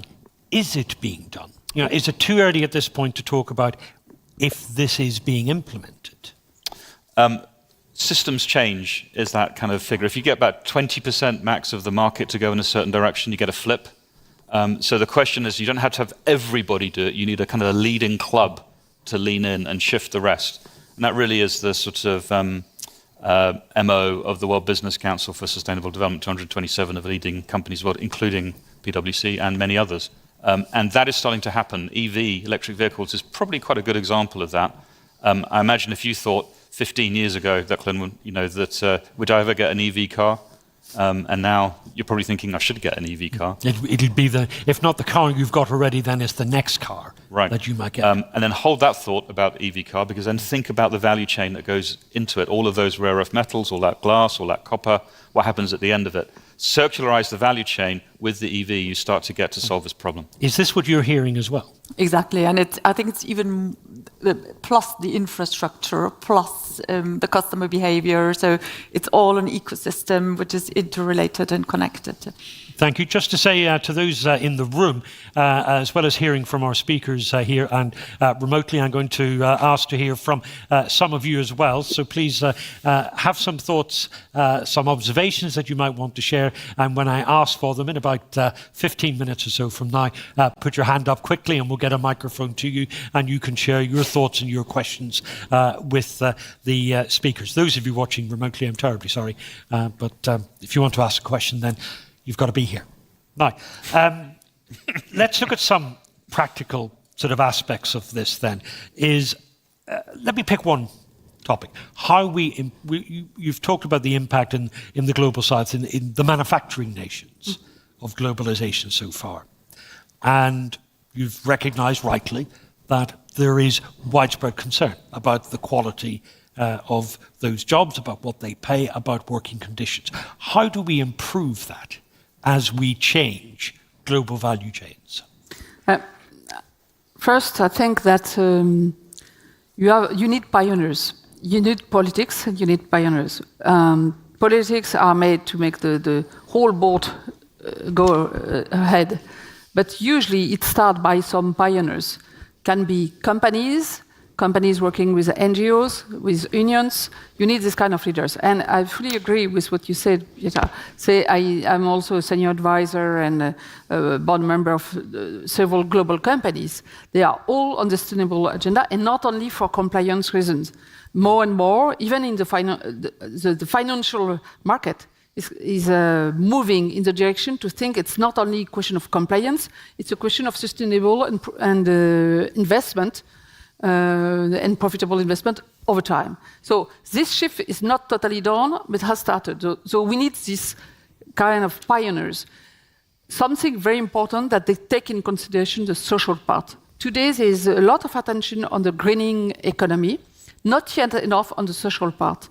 All the move we have said about the AI value chain changing with more local and global and greening economy, it's more than 1 billion jobs that are going to change since from now to 2030. That's tomorrow morning. Because of automation? Because not only automation, greening, I mean, agriculture is changing, energy, raw material, management of water, of resources, the whole industry is changing, the whole construction. So it's different jobs, and sometimes not always at the same place.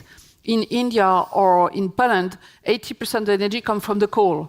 If you close the coal, how you convert all people in renewable energy or nuclear from one day to another, it's not easy. And usually it's not the same region. So it's a question of territories also. So if we don't anticipate all the social burdens, the social risk and opportunities to get new jobs and sometimes very often better jobs, then we'll have a huge social problem. And then for governments, they will go back for the short term. True. And but if they are going back and forth, then the company will be lost because they cannot build something that will change every morning. But in terms of how this is to be done, what is the mechanism? So, is it to write it in to global trade deals? Is it companies such as those that PwC advises putting it in their terms for their engagement of suppliers? What's the mechanism? You need three things at the same time. You need leading global companies, because the value chain is dependent of them,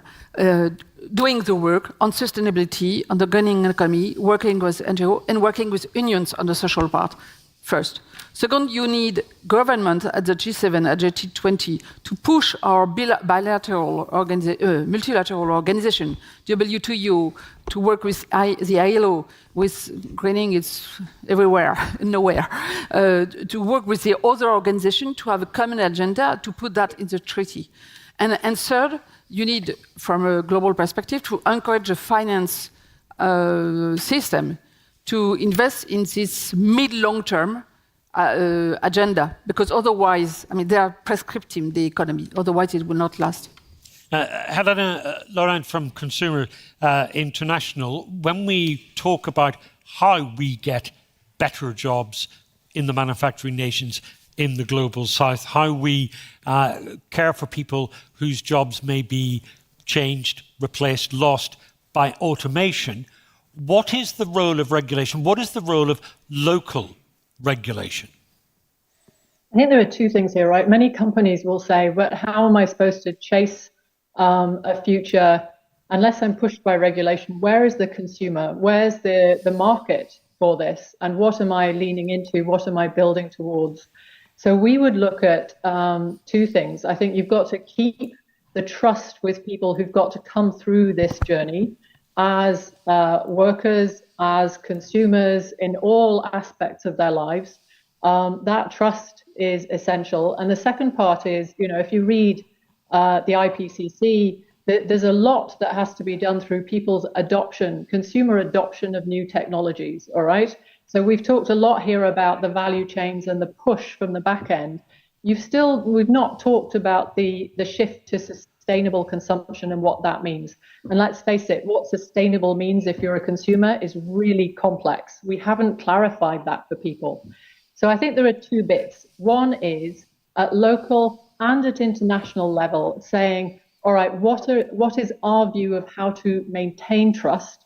Remember that consumer rights are not just about access and economic choice. It's product safety. Safety actually means sustainability these days. It's about information.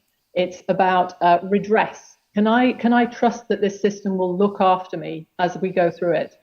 And on the technology side, or the shifts that we need to see in consumer behavior, you've got a similar set of principles that you can have in place. Now, locally, that's the only way in which you can see if this is working. And we haven't really got the systems in place right now to give the feedback loops on, is this moving us in the right direction? We've got a couple of examples of that, say in digital finance, where you can get consumer organizations talking to regulators about what's happening and what the impact is of their policies. That sort of agility and network needs to be in place if we're going to get movement happening as fast as we need it to. Thank you. You were nodding in agreement there. I'm struck that we are still looking at sort of parallel approaches to this. We've got the intergovernmental regulatory approach. We've got businesses and leaders in the boardroom. We've got the impulse from consumers. When do they align? When do they stop being parallel tracks? Yeah, so I think there are a lot of movements towards that directions. Are we there? No. Yeah. Is it a long way to go? Yes. But we see, and I think that's a positive, incentivization for that behavior is key. And what happens, there are a lot of movements, for example, the Value Balancing Alliance, which goes for let's measure impact of businesses. And I think that leads to transparency and data, and this leads to trust, what we've just heard. Yeah? So creating that transparency and data is very, very important. So you see policymakers going ahead. So we have one of those laws right now in Germany, but other nations have done likewise. It's a law, you could call it the Act of Corporate Due Diligence Obligations in the Supply Chain, and it looks after transparency on human rights. It looks after, for example, the aspects of environmental destruction of hazardous waste. Yeah? So what does it do? The large companies, they are going first, and they can be the multipliers. They need to look into their value chain, not only to the first-tier supplier, but to the end-tier suppliers going ahead. And now that you need to do that, you see more. And then you see all those aspects, and decision-making is about to change, considering just the aspects we have mentioned. And I think that's the way we have to do. So your question, is it aligned? Not perfectly yet, but it's a way going forward. And I think the challenge we have is, measure what matters and focus on the real important thing. So that it doesn't go to the other side, that this regulation, which has a really good intention, incentivization, doesn't mean it's a burden of administration. Yeah? So we need to keep it together, doable, focus on what matters most, transparent, and so that we can have transparent and comparative data out from it. And then we see sort of businesses reacting in the right way. Yes, go on. Yeah, just to continue on that, two concrete things. First, measure is needed for progress, fully agree. There's a measure we know and we don't act enough. Each time a company or a country empowers economically women, the GDP grows. The Global Summit of Women has shown that. A lot of studies show that investing on women empowerment makes more stability, more growth, more resilience, more innovation. So why isn't it happening? Why are we not doing faster? Well, why are we not doing a lot of reasons. We can do the whole day on that. But I just mentioned that to say that we have a tool on that. Second tool, I give you an example because you wanted a concrete example. 10 years from now, I was a senior executive at Group Danone. We decided to launch, to create a healthcare in all our value chain for all the workers, the 100,000 workers in the world. It was the first company to do it. Now a lot of do it. So initially you can say it's a cost, so it will be bad for the consumer at the end because it will raise the cost. Not at all. Investing socially on people has been more safety, more engagement, less absenteeism, less dropout, and at the end it was made for social reason. It was financially better with more decent jobs, better jobs for people, but also at the end, there is no resource for the consumer. So sometimes also we are afraid, thinking that increasing labor cost is always something bad for the business. Not always. Good social investment can be good, and investing on women also. Okay, quick thought. I couldn't agree more. And Danone is a really good example of one of those in practice. In fact, a big core at the kind of in the French jurisdiction. Here's a practical example, Declan, for everybody listening and watching. The Business Commission for Tackling Inequality, 60 commissioners, including multinational CEOs, including some around the table, and others from civil society, have set out like a 10-point plan. Here are the things that we can do now to shift this equation. It absolutely fits into your value chain of change, which is the first thing we need is a positive impulse from across public and private and civil society to make change happen, to give confidence to the policymakers to absorb and change in that way. Business Commission to Tackle Inequality. Let me make sure I've understood that correctly. So what you're saying is businesses in some of these areas for the E as well as the S, for environmental as well as social, business is leading, civil society is leading, and they're creating the dynamic that allows the politicians to follow behind later. Absolutely. So here's the thing. Do you remember, who here remembers the Copenhagen Climate Summit 2009? Yeah, 2009. Some of them may have been at it. Was anybody there? Anybody at it? All right. So remember that period after when it dawned on the international community that international governance alone won't solve the problem. And now we don't think twice about innovation, business, technology, finance, partnerships, helping to solve the climate challenge. That is where we're at on the tackling inequality challenge. We're just opening up that door with this leader group.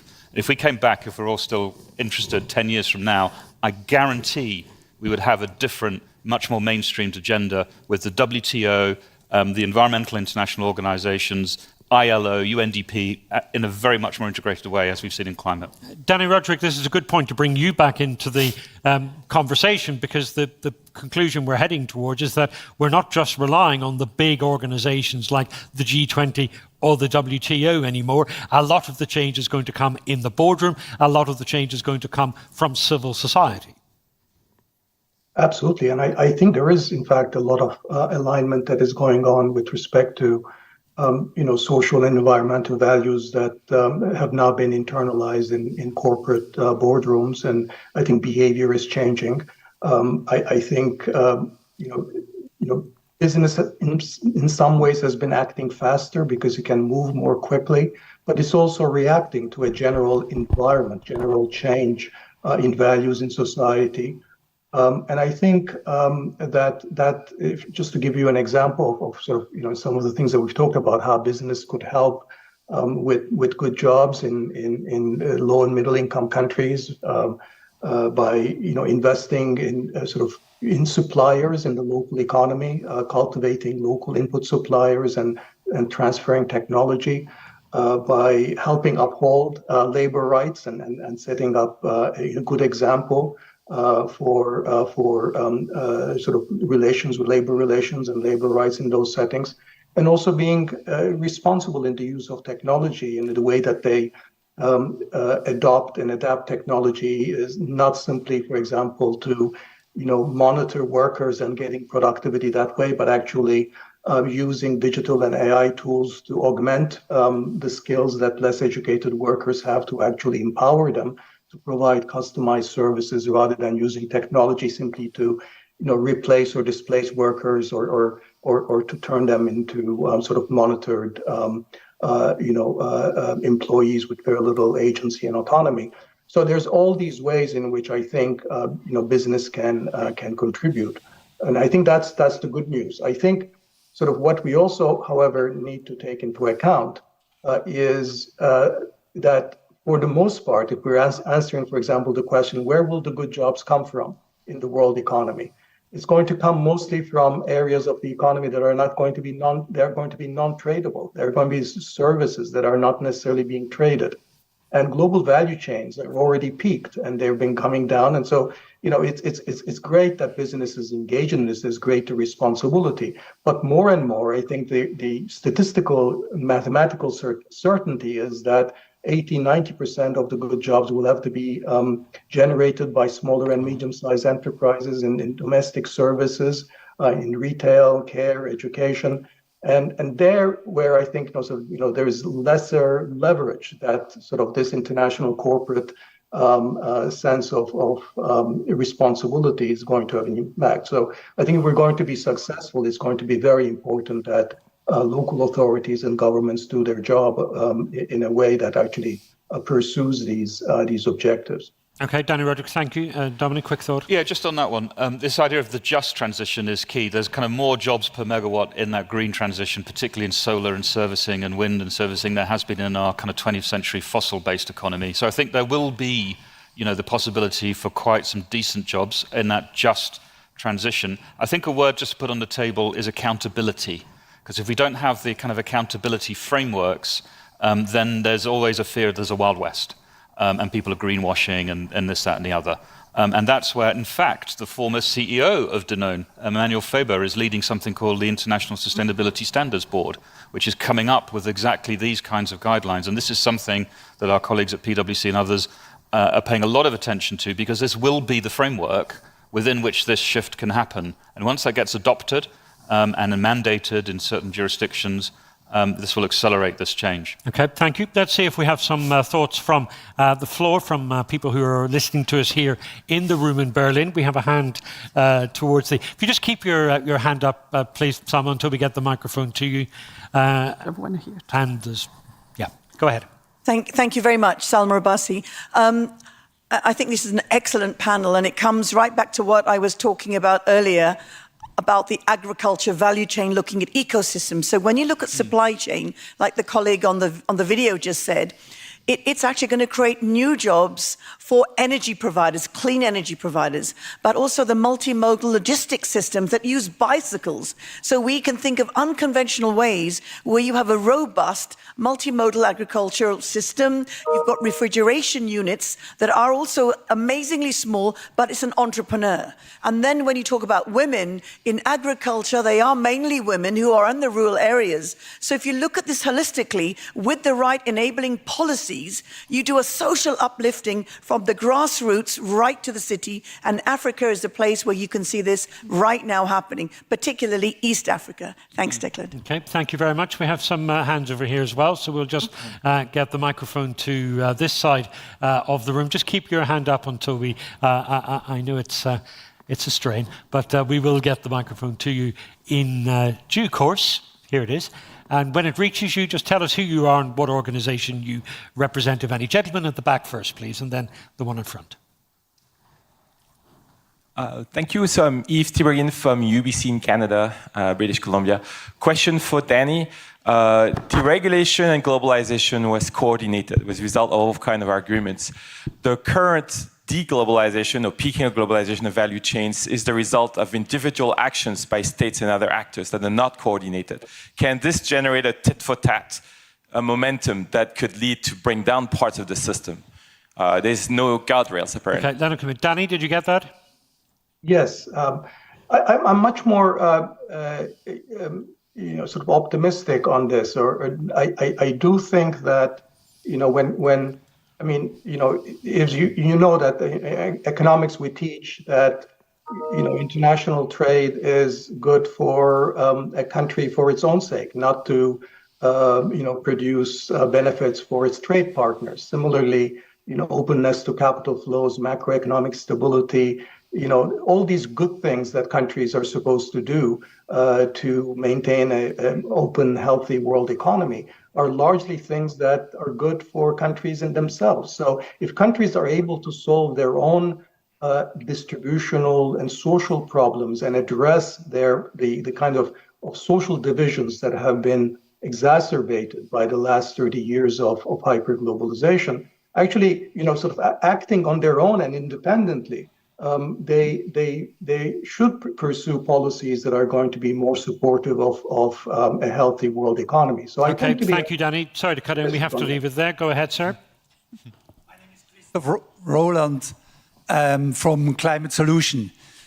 My question is, thinking of the consumer and thinking of the chain of the production, do you think that an international labeling would help to reduce CO2 emissions? Thank you. Helena, that sounds like a question for you. International standards for labelling, giving consumers around the world more information, consistent information. Does that make a difference? Absolutely, yes. There are a good swathe of consumers who look at labels and care about this. Information to consumers is one of the core things that we can do. We don't have sufficient harmonized information, which allows smaller enterprises to just meet that bar. It's extremely confusing. It would be fantastic to have a common standard. It can be quite complex, of course, but we can work through that complexity. And it's not enough just to have information. That's the only thing. We can't just leave it at information for people to really change their lives and lean into a very different economy and build a very different economy. So not just and. Okay, thank you very much. Some final thoughts from our three panelists here in the room in Berlin. Where next? Well, I mean, we have to do this. We have to kind of find a way that we can have 9 billion people living well within planetary boundaries. We just have to do that. We can see that the system change can happen by a leading club of actors, whether these are leading businesses, leading civil society organizations, working with leaders from national governments or some in the international community. The Business Commission Tackling Inequality does that. We've seen that innovation after the Copenhagen climate summit towards Paris and beyond. We can see it taking shape in the nature agenda. The question is whether we have the courage of leadership to get behind some of those leading moments, and we have the quality of leadership on both business, investor, and intergovernmental communities to turn that into the accountability structures that will put all of these values into the right space so that we do the right thing, not the wrong thing. Thank you, Petro. What's next? Even better alignment, more trust, and a better understanding of businesses, policymakers, and civil society will make the change that matters. Thank you. Can this be done? We need to accelerate.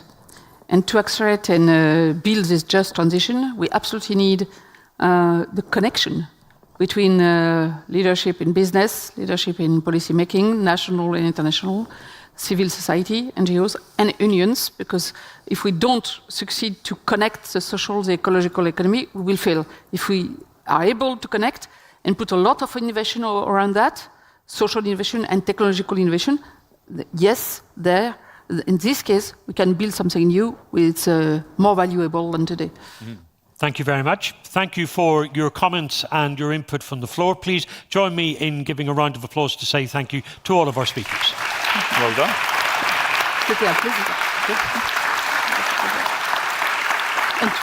Yeah, well done, Declan. Declan already accused me of only announcing the nice things, which is absolutely what I'm going to do. Here's a 30-minute break for all of you in the web stream. Please don't forget to share your thoughts with us with the hashtag GSS2023 so we can follow your train of thoughts also. For all of you, please find a spot to take a breath on both foyers. Go see the YGC on first floor too, if you may, and go to the garden. It's still not raining, so fingers crossed. And please let me remind you that in the auditoriums 1 and 2, we mean deep dives and dialogues. That's why we don't pack these rooms so much. We really want you to be able to interact. That's why sometimes the seats are taken. Be early if you want to make sure to have a seat. Enjoy, thanks for your attention, and see you in a bit.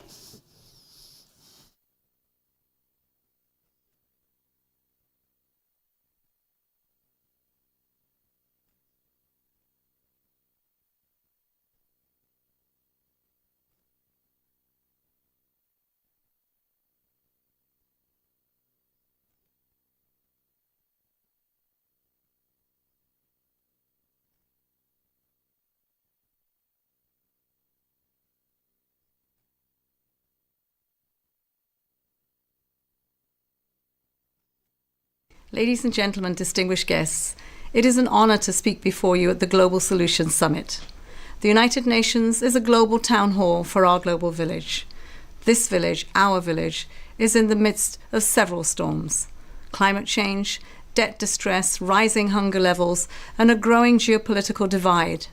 These storms have battered our walls, setting back the Human Development Index.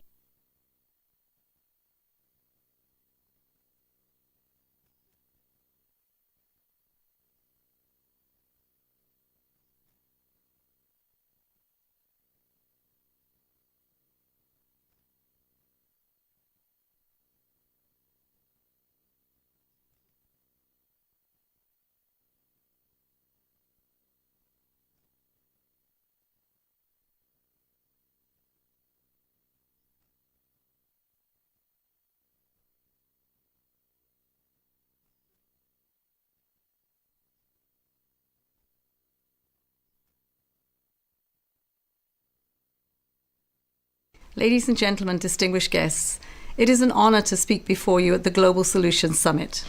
The United Nations is a global town hall for our global village. This village, our village, is in the midst of several storms: climate change, debt distress, rising hunger levels, and a growing geopolitical divide.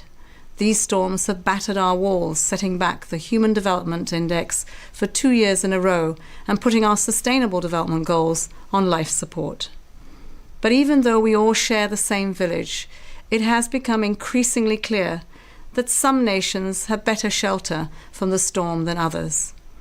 Developing countries faced with years of rising debt burdens, unrelenting climate disasters, and interrupted growth rates have an ever-shrinking fiscal space to address these ever-mounting challenges. Recent financial events are a case in point. These last 2 months, we have witnessed how swift and decisive action in the form of liquidity provisions have saved a handful of failing banks in high-income countries. But the question we must ask ourselves is how we can so quickly find the liquidity for these banks, but not for the billions of people in need in developing countries. Why do we act as if systemic development failure is an acceptable option, as if sustainable development goals are not also too big to fail? Similar dynamics play out in the climate emergency, where the resources and the technologies needed are all on one side of the table. And also in debt, where the solutions are there, but the political will to act is hard to find in a period of shrinking geopolitical trust.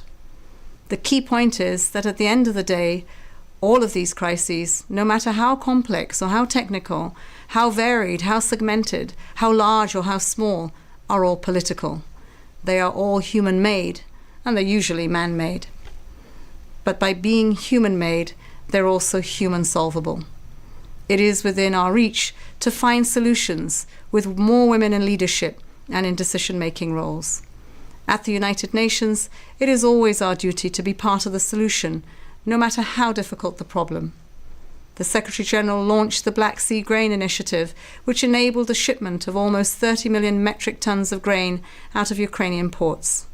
By negotiating with parties at war and bringing ships through mined water, solutions are always there. What is needed is the will, the vision, the commitment, and the leadership to act with a sense of urgency that delivers on the promise of the SDGs.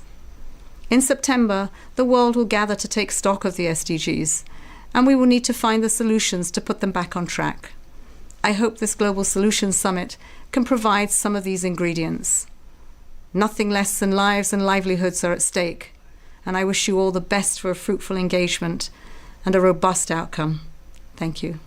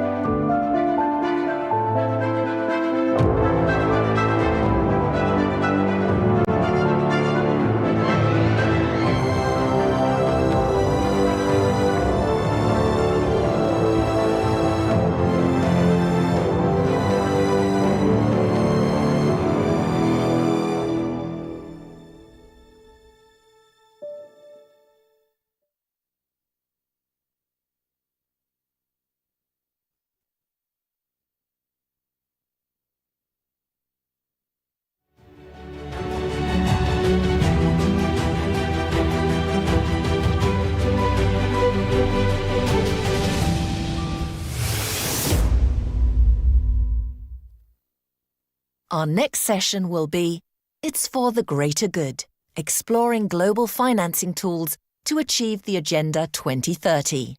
Please welcome to the stage your moderator, Michaela Gavas. Thank you. Ladies and gentlemen, welcome to this session on global financing tools. My name is Michaela Gavas. I'm the Managing Director for Europe and Senior Policy Fellow at the Center for Global Development. And I'm absolutely delighted to welcome our distinguished panelists to the table. We have Rodrigo Cerda, the Division Chief at the IMF. On my left, Elizabeth Sidiropoulos, Chief Executive of the South African Institute for International Affairs. On my right, Mr. Florian Tonkar, Parliamentary State Secretary at the German Federal Ministry of Finance. And finally, Christina Schrader, the Chief Executive of SEEK Development. Ladies and gentlemen, every conversation today has raised the challenge of finance. But to date, the financing of the Sustainable Development Goals has been to a large degree insufficient and unreliable. A systemic approach to financing is needed to ensure that the SDGs help deliver common goods and so that we don't lag behind actual needs. But there is no silver bullet. We need a much more efficient use of existing funds, new sources of finance, and reforms of the international financial institutions and funding mechanisms. So our exam question for this session is, what should governments, multilateral organizations, banks, financial institutions, what should they all do to unlock the financial resources needed to achieve the 2030 agenda? Colleagues, we are looking for game changers because we need them now more than ever. Before we get into finance, however, I'd like to pick up on an issue that was raised by the Chancellor in the previous session, and this is the crucial issue of trust. So trust in the West in development institutions is at an all-time low. This is after the hoarding of COVID-19 vaccines, the failure to act on the problem of unsustainable debt, and broken promises on climate finance pledges. Now, the financing summit next month in Paris is being billed as an opportunity to rebuild trust. But with broken promises, double standards, and bifurcated approaches, Elizabeth, please can you start us off? What is it going to take for trust to be rebuilt? Good afternoon, everybody, and thanks, Michaela, for really setting out the context so very well. And of course, the issue of trust is the first point of departure. If we can't rebuild trust, then any effort at trying to fix the multilateral system is not going to work. And to rebuild trust, we need to act. So you quoted the Chancellor, or you referred to what the Chancellor said. He says we have to we have to say we love you continuously. Well, I think we have to show our love and prove our love continuously. And what that means is that in terms of actions, all of these broken promises that you referred to actually need to be actioned. So if we're making a commitment, we need to follow through on a commitment.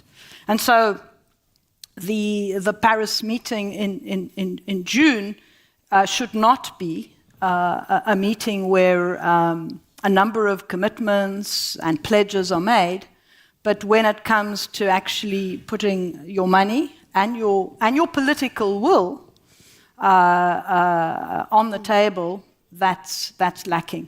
And I think perhaps one of the and so that's it's a very general point and observation about rebuilding trust. But I think we also recognize, in the developing world, that a lot of the challenges that we face around financing have a lot to do also with domestic political difficulties of the countries that have to follow through on commitments. And certainly today, after COVID, war in Ukraine, where a lot of resources are going elsewhere, that's going to become even more difficult in the domestic context of G7 countries and other developed countries. So perhaps one of the ways of building trust in the short term, because I really don't think we have the long term, because once an institution is no longer functioning, to rebuild it takes much longer than how quickly one can destroy, is really to look at perhaps so we can talk about the big things. We're talking about global financial architecture reform, which I think we must talk about. But in the short term, are there measures that we can take that do not require significant political negotiations and bargaining in the countries where it matters? Can there be certain things, for example, that the IMF can do without reinventing and redoing the rules? One of the things that we've been discussing in some fora include, IMF surcharges, for example, which are significant drain on already vulnerable countries who are part of the IMF, who have IMF programs. Another idea, and I know you're going to talk about something related, but when we talk about the IMF and austerity, does the IMF need to rethink, also in the context of its deliberations around climate change,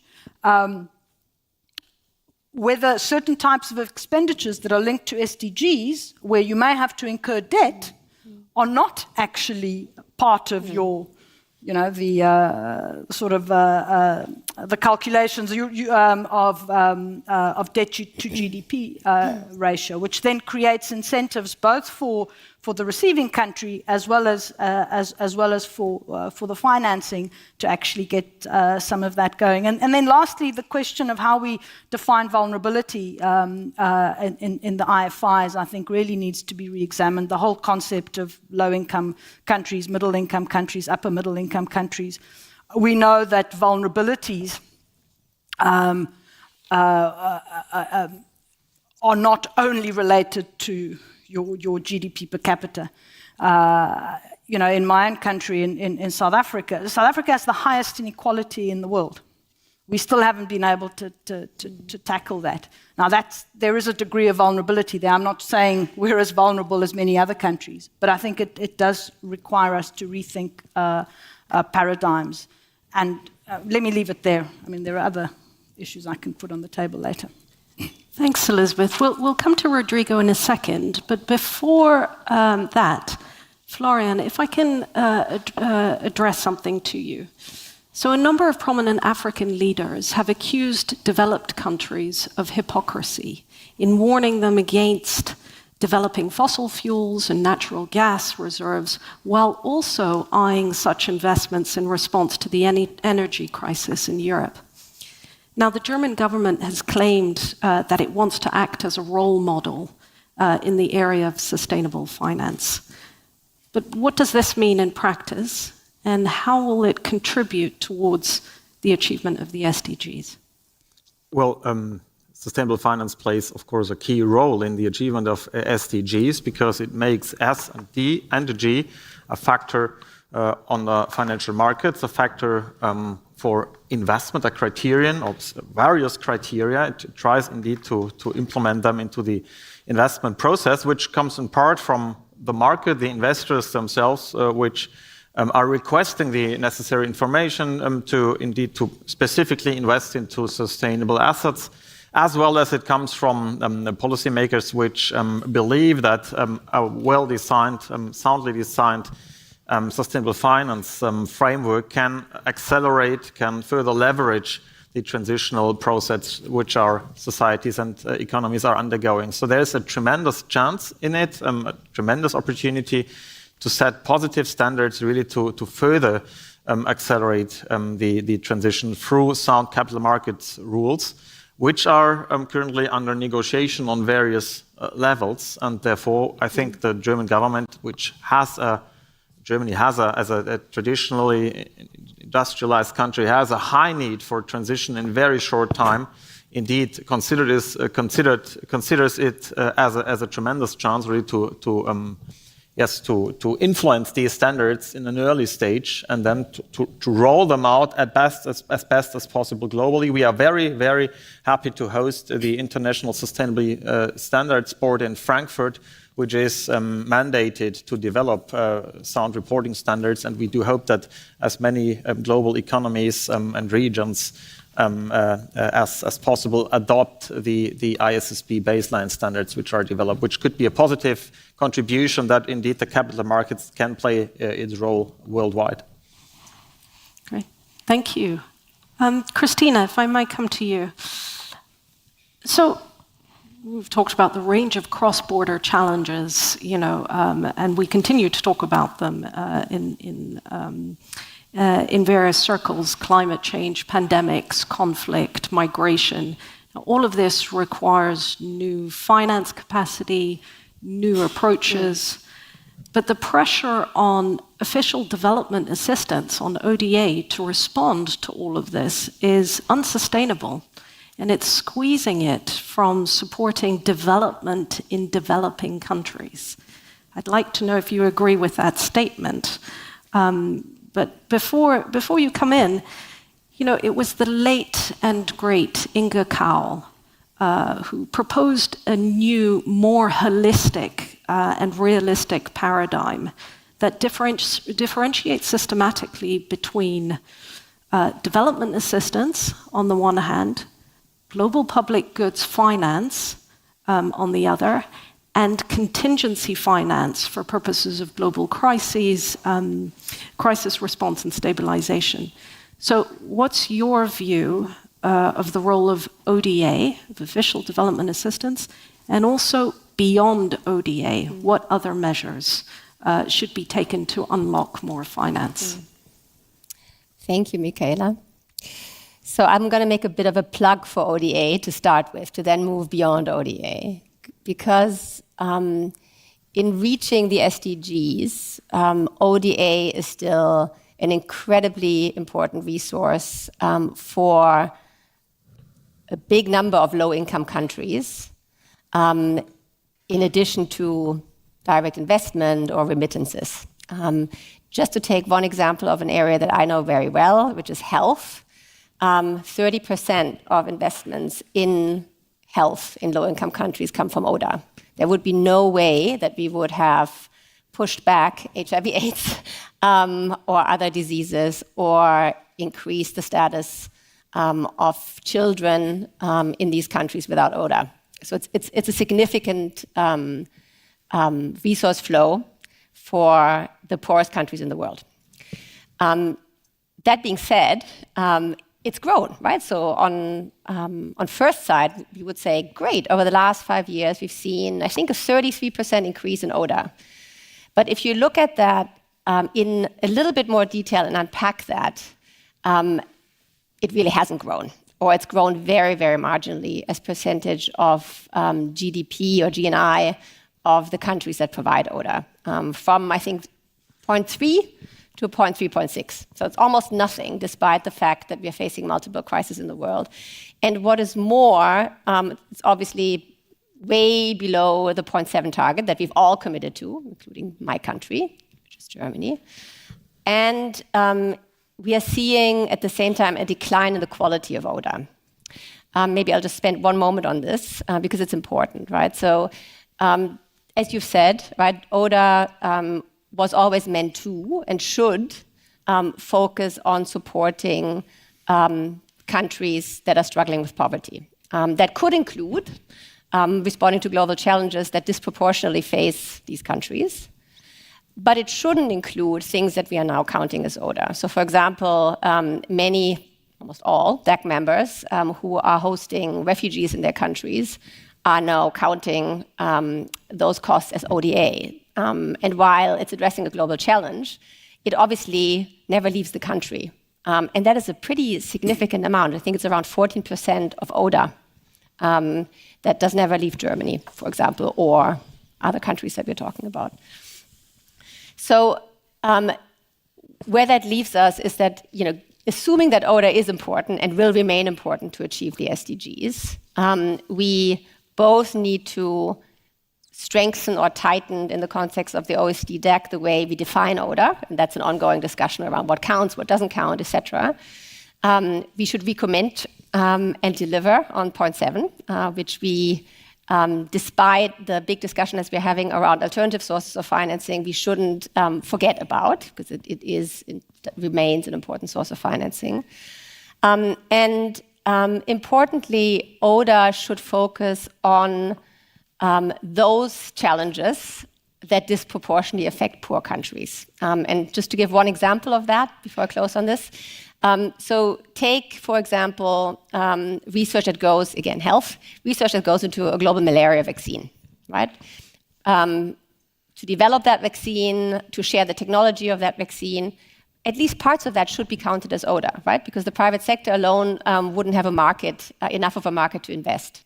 And why should it be counted as ODA? Because it benefits mostly African countries, most of them low income.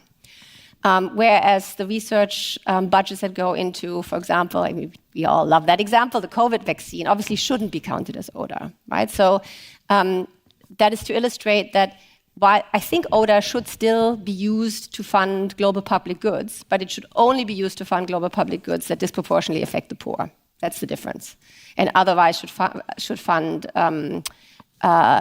poverty reduction in low-income countries.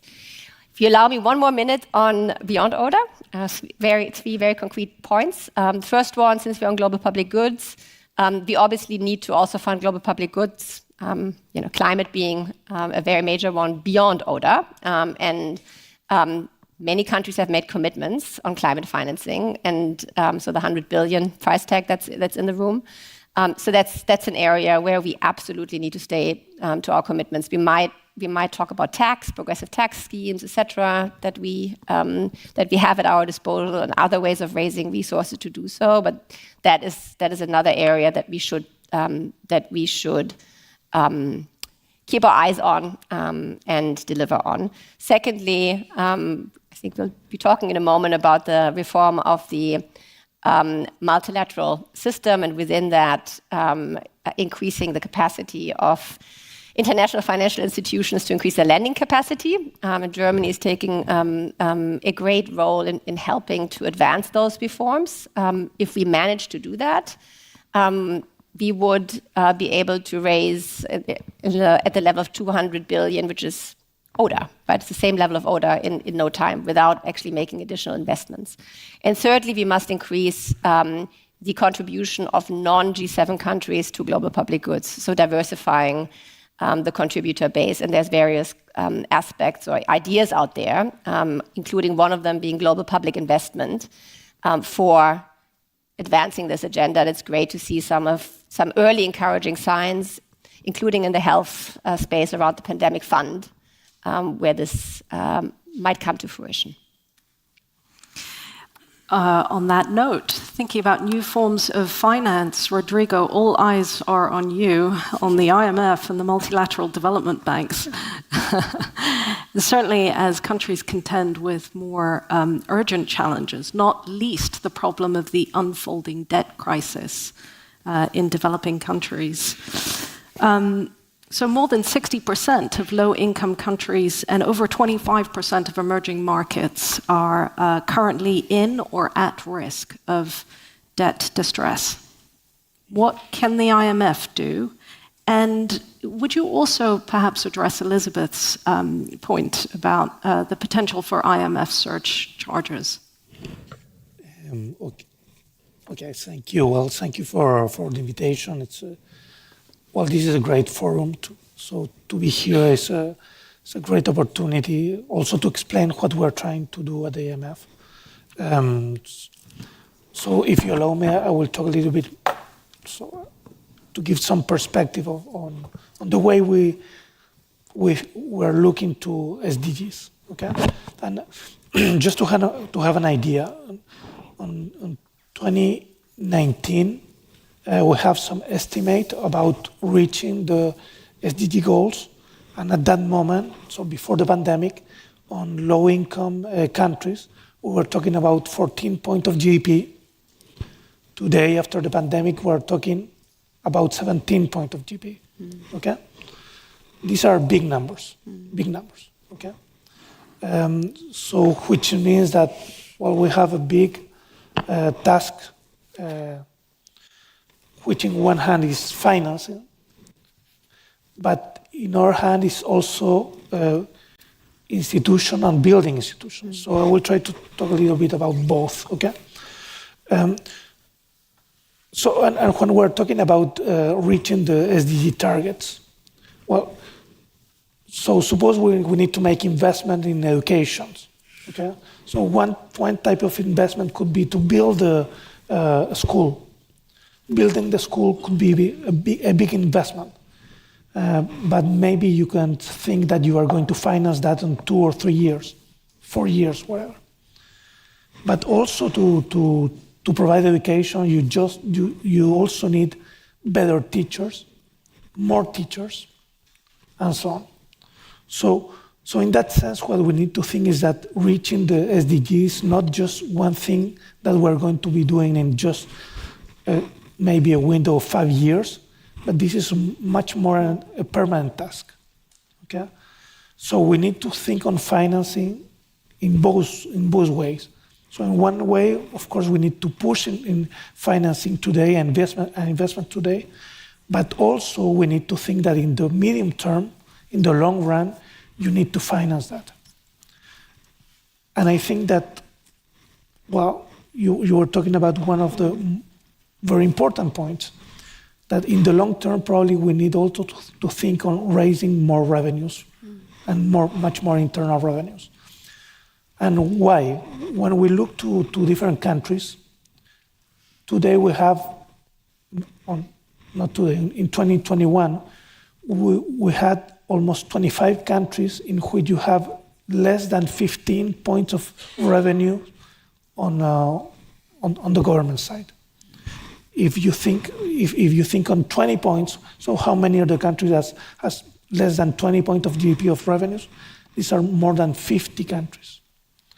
So in some way, what we think is that there is also the possibility of raising more revenues, more internal revenue, and probably progressive taxation might be one of the instruments that we should try to use.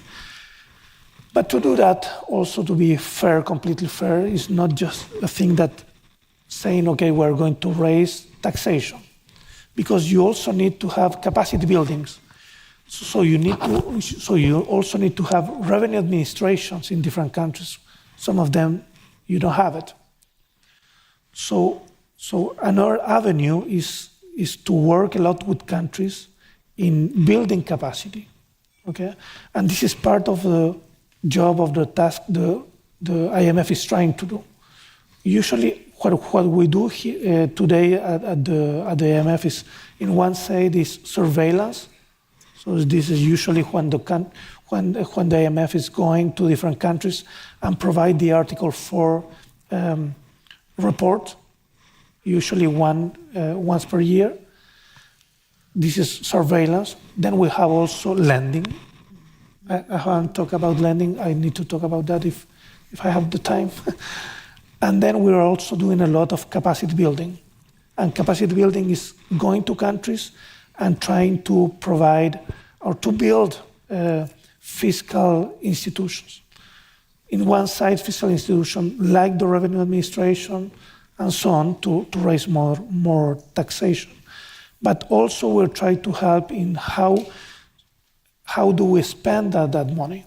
So suppose we have the money. So how you are going to spend that money on education, on health, and so on. So we also try to help and also try to help in having the institution to have that. So coming back to the question, so what is the IMF doing? In some ways that we're also we're looking to medium and long term, and we're trying to build capacity and to raise revenues in country, because we know that in the medium term, of course, those countries will require much more teachers, much more doctors, much more nurses, and of course, these require permanent revenues that we need to build. But this is much more the long run side of this picture. Of course, in the short term, we know that we're having problems, as you just said, Michaela. Debt in many countries is very large, and we're having debt distress in all those countries. And what we're trying to do there is we're having some type of new instrument that we think that are helping. One of those is the PRGT. The PRGT is the Poverty Reduction Growth Trust, which is one type of lending that we provide to low-income countries, in which you usually have zero interest rate. This is a very successful lending platform. Last year we lent, or since the pandemic, we lend almost 24 billions, which is 4 times what we used to lend. And of course, we know that this instrument could be used in the future, but to do that, we need to replenish the instrument. And of course, we need that richer countries in some way help us to replenish that. So, but again, I think it's an important instrument, because when we provide the lending, we also go to the country and we provide capacity building with the lending. So what we're doing is that in some way we're restoring the macroeconomic stability, but also we're restoring, or we're providing our help in building capacity for the long term. And I think this is also some catalyst for private investment in the future. This is one thing. And other type of instrument we also have today is the RST, which is the Resilience Sustainability Trust. This is an instrument that we're providing.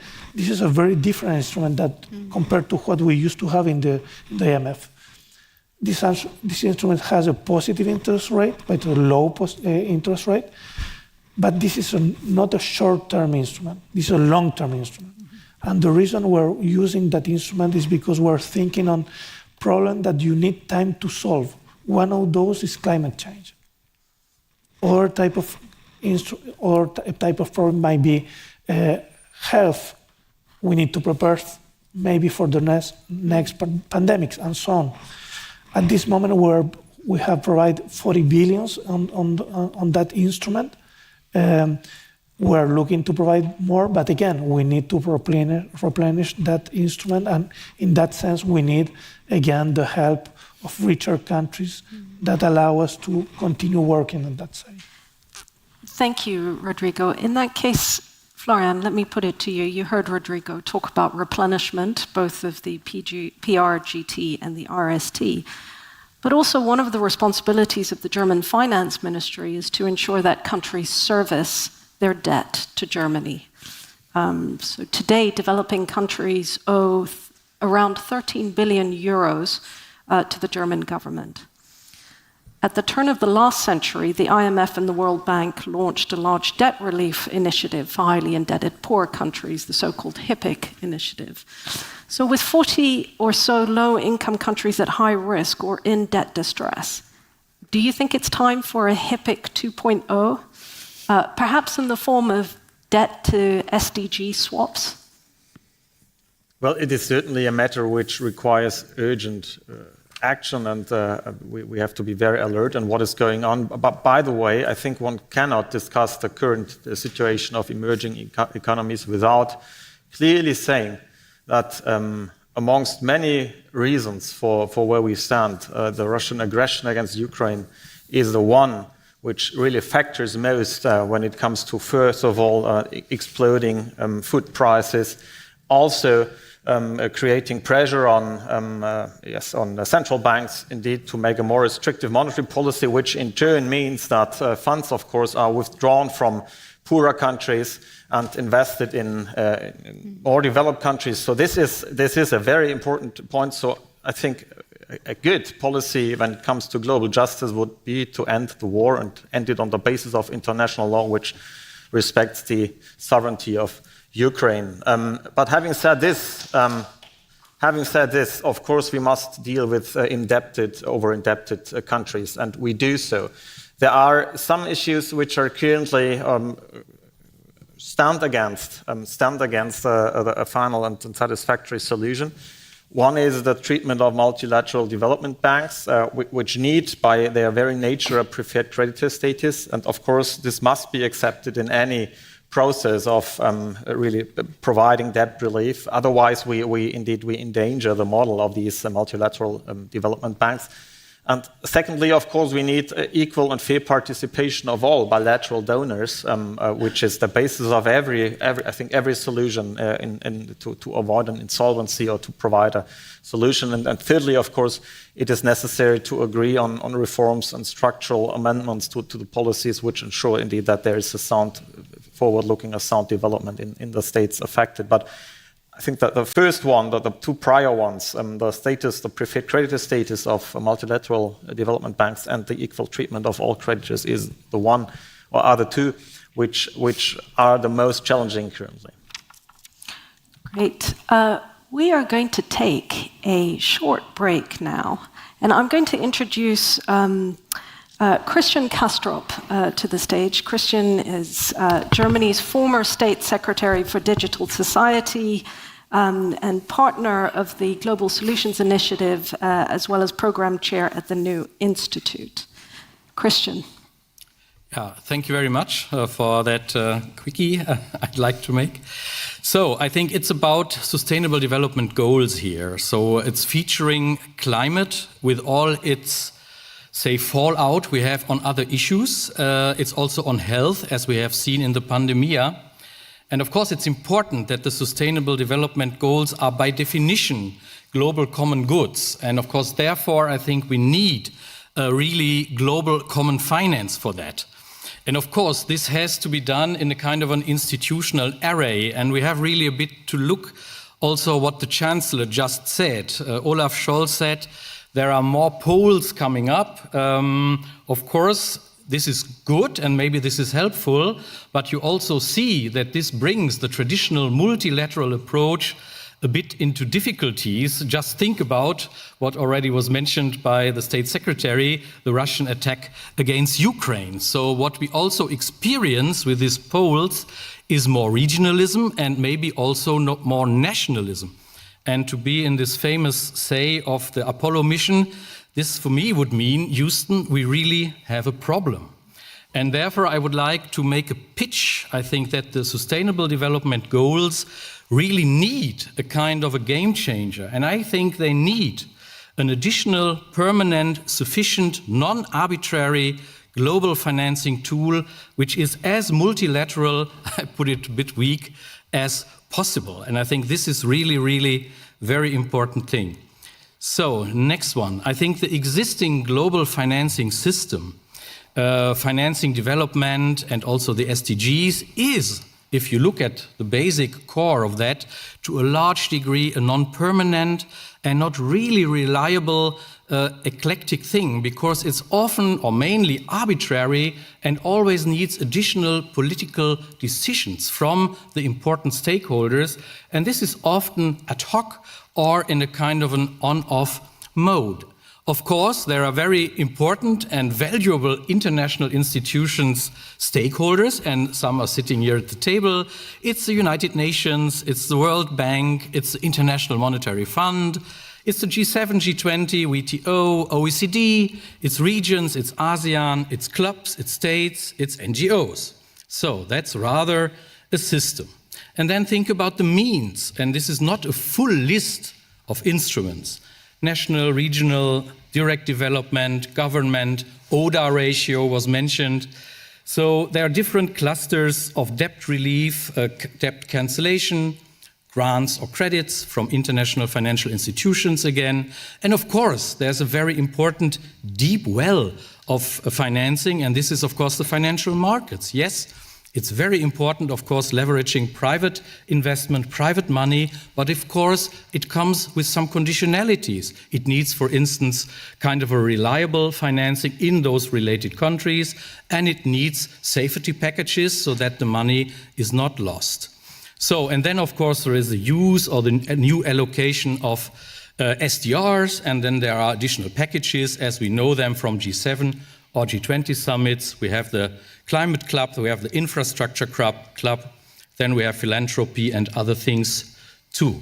So, on top of a maybe improved or maybe consolidated existing ecosystem of development finance, I would make the pitch that we also need a new Sustainable Development Goals in development finance related permanent global finance source with independent governance and which can really deliver the sufficient need for sustainable development goals and development finance. And you know, in the press recently, you could read that at least $4 trillion a year are necessary, at least for climate change, attacking climate change.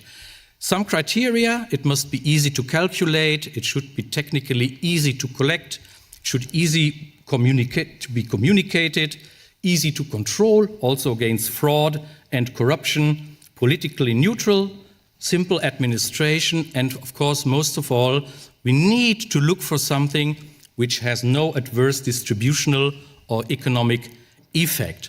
So, what might that mean? I think there are different possibilities. I would make a pitch here for maybe thinking about a minimal tax.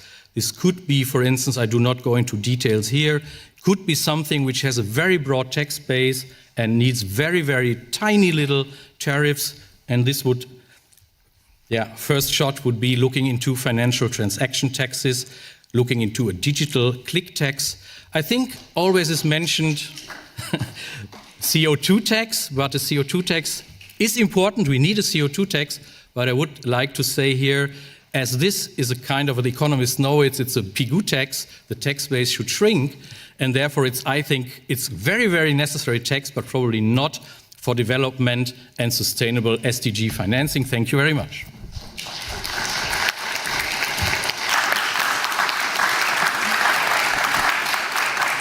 Thank you, Christian. Wow, there's a lot in there. Okay, so Elizabeth, what do you think? some sort of new global solidarity tax, maybe on the biggest carbon emitters. What's your view? So absolutely, I mean, this conversation has been on the agenda in one form or another for a long time, and I think as we look for additional and innovative sources of finance, that's certainly one. I'm not against it, but I think we have to be extremely careful, and I think Christian already mentioned it, of how it's structured and the potential negative, potentially unintended consequences, but nevertheless. So your major emitters, I suspect that would include South Africa. And that's fine, but we have significant, there are many other developing countries who are highly coal dependent, for example, and have high inequality. That, we already have significant constraints in terms of what we can do with our own domestic resources in order to manage the transition. You raise such taxes also, say, on particular industries. We see that now with the European Union CBAM, the Carbon Border Adjustment Mechanism. There have already been some studies done both for South Africa as well as for the continent, where there are going to be significant impact on trade, on exports to the European Union. That kind of acts counterproductively. So I think a financial transactions tax is something we really need to look at. The scale or the size of the tax would be important. So is it really significant? Is it small enough that the consequences are not who's included, who's excluded? I know there is a drive, and I can absolutely understand it, that developing and certainly emerging economies really need to be part of the solution. That it is about common but differentiated, but also we need to recognize we have very particular challenges that, taxes on it that create further competitive disadvantages don't work in our favor. So I'm not the financial economist, but I think this is absolutely one option. What I do want to also add to that, though, is that we mustn't also underestimate the importance of domestic resource building up domestic resource mobilization, what you noted. And you've, identified some of those. And one of the things that I think is critically important is in the African context, how do we build up the economies so that there is something to tax? In other words, we need to build up the productive capacities. That's one of the visions of the African Continental Free Trade Area, about building up regional value chains so that we're trading. It's not just raw materials, but we're actually, the intra-African trade builds up. We're creating opportunities for small enterprises and so on, because then you can have that. And then the other thing, which is a global regulation, and I've said that before, is how do we deal with the gaps that the global financial system creates that enable illicit financial flows? Mm-hmm. And here, I think there are interests both in Africa, perhaps not to plug those gaps, and there are interests, I think, in the global north not to plug those gaps. But I think that's also important. Super. Thank you very much. Now, I'm going to give you each 30 seconds, and please stick to time. I would like to hear, and please, if you would, take off your institutional hats for this. This is you speaking as human beings, thinking about the global good. I would like one proposition that you would like to put to the G7 or to the G20. In fact, one proposition each. If we can start with you, Florian. I do hope that we find a common approach to debt relief for the most indebted, over-indebted countries. Can you expand on that just a little bit? No, we have to define which countries are belong to the group most vulnerable, is eligible also to grant such a relief, and then to bring the level based on a fair and equal treatment of all the creditors on a sustainable, affordable level. And that, of course, is a decision based on a country-by-country specific view.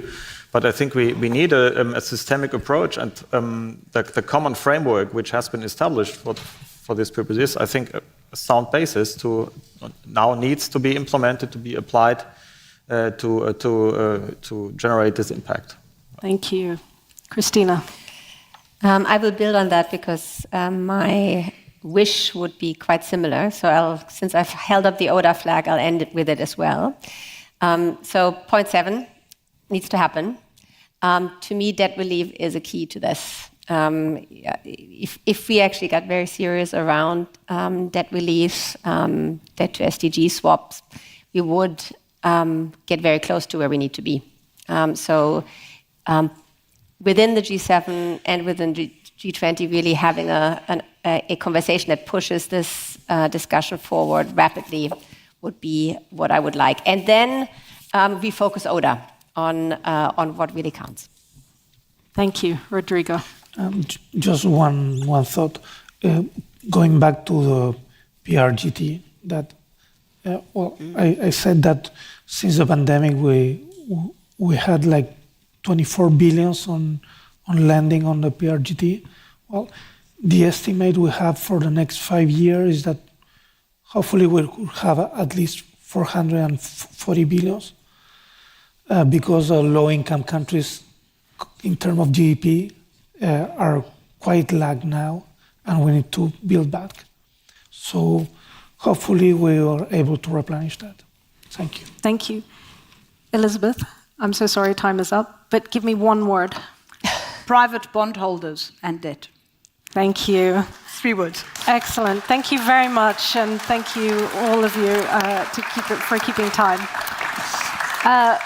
We have a 15-minute break now before the next session. Enjoy.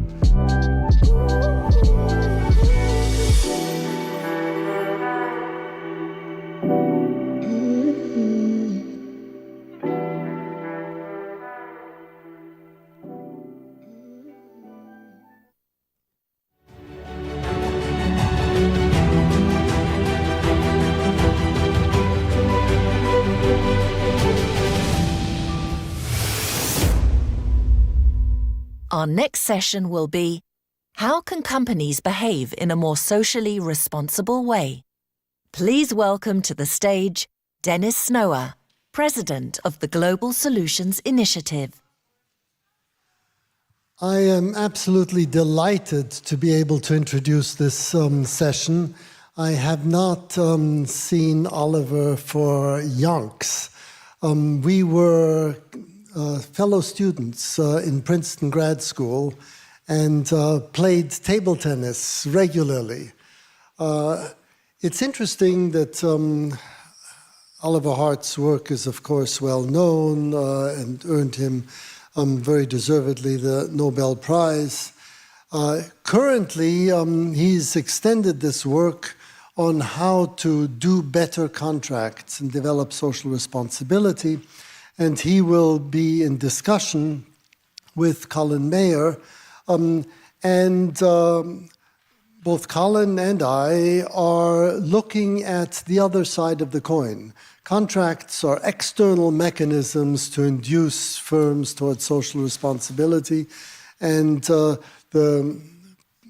last book by Colin, Prosperity, and the book that is going to come out soon on crises, looks at moral responsibility. And my work is also concerned with psychological motivation and moral motivation. And therefore, I really look forward to this discussion and welcome Colin to the stage.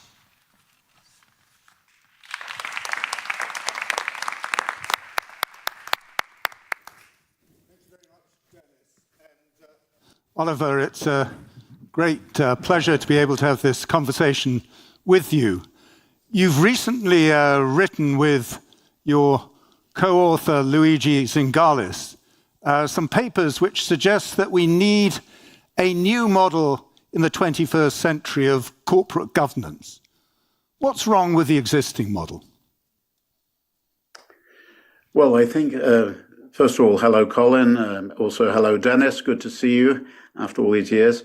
I think what's wrong with the existing model is that it's assumed that A, companies should act on behalf of their owners, shareholders. That's something actually Luigi and I agree with, but B, that's the first thing. But the second thing is that what these shareholders want is the companies they own to make as much money as possible, to make the shareholders as wealthy as possible. We disagree with that. That's what we think is wrong, that it's assumed that the shareholders of companies, and remember the ultimate shareholders are people like you and me, and we're not just interested in money. In our personal lives, we make trade-offs. We sometimes give up some money to do something morally responsible.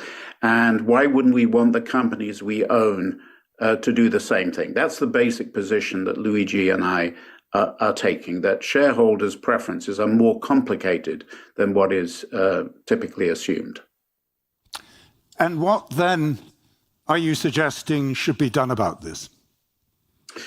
Well, what we're suggesting, we're really sort of saying we should have more shareholder democracy, that companies need to listen to their shareholders, actually need to find out what their shareholders want, whether they're willing to give up a bit of money in order to avoid some social harm. That's something companies could try to learn about. And the same is true of asset managers, who also have taken traditionally, and still now take the view that when they are engaging with companies, when they are voting, when they're involved in shareholder resolutions, that they should vote in a way that maximizes long-run financial return. Well, actually, the people they represent may sometimes not want them to do that. So asset managers need to also find out about the social preferences of their investors.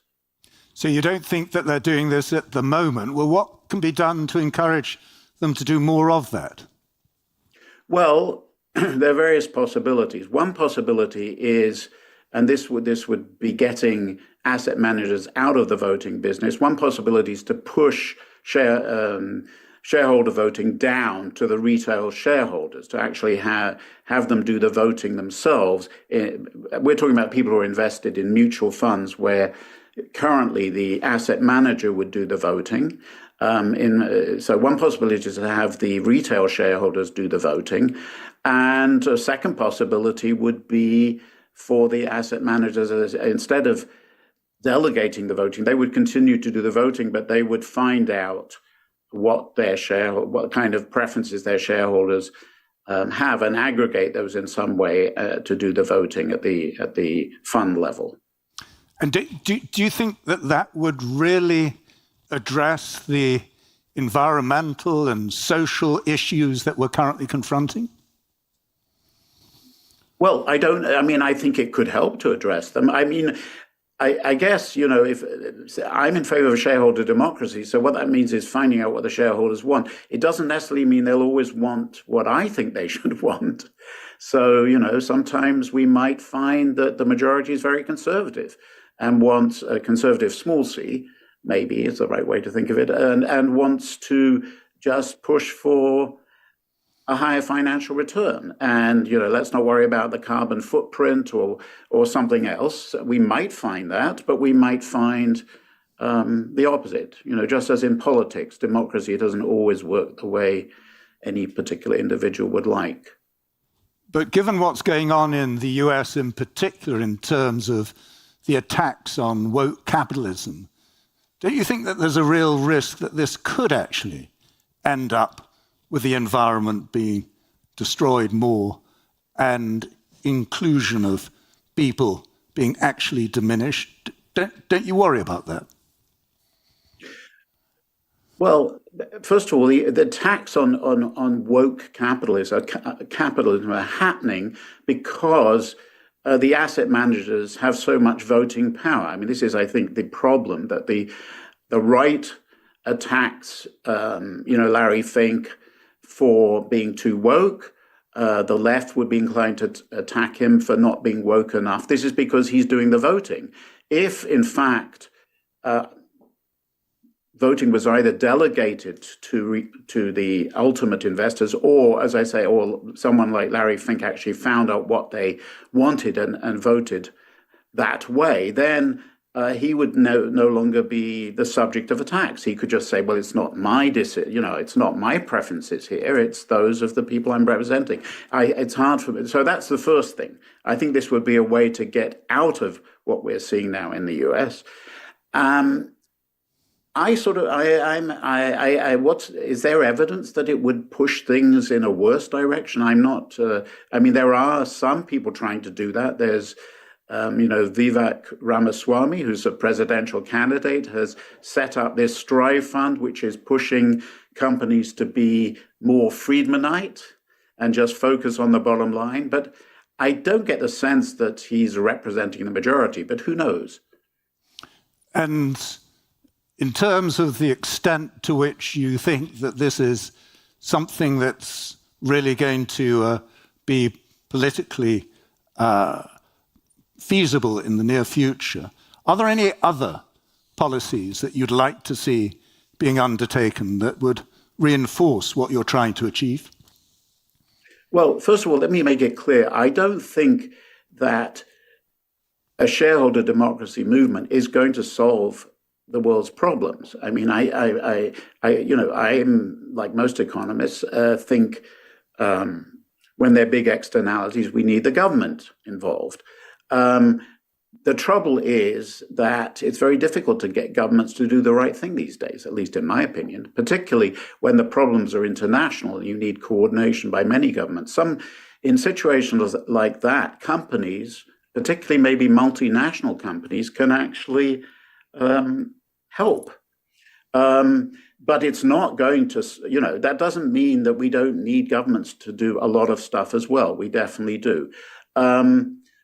But let me just say that particularly, sometimes the problems we're talking about are not, may involve a particular company and something bad that company is doing, which is not something that maybe policymakers would be focused on because it may be too small for them. But the shareholders, in contrast, could actually be a very positive force there. So that's one thing I would like to say. The second thing is, I don't know whether we're going to get to practicalities, but I think one thing I would like to note, and I think it's partially an answer to your question, Colin, is, you know, when I suggest to people, or when people talk about pushing voting down to the shareholder level, to the retail shareholder level, of course, what's often, you know, you hear back is, well, this is just not feasible, because how could shareholders you know, spend all their time voting? I mean, they, you know, if they have an index fund, we're talking about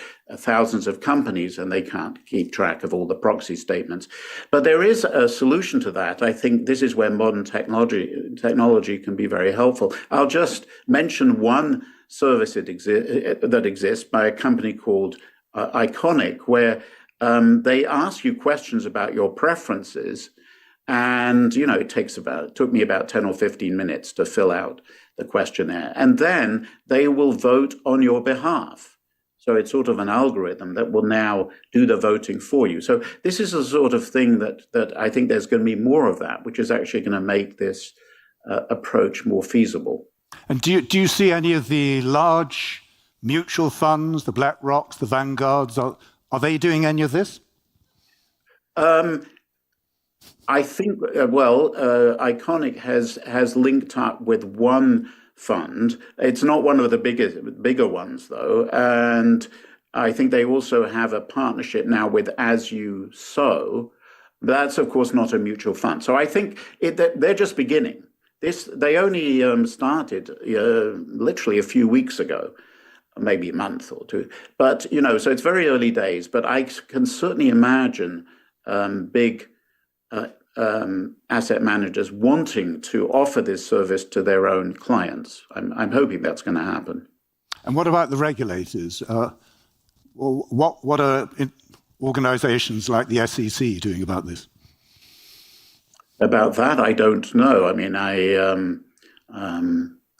obviously one thing that's going to be important is to make sure that anybody offering a service like that is indeed voting the right, you know, is not is following your preferences.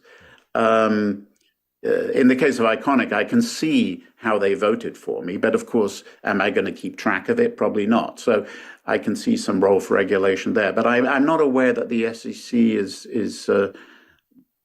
you know, yet doing anything about that. But I may be wrong.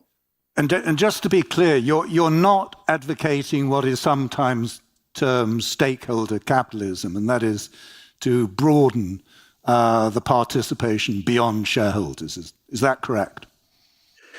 That's basically correct. What I'm saying is, or Luigi and I are saying, is that to the extent that the shareholders may be concerned about stakeholders, then of course, you know, getting shareholder preferences, it's going to bring in stakeholders. But I'm, you know, reluctant to give stakeholders a formal voice through votes, simply because that's not the way most companies are set up. You can set up a company to give stakeholders representation if you want, and some companies are set up that way, but most companies are not. So for me, that's just tricky to go that extra step.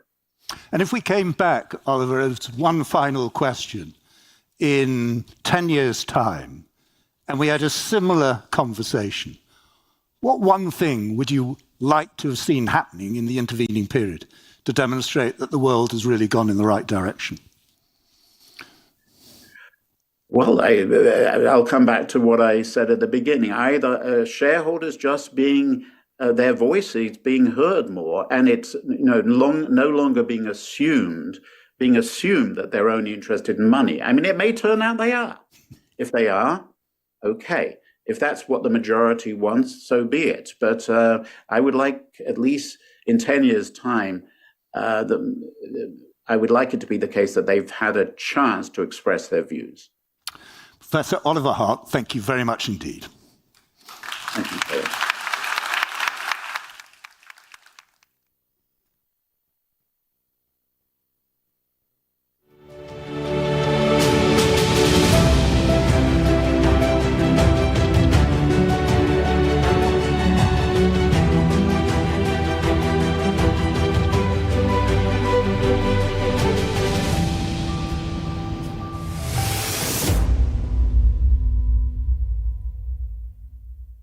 next session will be the Young Global Changers Recoupling Awards. Please welcome to the stage your moderator, Declan Curry.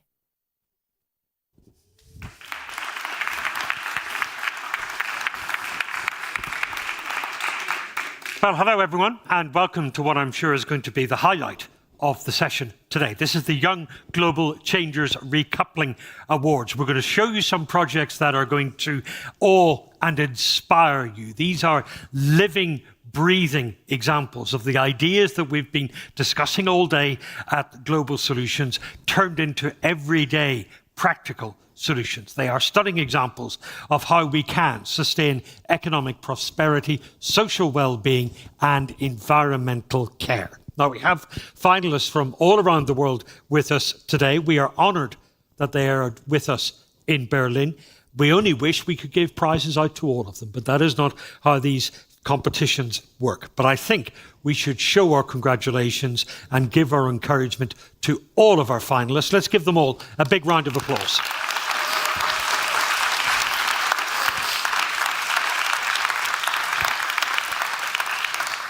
And now to tell you more about the Young Global Changers Recoupling Awards, please welcome the programme leader, my co-host for this evening. Welcome, please, Ollie Spies.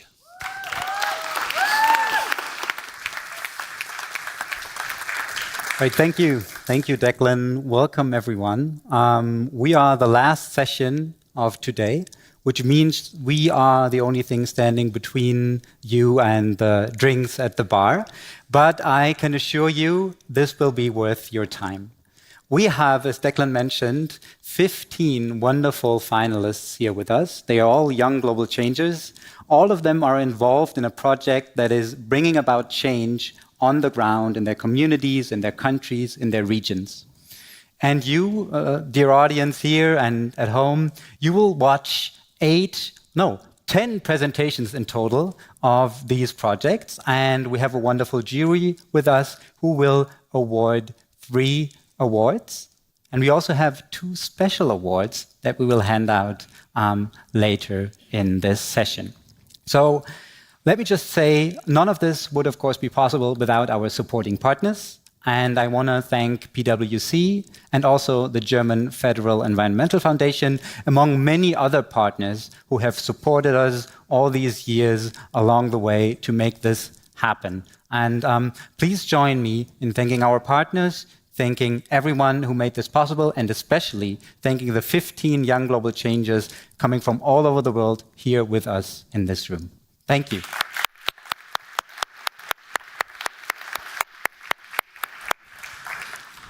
Well, thank you very much. Now, we have our contestants, we have our finalists from around the world, but someone has got to choose from among them to decide who walks away with the 3rd prize, the 2nd prize, and the 1st prize here this evening. The people with that unenviable task, that impossible choice, are our judges. So please join me in welcoming them to their stage. They are Julia Pomares, Shukri Toifi, and Mariana Heinrich. Give them a round of applause.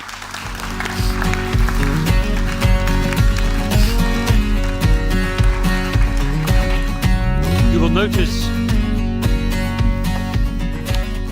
notice that, judges, that unlike some other talent shows that we might have seen on the television, I didn't ask the audience to boo you as you made your way to the stage, because they will be with you in your choices. It also says here that at this point the judges do not speak. That's also worth noticing. What the judges are going to do is they are going to ask questions of our finalists. So we have 8 finalists in this section. These are the finalists for the awards at the end of the presentation. We're going to see a little video about each of them. Then the person behind that project, or one of the team behind that project, will come to this stage and they will face our judges' questions. Judges, be kind, be nice, be gentle, but be thorough with your questioning as well.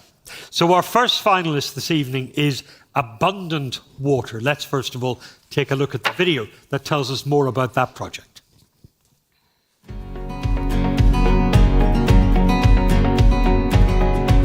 Abundant Water addresses a lack of access to safe drinking water in rural communities in Timor-Leste, Laos and the Philippines through a social business model.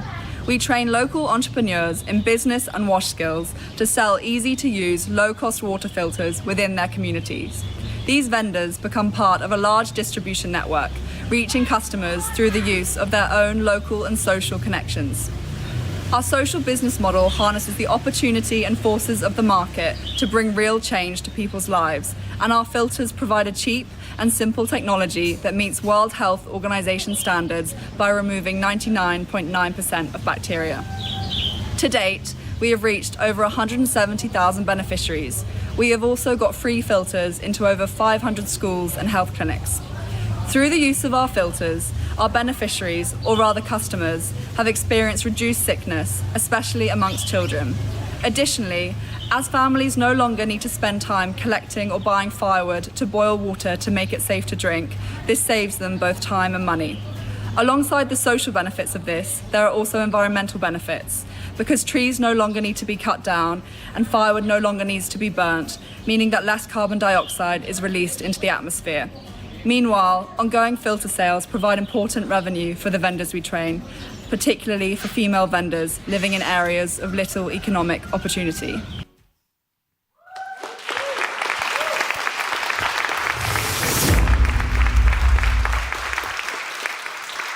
And from Abundant Water, Emily Glazebrook, please join us on the stage to face the judges' questions. Yeah, you can start. Yeah. Judges, go ahead. Who has the first question? So, fantastic. I love the idea. My key question is, the filters that are being replaced, how much do they cost, and can people actually afford it, on the one hand, from a buyer's perspective, and from the seller's perspective, does it make them enough money to live on? So do you mean the filters themselves or the subsequent replacement filters? The replacement filters, okay. yeah. So our pricing structure is that we sell the filter itself for $25, but then the replacement is just $6. And that provides you with over a year of access to safe drinking water. So in the timeline of a year, they would otherwise be spending far, far more than this. So in that sense, it is definitely affordable. However, it's still a challenge to make people view it in that way, because $6 can be seen as still a purchase, even though in the amount they're saving, it's actually a good benefit. And our vendors make $4 out of this, whereas when they sell the original filter, they make $7. So it's seen as a lower level of effort, because these small filters are just one small part, so it's not a huge amount of effort to just go and replace that one part. So I think from both sides it's viable, and from the outset the customer knows that they need to make that replacement filter purchase. But it's been an issue that we've tried to work out over time. And so one final thing is that in the schools and health clinics that we support, we make sure we provide those replacements, because we know it's very tricky for them to be able to afford those replacements. Thank you very much. 1 minute left. One more question, probably. 170,000 people impacted already. Tell us a little bit. I mean, I think it's a really compelling project. It kind of ticks all the boxes socially, environmentally, and from an economic perspective. Practically speaking, do we see people kind of walking around with ceramic bottles and filters? How is it done in 50 seconds? I suppose it's sometimes you just walk into a school and you see there's 2 or 3 of our filters in every single classroom. Sometimes it's that you go to a really remote region of the country or a guest house or anything, and you walk in and there's a filter. So it's really, I think that's what I've loved most about this project, is that it's getting filters into those really hard to reach areas because of our use of local vendors, that otherwise most projects can't make it to those kind of regions. Thank you. Can we get one more question in, Julia, in 20 seconds? Yes. I think it's a fantastic project. What is the 10-year plan for this? What do you imagine this could happen in 10 years with this project? I think we want to solidify our presence in our 3 countries. The Philippines is a very new project, so we still have a long way to go here. But also expand wherever we can, whilst also always adapting to the country in hand. So at the moment, our product is different in each country, and we would want to take that forward into any future countries we're able to expand to. And that is our time. Thank you very much. Please, turn the microphone. I'll go first, and then we'll just. Thank you, judges. If I may say, shorter questions next time. Thank you very much. Next is Boys Champions. Let's see the video for that.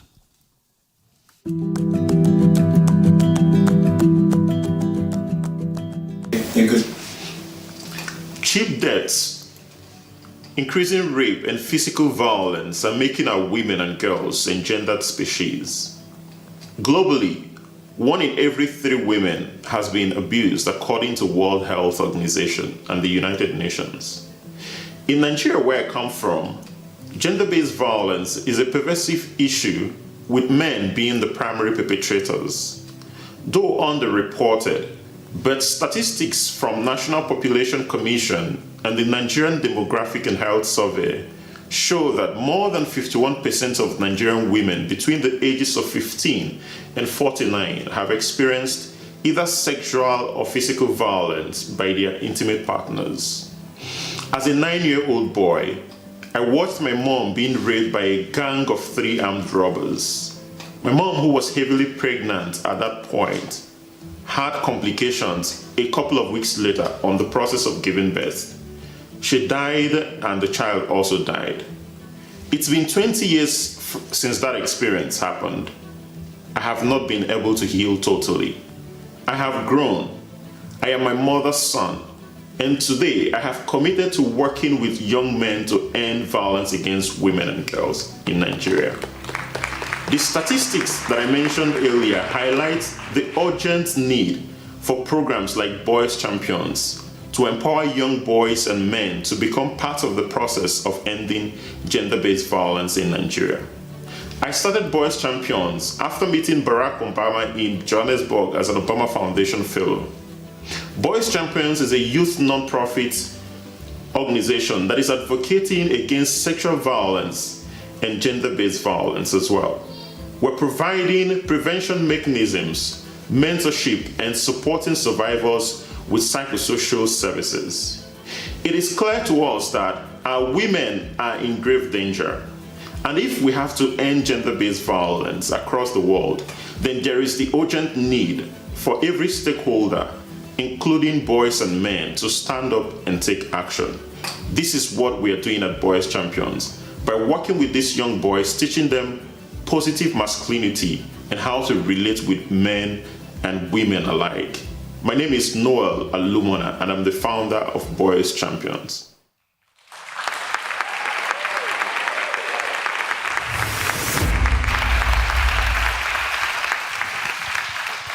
Noel, welcome to our stage. Judges, your questions. Noel, firstly, thank you so much for coming forward and sharing your story with us. My question relates to the sustainability of your organization. It seems to me that it's not self-funding and doesn't have a mechanism to be self-sustainable. Yeah, that's very important. As a non-profit organization, we rely solely on grants, just like other non-profits. And this is because we have to make our programs and projects very accessible to even the commonest of all young people across the country. So we rely mostly on funding from different organizations and partners. Thank you. Next question. Thank you, Noel, for sharing this project and your story. How do you measure the impact of the activities, especially when attitudes, I guess, take some time to change, and it's difficult to measure cultural attitudes and behavior in their everyday lives?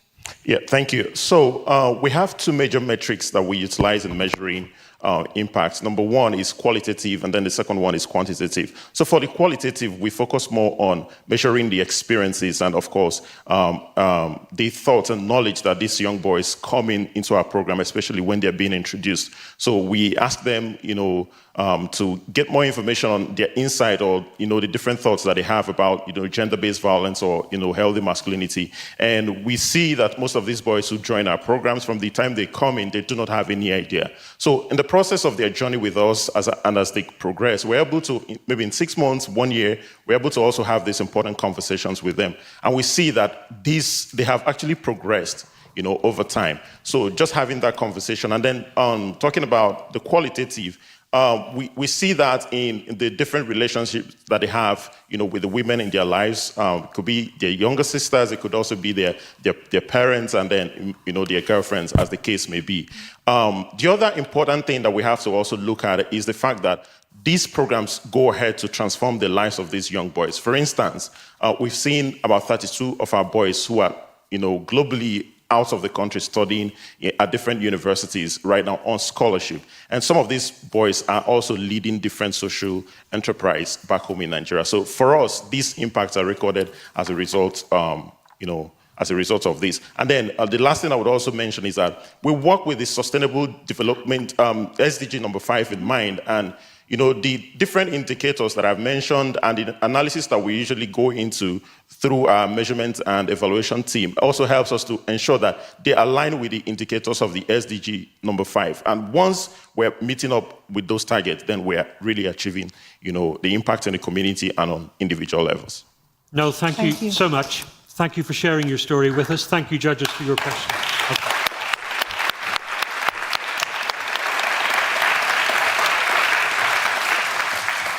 Our third finalist today is Cumuli Collections. Let's see the video that tells us more about them.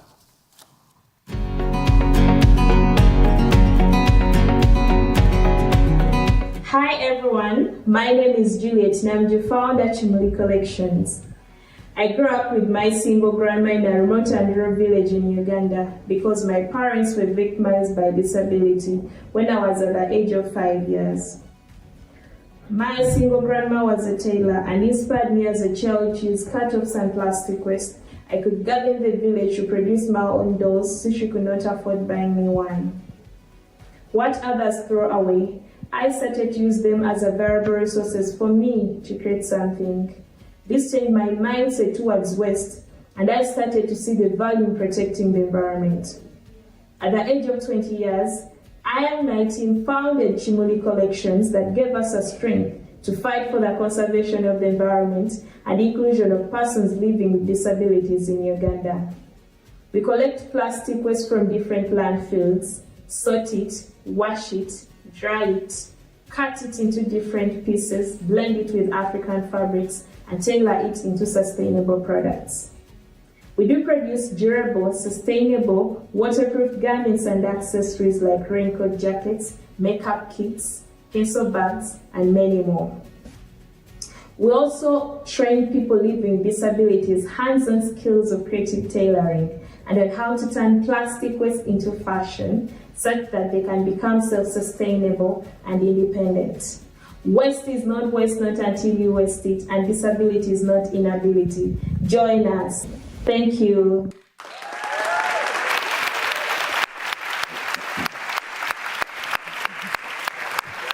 She's wearing it. No, it's your turn. And you are wearing an example of it here right now. Welcome to our stage. This is your microphone, and the judges have their questions. Thank you for sharing this project. How do you motivate and find the waste collectors? And how is the process of recruiting people for the project? Thank you so much. We go to communities where most of our marginalized unemployment youths are. We mentor them, coach them, train them how to collect these plastic waste from different landfills. And after training them, they collect the waste for us and bring them to our waste collection center, and we pay them per kilogram of what they have collected. Most of these marginalized youths have been able to create their own employment. They have set their own waste collection centers, and even now we are buying most of the waste from them, and they're self-sustainable and independent. Thank you. Next question. I was wondering, love it. Looks amazing. How much does that earn you and your staff? Like, can you actually live off the revenue that you make? Yes, we do. For example, this jacket that you're seeing, it cost $100. And we have been able to at least 40% of the procedures, for example, that comes out of the jackets, they've been able to empower more disabled women, youths, and other tailors, and even as the staff, we are able to sustain ourselves out of the revenue that we generate from these upcycled products. Thank you. Judges, next question. Congrats on an amazing project. How do you create some scale to your project? It sort of, it strikes me that it might take a while to kind of spread this. And if there was an investor sitting here today that gave you $10,000 or $20,000, how would you use that? I would be able to upcycle, collect more plastic waste from different landfills and produce it into more sustainable products that I can be able to sell both local and globally. I'll be able to increase on the job creation of the marginalized disabled women who work as tailors, such that they can become more self-sustainable and independent. These women will also be able to become trainers of other trainers in other communities. I'll also be able to create a Chimuli training skills program for more revenue. For example, introducing more skills training programs for our women, such that they can also become more self-sustainable, and even as the project, we can be able to sustain ourselves. I'll be able also to expand on our market size, such that I can reach more wider market and be able to, so that people can be able to get our product in all nations. Thank you. Are you offering the money? Has this turned into Dragon's Den or something? May I ask a question? Yes. Is it comfortable? Very comfortable, it's durable, waterproof. Imagine Germany, it's one of the countries which is always cold. Please order for this.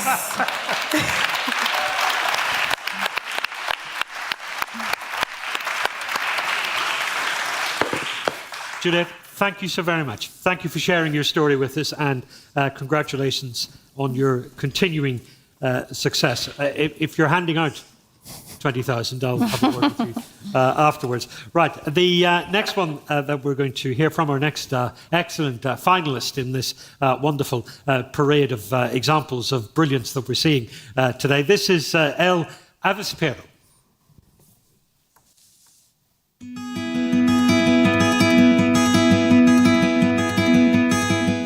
Let's talk about bubbles. These bubbles do not let people connect with each other in Colombia. El Avispero seeks that these bubbles connect or even pop, and that people realize that they can dream of a different Colombia, they can seek for it, and they can change it. I was born in a bubble of privilege in Colombia, but this was a very different bubble because it had a keyhole. This flexible bubble made me think of the world in a very different way. This happened because my parents were from two different places in Colombia, from two very different worlds. So this different bubble made me have empathy, made me seek for opportunities to connect people where other people didn't see it. Today in El Avispero, more than 140,000 people realize that their bubbles can connect and that their reality can change. For example, we want a reality where public officials have not violated human rights in Colombia. That is why we are demanding the resignation of the director of the National Police using civic tech. We also accompany protests in Colombia. We make graffiti murals to talk about different causes, and we connect people in offline events. Today we know that this bubble can be as huge as we imagine it, and that change is the only thing constant in the world. But this change will be led by people. And sometimes these people need that their bubble has a tiny little hole. And why not for that hole to be made by a bee that flies from El Avispero?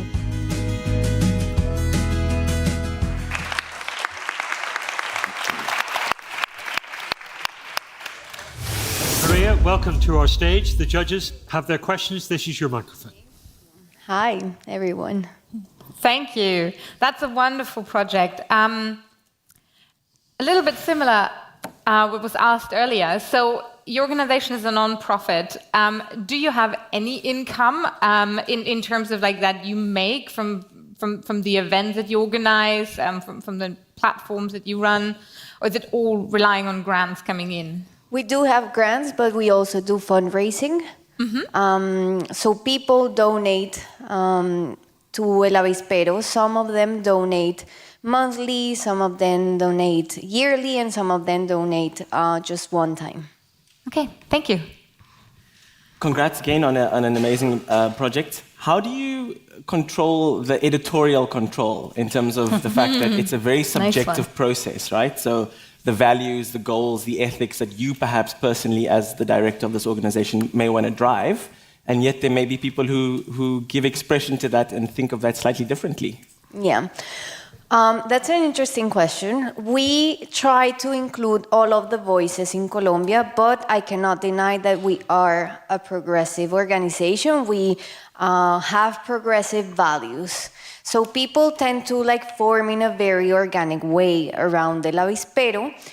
So you can decide if you want to or not sign a petition, for example. And you can decide if you want to join an offline event. But what we do is that we seat people that do not think alike in the same table.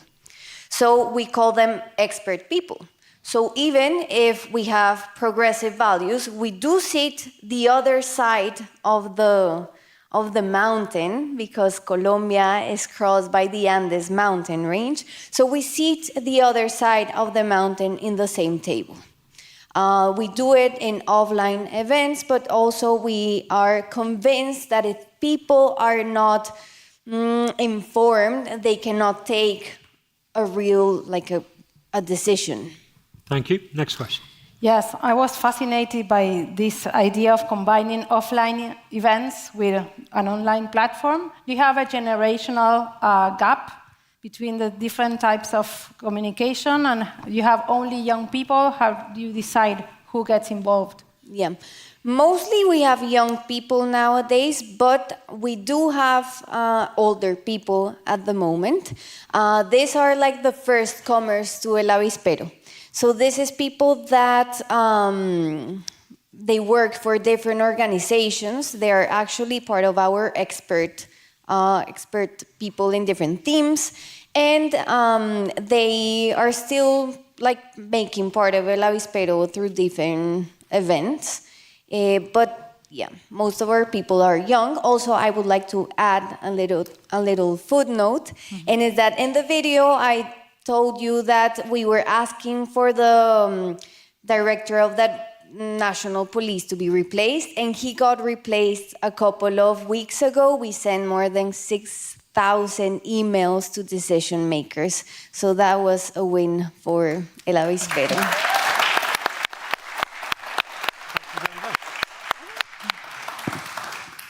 Maria, thank you very much. Thank you for your presentation. Judges, thank you for your questions as well. We will now learn a little bit more about our next finalist, and that is Project Rebirth.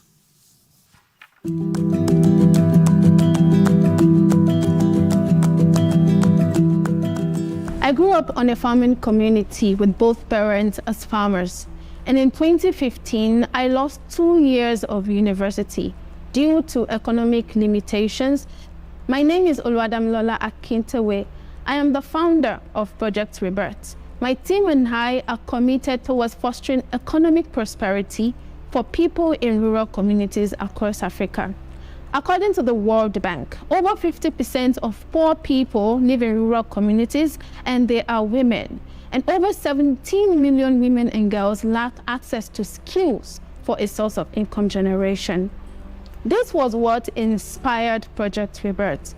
My team and I leverages entrepreneurship as a means for social impact. In our pilot community, we identified over 300 women who needed skills. But because to enroll for formal training costs a minimum of $200 per student, we provide this training for free in sewing to give them a stable source of income generation, upward social mobility, and better livelihood. We took our impact a step further by providing mini loans to our beneficiaries who could not qualify for traditional banking loan facilities. And because we are committed to ethical impact, we train our participants to reduce, recycle, and reuse cloth waste as a solidarity for sustainable fashion in the fight against climate injustice. I am happy to say that our beneficiaries earn a minimum of $120, which is 2 times higher than the average national minimum wage in Nigeria. And we'll call you to join us in creating better opportunities for people in rural communities to change the narrative and to create a better world for us all.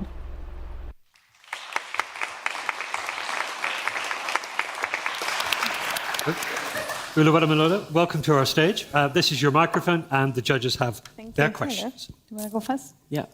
Thank you so much. What is the thing that you need most urgently to be successful? Okay, so the beauty right now of Project Rebirth is that we're a social enterprise that is easily replicable. And what you need is just a passionate people and interest to change the community. But right now, to expand, would love more partnership, more funding, because we provide mini loans for our beneficiaries so that they can start their businesses and be self-sufficient, so that we don't have to depend on the government for job creation. So partnerships, so that we can replicate this project elsewhere and expand our impact. Thank you. In your view, what is the feature that makes this project unique? What is the one that you will choose? Yes. The most unique thing about Project Rebirth is co-creation. For every community that we go to, we don't just come and dump our ideas on them. We meet, we have need-based assessments with every members of the community. We speak to them to know the kind of solution they need. In our pilot community, we used sewing as the way of impacting. But in other communities where they already have something they are doing, like little farming communities, we didn't teach them sewing because that skill was not necessary. Rather, we provide enabling environment so that they can improve their skills and get more money. That is where the mini loan comes in. So, yes. Thank you. Next question. I guess you've been working with some of the women for some time. How have you seen them develop over like a number of years, presumably? How do you track that success that you have? How do you measure it? Okay, so Project Rebirth, firstly, was inspired by my mom, who I've seen with other women in the community who made do with even the most little of resources. So it showed me that one thing that divides the rich and the poor is not laziness, rather the absence of an enabling environment. And since 2017 that we launched, we've tracked impact by comparing how much they were making before the project and after. And one of my best success stories is that when they get income, when they have a stable source of income generation, now they can fight other social issues like gendered poverty. For example, period poverty, education for their children. I mean, I lost 2 years of university, but now with little money they're making every month, they can send their kids to school, which is changing a narrative that I was a victim of. And I am extremely proud of that. Yeah, the project may not be easy to do, but it is extremely fulfilling. Thank you. Thank you very much. Thank you. Judges, thank you for your questions.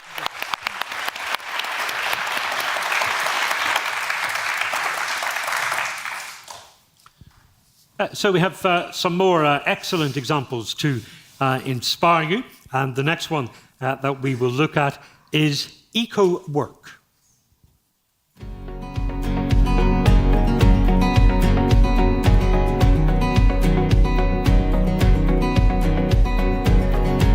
Hi, I'm Anurag, the third generation in my family of e-waste dismantlers in India. Not many of us know that in a developing country like India, most of the e-waste dismantling is still in the hands of informal sectors. Being a third generation dismantler, I know how important this work is for the families that depend on this ecosystem. And also, our inherited knowledge and network is so differently organized and unique that needs to be preserved. I always wondered, it's been us who have been adding value to the circular economy for several decades, and yet we are labeled as the devils just because we do not have access to the formal way of dismantling. That's when I met the co-founders of my project, and they told me about their idea of eco-work, which encouraged me to join them for creating a solution for people like me. EcoWork is a social and environment impact-driven solution that strives towards the integration of all the stakeholders in the e-waste recycling ecosystem to be connected under one roof, including informal dismantlers as the key stakeholders where they can bring on their own e-waste dismantling in a very safe, sound setup using modern tools, equipments, and PPE and continue their business. They can connect with the downstream buyers available inside and outside by using our digital platform to get the best value for their dismantle fraction. Both the physical and digital infrastructure is available in a very affordable pay-per-use model that does not lock the crucial capital of the micro-entrepreneurs. The first of its kind pilot facility is ready to open in India, and we aim to have it as a scalable model that can be replicated across other countries. At EcoWork, we believe in achieving sustainability by creating an inclusive circular economy.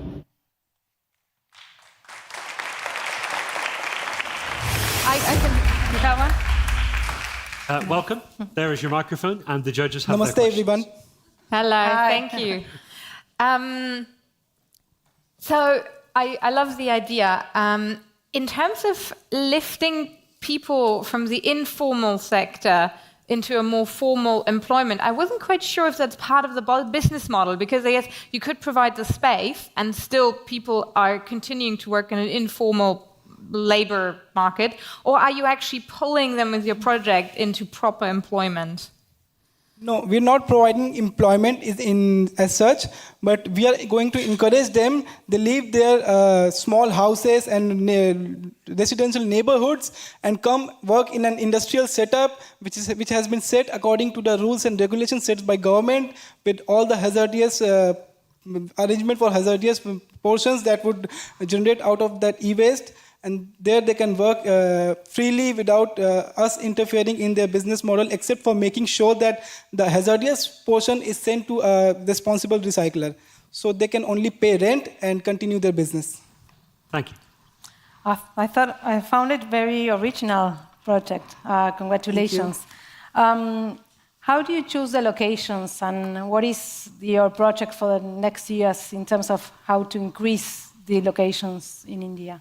Thank you. We chose the location which is near Delhi, about 20 kilometers from the present location where all the dismantling is happening. So the location is in an industrial area where there is no restriction for the trucks to come and go. And in that industrial area that is away from residential neighborhoods, so that's we found it an ideal location. And in terms of what was the second question? You were asking about future growth, is that correct? Yes. Yeah. In future, we are looking forward to open many such EcoWork facilities in different parts of India and other developing countries as well. Thank you.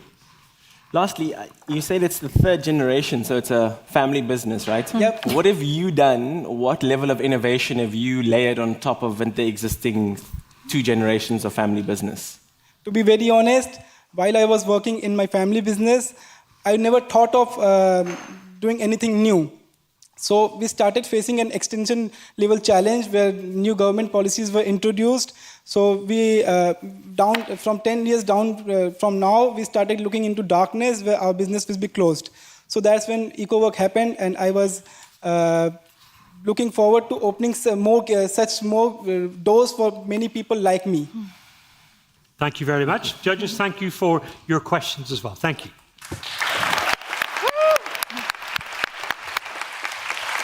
We have 2 left, right? So that was the 6th of 8 presentations that we are enjoying and being inspired by today. The penultimate one, the 7th one, is 3 E's for Africa.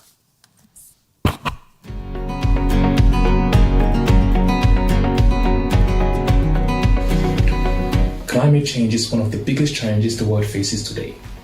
Although Africa is most affected by the adverse effects of climate change, research shows that only 3.8% of global funding for climate change research is spent on African topics.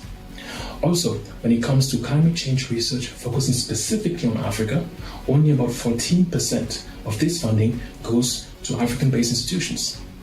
As a continent on the verge of the biggest demographic growth, and as the continent most vulnerable to climate change, Africa should be able to research and create innovative solutions itself, as this is key for its development.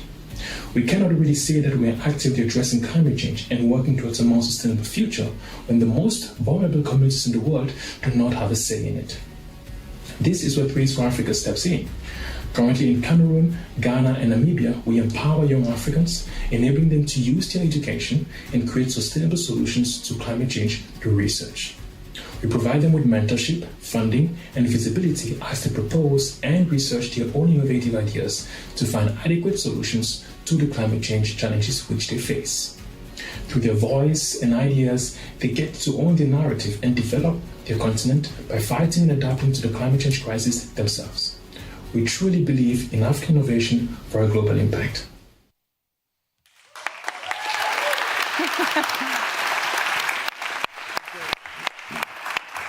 Welcome, sir. The judges have their questions. Thank you so much. I know that we've repeated this a few times, but is there a sustainable business model that can kind of keep this going for 10 years, even when you are busy? I thought you were going to offer him $10,000. Not yet, not yet. Yeah, I mean, similar to my colleagues, we are non-profit, so it means that we depend on grants. Our main source of finance comes mainly from setting up applications to foundations here in Germany, but also from the private sector. So we talk about these different foundations, so we know about the commitment, especially from Germany, when it comes to supporting developing countries and addressing the challenges of climate change. So we know that these arrangements or commitments have been renewed, and we know that the government is going to need the help of organizations that are actually addressing the challenges that people are facing on the ground. So we think that a bottom-up and top-down, so to speak, partnership would kind of like help us ensure that we are sustainable as we move through the future. Thank you. Next question. Yes, thank you, Kontimi. You partner with African universities. Where are the projects based, the research projects based? The research projects are on the ground in the African countries itself. Okay. Yeah. And in terms of success, because you're effectively enabling others to do what they do best, it must be really hard to track success. Yeah. How do you do it? So we established a concept of a sustainable development goals. And beyond just looking at the SDGs, we've tried to map specific SDG targets and SDG indicators with the outcome of our project. To take an example for the Global Partnerships SDG, the indicator 17.7.1 tracks the amount of funding that flows into the developing countries to promote environmentally sound technologies. So we use these kind of indicators and we can report specifically to that indicator. By the end of the year, we would have mobilized over $100,000 for the development of climate smart solutions in the developing countries. Thank you. We still have time for one more. You are based in Europe? Yes. How do we know that you know what's happening on the ground? So I've been in Europe for the last 7 to 8 years. I'm a student at the RWTH University, so I grew up in Cameroon and I know the challenges. And that's one thing that is unique for us. We are an African diaspora organization. 70 to 80% of our members are of African descent. So we know the challenges that the young people face on the continent, and we have to trust to them, and that makes the communication easy because we have this relatability. Quick one if we have it. Judges, we are all done. Yes. Thank you very much. Thank you, sir.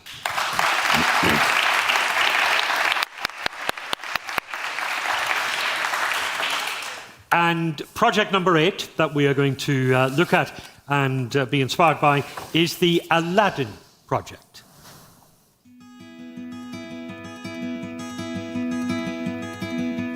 Good day.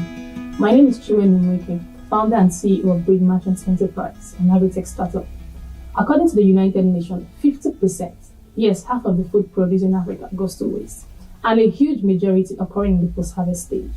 In developing countries, we have traced these problems to be 3 root problems, which are farmers' inaccess to quality storage, low visibility or lack of access to market for these farmers in remote areas, and also the challenge of transporting this yield from rural to urban cities, which is farm to factory. At Breed Merchants, we have developed an end-to-end integrated solution to combat these challenges, and our solution keeps getting better. Firstly, we have built a decentralized model to aid us source all farmers in remote areas with lesser resources. This model is built on people and technology. We launched a mobile app for agents to source for farmers, train them, connect them to silo storages near them, while companies and buyers can get real-time data on what's ready for sale, creating a real-time marketplace. Our app also gathers feedbacks from farmers, useful to guide policies and initiatives to better help farmers and the agricultural value chain. So far, we've engaged 8,000 farmers. We've delivered 700 tons, with 15% of this food that should be wasted otherwise distributed. We are only just getting started. Our platform encourages people to participate profitably in food security while finding and engaging smallholder farmers around the world. Thank you.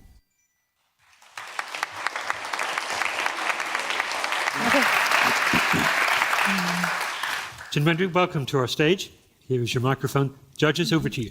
Hi. Thank you. I love the all-round approach. So the app, do I pay to download it or do I pay to use it on a regular basis? So basically, what is the cost to the farmer? And then also, how does that revenue actually get you to run the business? Because you said you're getting just started. So what's next then? All right. So the app is actually free. Okay. Now, the major aim for the app is to get the farmers and source for the farms. It's free for download. The farmers and the agent can get it for free. Now, our business model is not to generate money from the app, but we get our revenue from 3 ways, which is direct sales. We buy these goods from the farmers. Secondly, we get it from commissions. Because we have warehousing storage in each of these local communities, they get to store their goods for free. When we help them sell, we just do a little bit of markup, 2 to 5% of what we sell for them. It doesn't affect how much they're selling. We give them better rates than the rates they will get in their markets, so it's easier for them to sell to us. So for the app, it's free. Silo storage is free. We do the agent connections for them. The agent act as extension agents because we know that in Africa, we are still in the Agritech 1.0, and there's a huge work down to Agritech 4.0. So our agents are standing as they are standing as third-party agents to be able to help us get them through. So they know the pain of these farmers. They relate them to us, and we help them find better results to that. Thank you. What I really enjoy about this is the Global Solution Summit, and I think this is a real solution. You've not only identified a gap and solutioned it on a whiteboard, but you've actually gone out there and done it.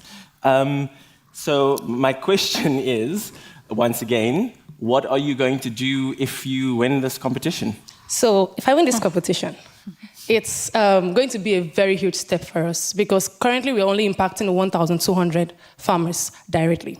And we are moving towards the digital model because we are anchoring this project on social impacts such as employment, eradication of poverty, and to curb post-harvest waste. That's reduced food waste. With this particular platform, we know because we are going to be able to skyrocket the amount of persons we reach from 1,000 farmers. We are looking at hitting 500,000 farmers within the first year if we get a minimum of 100,000 agents. We currently have about 350 agents who are working with us right now, and they're actually doing the job perfectly. So this platform is actually a very huge one to be able to carry this impact from where it is to where it's supposed to be. Thank you. We can have one quick question, one quick answer.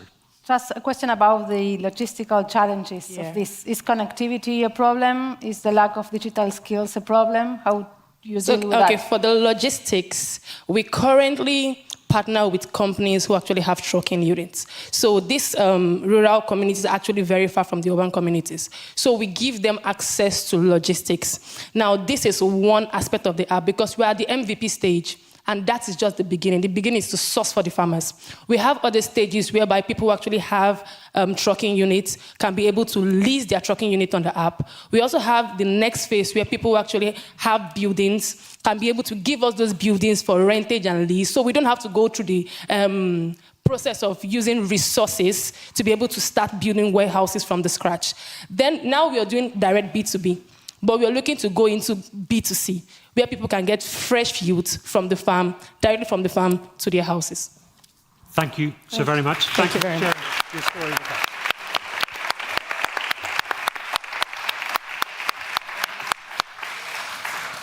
us. So that's eight present wished judges, no speaking. So that's 8 presentations that we've had, great inspiring stories. Yes, also absolutely. 8 people who've come up here to this stage and have told us all about them. All 8 are standing here right now. I'm going to ask all of them to stand up, and I'm going to ask everyone to give them another round of applause. Please.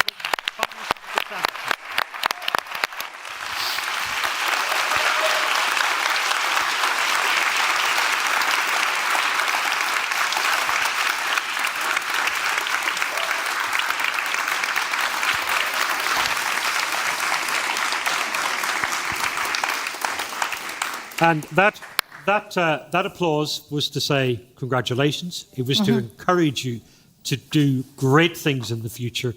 And it was also to say thank you for putting up with these three and the questions that they asked you as well. So please do feel free to resume your seats.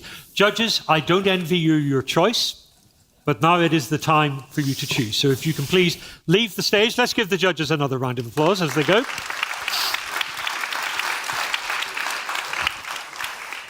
And I'm going to welcome to the stage, well, I thought I was going to do it to this one, but the lights have gone out, so that suggests we're going to stay on this stage here. I'm going to invite Dennis Snower to come to the stage, but also someone really special, and we're so thrilled that he's with us again this year, the winner of last year's awards, Matthias Jabe.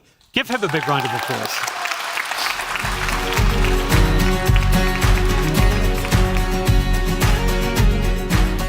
And welcome to both of you. If you could use that microphone there for you, and Dennis, you've got one in your hand already. How's it been? What has happened over the last year? Well, last year has been really exciting. And first of all, I would like to thank Global Solutions Initiative for giving, us this opportunity for our voices to be heard at such important gatherings, because it's very important for us to be heard. And I would like to also congratulate the Young Global Changers for this year, for the amazing work. I'm truly, truly inspired, and I'm excited about what you do next. Were you glad it wasn't you up here presenting again this year? Of course, I was very relaxed the whole time. Very, very relaxed the whole time. I know how it feels. So yes, fingers crossed for the best. So last year, our work has been able to reach over 250 farmers directly. And then we also secured 8 global recognitions in addition to that of Global Solutions recognition. We were able to reduce up to 300 tons of CO2 emissions, that is from avoided food waste emissions. And in addition to that, we were also able to secure 5 global partnerships. I'm sorry, I should have asked you, just remind us what it is that your enterprise does. Right, so my enterprise is AcoFresh. So AcoFresh is currently on a mission to help reduce the issue of post-harvest losses in smallholder farming communities. Because currently, according to FAO, up to 40% of all food produced in sub-Saharan Africa is lost before getting to consumers. And this is affecting smallholder farmers. So what we are doing is that we've innovated a solar-powered cold storage preservation technology, which is extending shelf life of crops from 5 days to 21 days, helping farmers reduce losses by 50%, improving their livelihoods, and reducing food waste carbon emissions. So that is what we do. So aside reducing food waste carbon emissions by 300 tons last year, we were able to also secure up to $40,000 in funding, in addition to what we received from Global Solutions Initiative. I think that deserves a round of applause. Congratulations. Thank you. So what is try not to knock over the awards for this year's winners, what are the next steps for you? What happens next? Yes, that is where the excitement comes in. So currently, quick next steps is for us to scale our solution. Over the past year, we've been trying our best to fundraise and then create partnerships. So last year, we've been through recognition from Global World Economic Forum and even Global Solutions Initiative. We've been able to have our work featured on several global platforms, even including the United Nations Climate Change Conference, where we've been able to have conversations with potential partners and sponsors who can help us scale our work even beyond at the shores of Ghana. So that was what we did last year, trying to engage partners, trying to engage government and then non-profit organizations to help us scale the solution. And it's been quite successful from some of the conversations we've had. So this year, we are hoping to launch 2 new products in Ghana. And then we've also begun looking into needs assessment in Zambia, and then hoping to scale our solution from Ghana to Zambia. So hopefully, we keep our fingers crossed. By mid next year, we should be in Zambia, and by end of this year, we should have 2 new products launched in Ghana. We all wish you every continuing success, and congratulations on the success that you have achieved. Dennis Snower, when you and your colleagues first thought about these awards and what you hoped they might achieve and what they might stimulate, what a wonderful example this is of what you wanted to achieve. What's your thought? I think this is exactly what we're after in Global Solutions. Things that promote material prosperity and social prosperity and environmental prosperity all at the same time. And virtually all of these projects have all of this wrapped up in one inspiring package. And the question that needs to be asked in each of these cases is that we always, in good times and in bad times in the world, can isolate thousands of little rays of hope.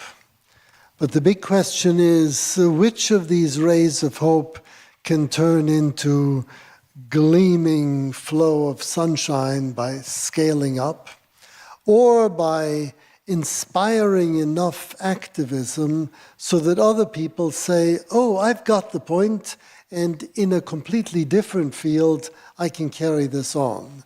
And so a big question to be asked of all our wonderful YGC presenters is this question of how do we start a movement and how do we scale? And you are content, given the quality of what we've seen today, that that movement is in very safe hands, very good hands indeed. Extremely. I mean, I'm inspired beyond any expectation that I could possibly have had, and congratulate you all. Dennis and Matthias, thank you both very much for being with us tonight. Thank you.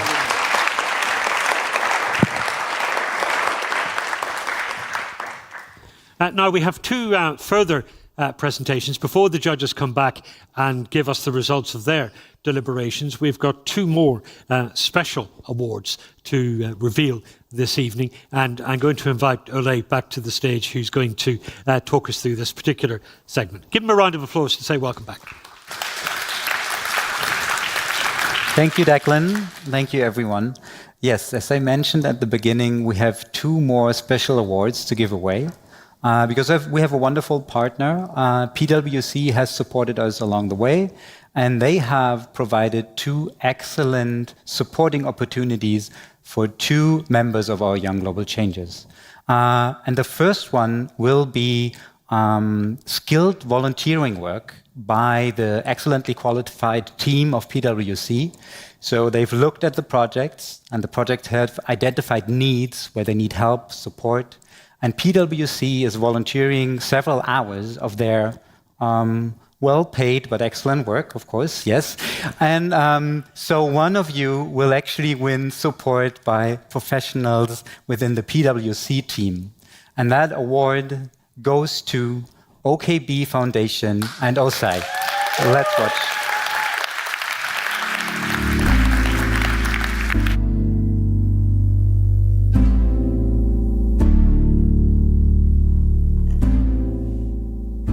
Imagine walking several miles to the nearest hospital. After making this long journey, you then have to wait days and sometimes weeks, hoping you are one of the lucky ones who is able to see a doctor.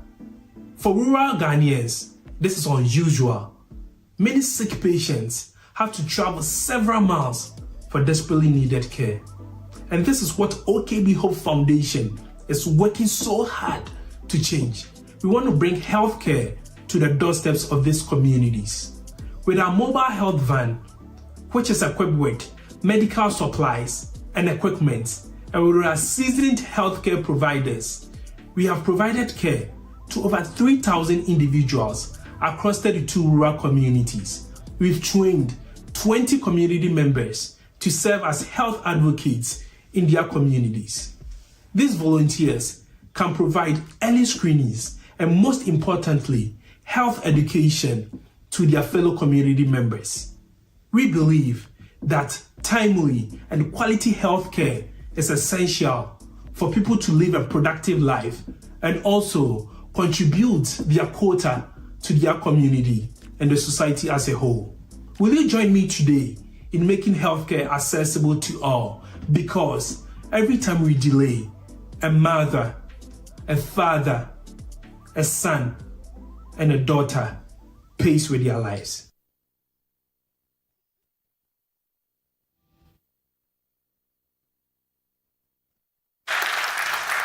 Congratulations. All right, okay. All right, thank you so much. Okay, we have, there, give it up for Osai and his wonderful project.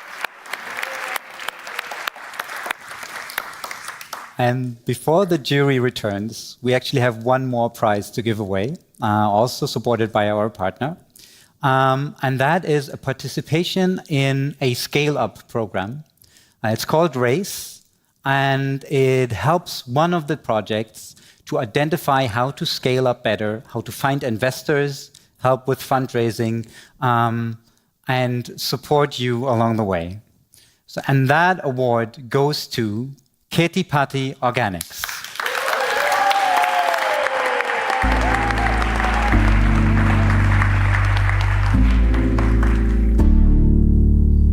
Namaste, my name is Vinamrata Sharma and I'm the co-founder of Ketipati Organics.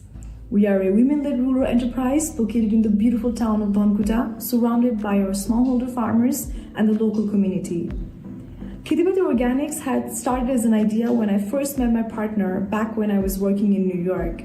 Since then, we've been working closely with our farmers who are truly the backbone of our economy, but continue to face significant post-harvest loss as high as 50% on adverse conditions. At Ketipati Organics, our mission is to prevent the post-harvest loss and bring financial stability to all our smallholder farmers through market creation and value addition. We specialize in cold storage and advanced dehydration techniques that allows us to extend the shelf life of a wide range of perishables, reducing their chances of wastage and spoilage. In a span of 2 years' time, we've provided market to over 30 tons of produce, increasing farm income by 25% and reducing food loss by 12 tons. Through this integrated model of knowledge transfer and market creation, we are recoupling the social, economic, and environmental prosperity of the region, firstly, by bringing financial stability to all our smallholder farmers, secondly, by providing income and employment opportunities to the vulnerable members of the community, and thirdly, by using sustainable ways to mitigate food wastage and promote food security. Thank you.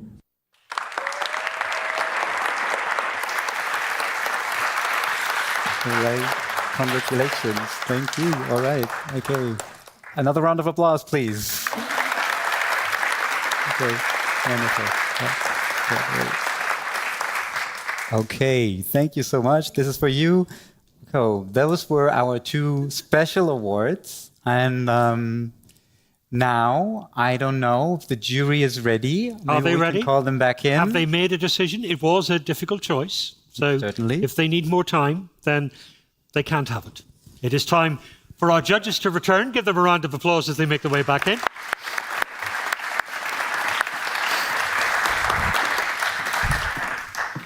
And the first of our jury members is going to announce the winner of the third prize. So, jury member who is responsible for this, please reveal the details.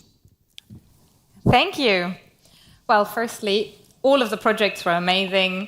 I am simply admired by what all of you have achieved. The third prize will go to EcoWork. Anurag Gupta, congratulations. Congratulations. Well done. There's your prize. Oh, we need a photo.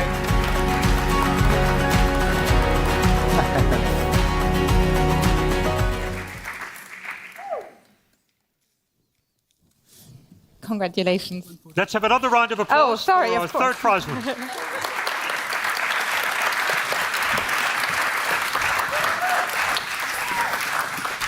And now for the second prize. Yes.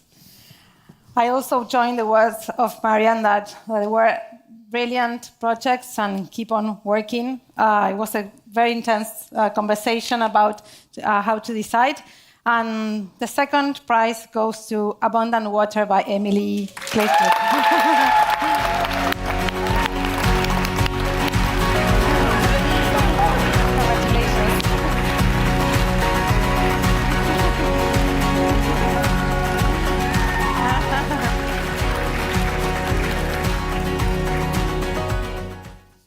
Congratulations.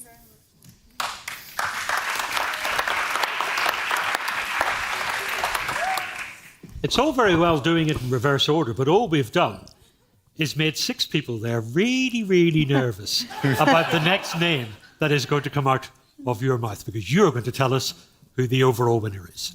So the moment we've all been waiting for, and what stands between you and the rest of the evening, we've had vociferous debates and kicking and screaming about lots of things, but the one thing we agreed on was that we all came out with a winner. So we were unanimous in our decision, and the overall winner for the first prize is Bridge Merchant, the Aladdin Project, Chinwende, Nweke, Nigeria.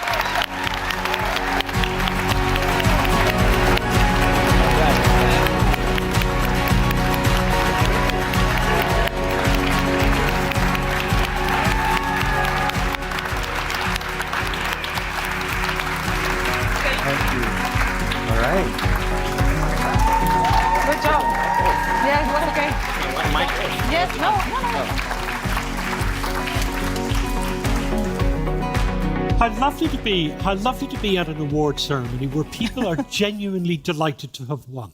This sets us apart from the Oscars and various other events. What wonderful finalists we've had here this evening. What fantastic winners as well. Let's give them all one final round of applause.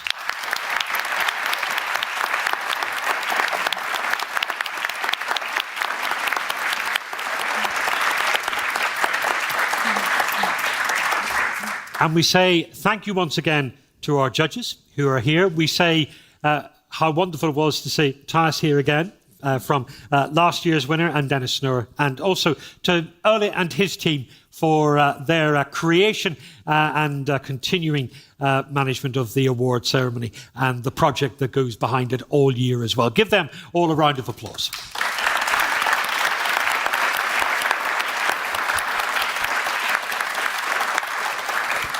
So there's just one more little thing to do here, and that is that we want all of the finalists, all 8 of you, to please come onto the stage for some photographs for everyone else. Thank you so much for sharing your warmth, your congratulations, and your encouragement with them.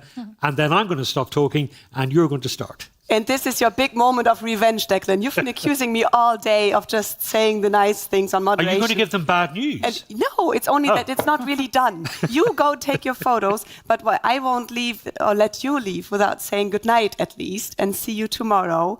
To the live stream, we're going to see you tomorrow at 9. And we want to wrap this day up for all of us here at ESMT and also for you in the live stream. And I'm saying we because I'm invited 2 ladies to this stage that you must really put faces with names. That's our managing director, Susanne Stauffer and Agnes Michalik. And I promise you, we are not going to sit down on these chairs and make you wait a long time. I'm just going to put the chairs to the side. We're going to stand here for just a second. And we need 2 microphones, please. Don't throw them. Because thank you, Dennis, thank you, Ole. Because what I'd like, at least to give you a chance, we're going to stand so that the cameras can see us, and you can't because you're already in celebratory mood. Let's start with you, Agnes. Just don't talk us through your entire day. I know it's been totally packed, but maybe you want to tell us one thing that you're going to take away from today. What's going to resonate? Thank you so much, Claudia, because you gave me a little head start, so I was trying to prepare, and my list was very long, so I'm not going to read it out. Don't. And I think there were so many highlights. I mean, you have the obvious ones. We had the Chancellor Olaf Scholz here talking about multilateralism in a multi-crisis world. We had Nobel laureate Oliver Hart. We had the YGCs, obviously. But I think what makes this summit so special is when you look at what is our goal. We want to bring innovative ideas to G20 and G7. We want to foster a community around the global commons. And we want to see a lot of innovative ideas brought forward. So what's happening in all the other rooms next to this big stage is as equally important. So I was in a session on African voices for the G20 and G7, where we had wonderful voices from the African countries that put their issues forward, but also were very strongly about how we can use the African continent as an asset to solve global problems. And we've had the business forum together with WBCSD, where we had a lot of business stakeholders talking about recoupling and the realignment of the economy, societies, and the planet. And I think this is what makes us special. And all the other conversations that happened today, that made me really, really hopeful today. Thank you, Agnes Michalik, Managing Director of the Global Solutions Initiative. And we have another one. So lucky for all of us in the team, there's 2 of you. Susanne, I'm not going to ask you about today, but because I fear you have a list just like that. But maybe you can take us to tomorrow, because this is Bergfest only. We have another very full and busy day ahead. What do you take into tomorrow's summit day? So first of all, we will have plenty of interesting sessions. There's a lot on the agenda again. But if I have to pick, I would pick 2. And one of them is the keynote of our Minister for Environment, Steffi Lemke. She will share with us first-hand experience on how to succeed in multilateral cooperation on the ground, like giving her experience on stage. So very much looking forward to that one. And a second one is more interactive sessions with best practice examples. Some of the YGCs will also take part in there. And there we will hear local solutions to climate resiliency. That's also happening tomorrow afternoon. And again, that will be really best practice examples on the ground. So we actually see what's implemented on the ground and how to solve climate change and how to fight climate change in practice. So I leave it here. I could go on and on because our program team and the whole community actually put together such a great program. So, but I think I leave it with these 2. And again, I think every session is really worth it to be watched. But I know that everybody is waiting for something else now, and not more sessions and panels, but to just have a nice conversation and a nice glass of wine or champagne or whatever it might be. And it's my big pleasure to invite you all to tonight's evening reception, which will take place on foyer 1 and 2. And this doesn't go without a thank you. I give a big thank you to the Indian Embassy for their support of millets. They support the evening reception with some special dishes of millets tonight. So a big thank you to the Embassy. And now, again, there won't be any program tonight. It's just about like socializing, networking, coming together in the GSI community, GSI family, which we all enjoy very much. And I'm very much looking forward to inspiring conversations, good exchanges with all of you. And nothing more to say than the bar is open, I would say. Danke, Frau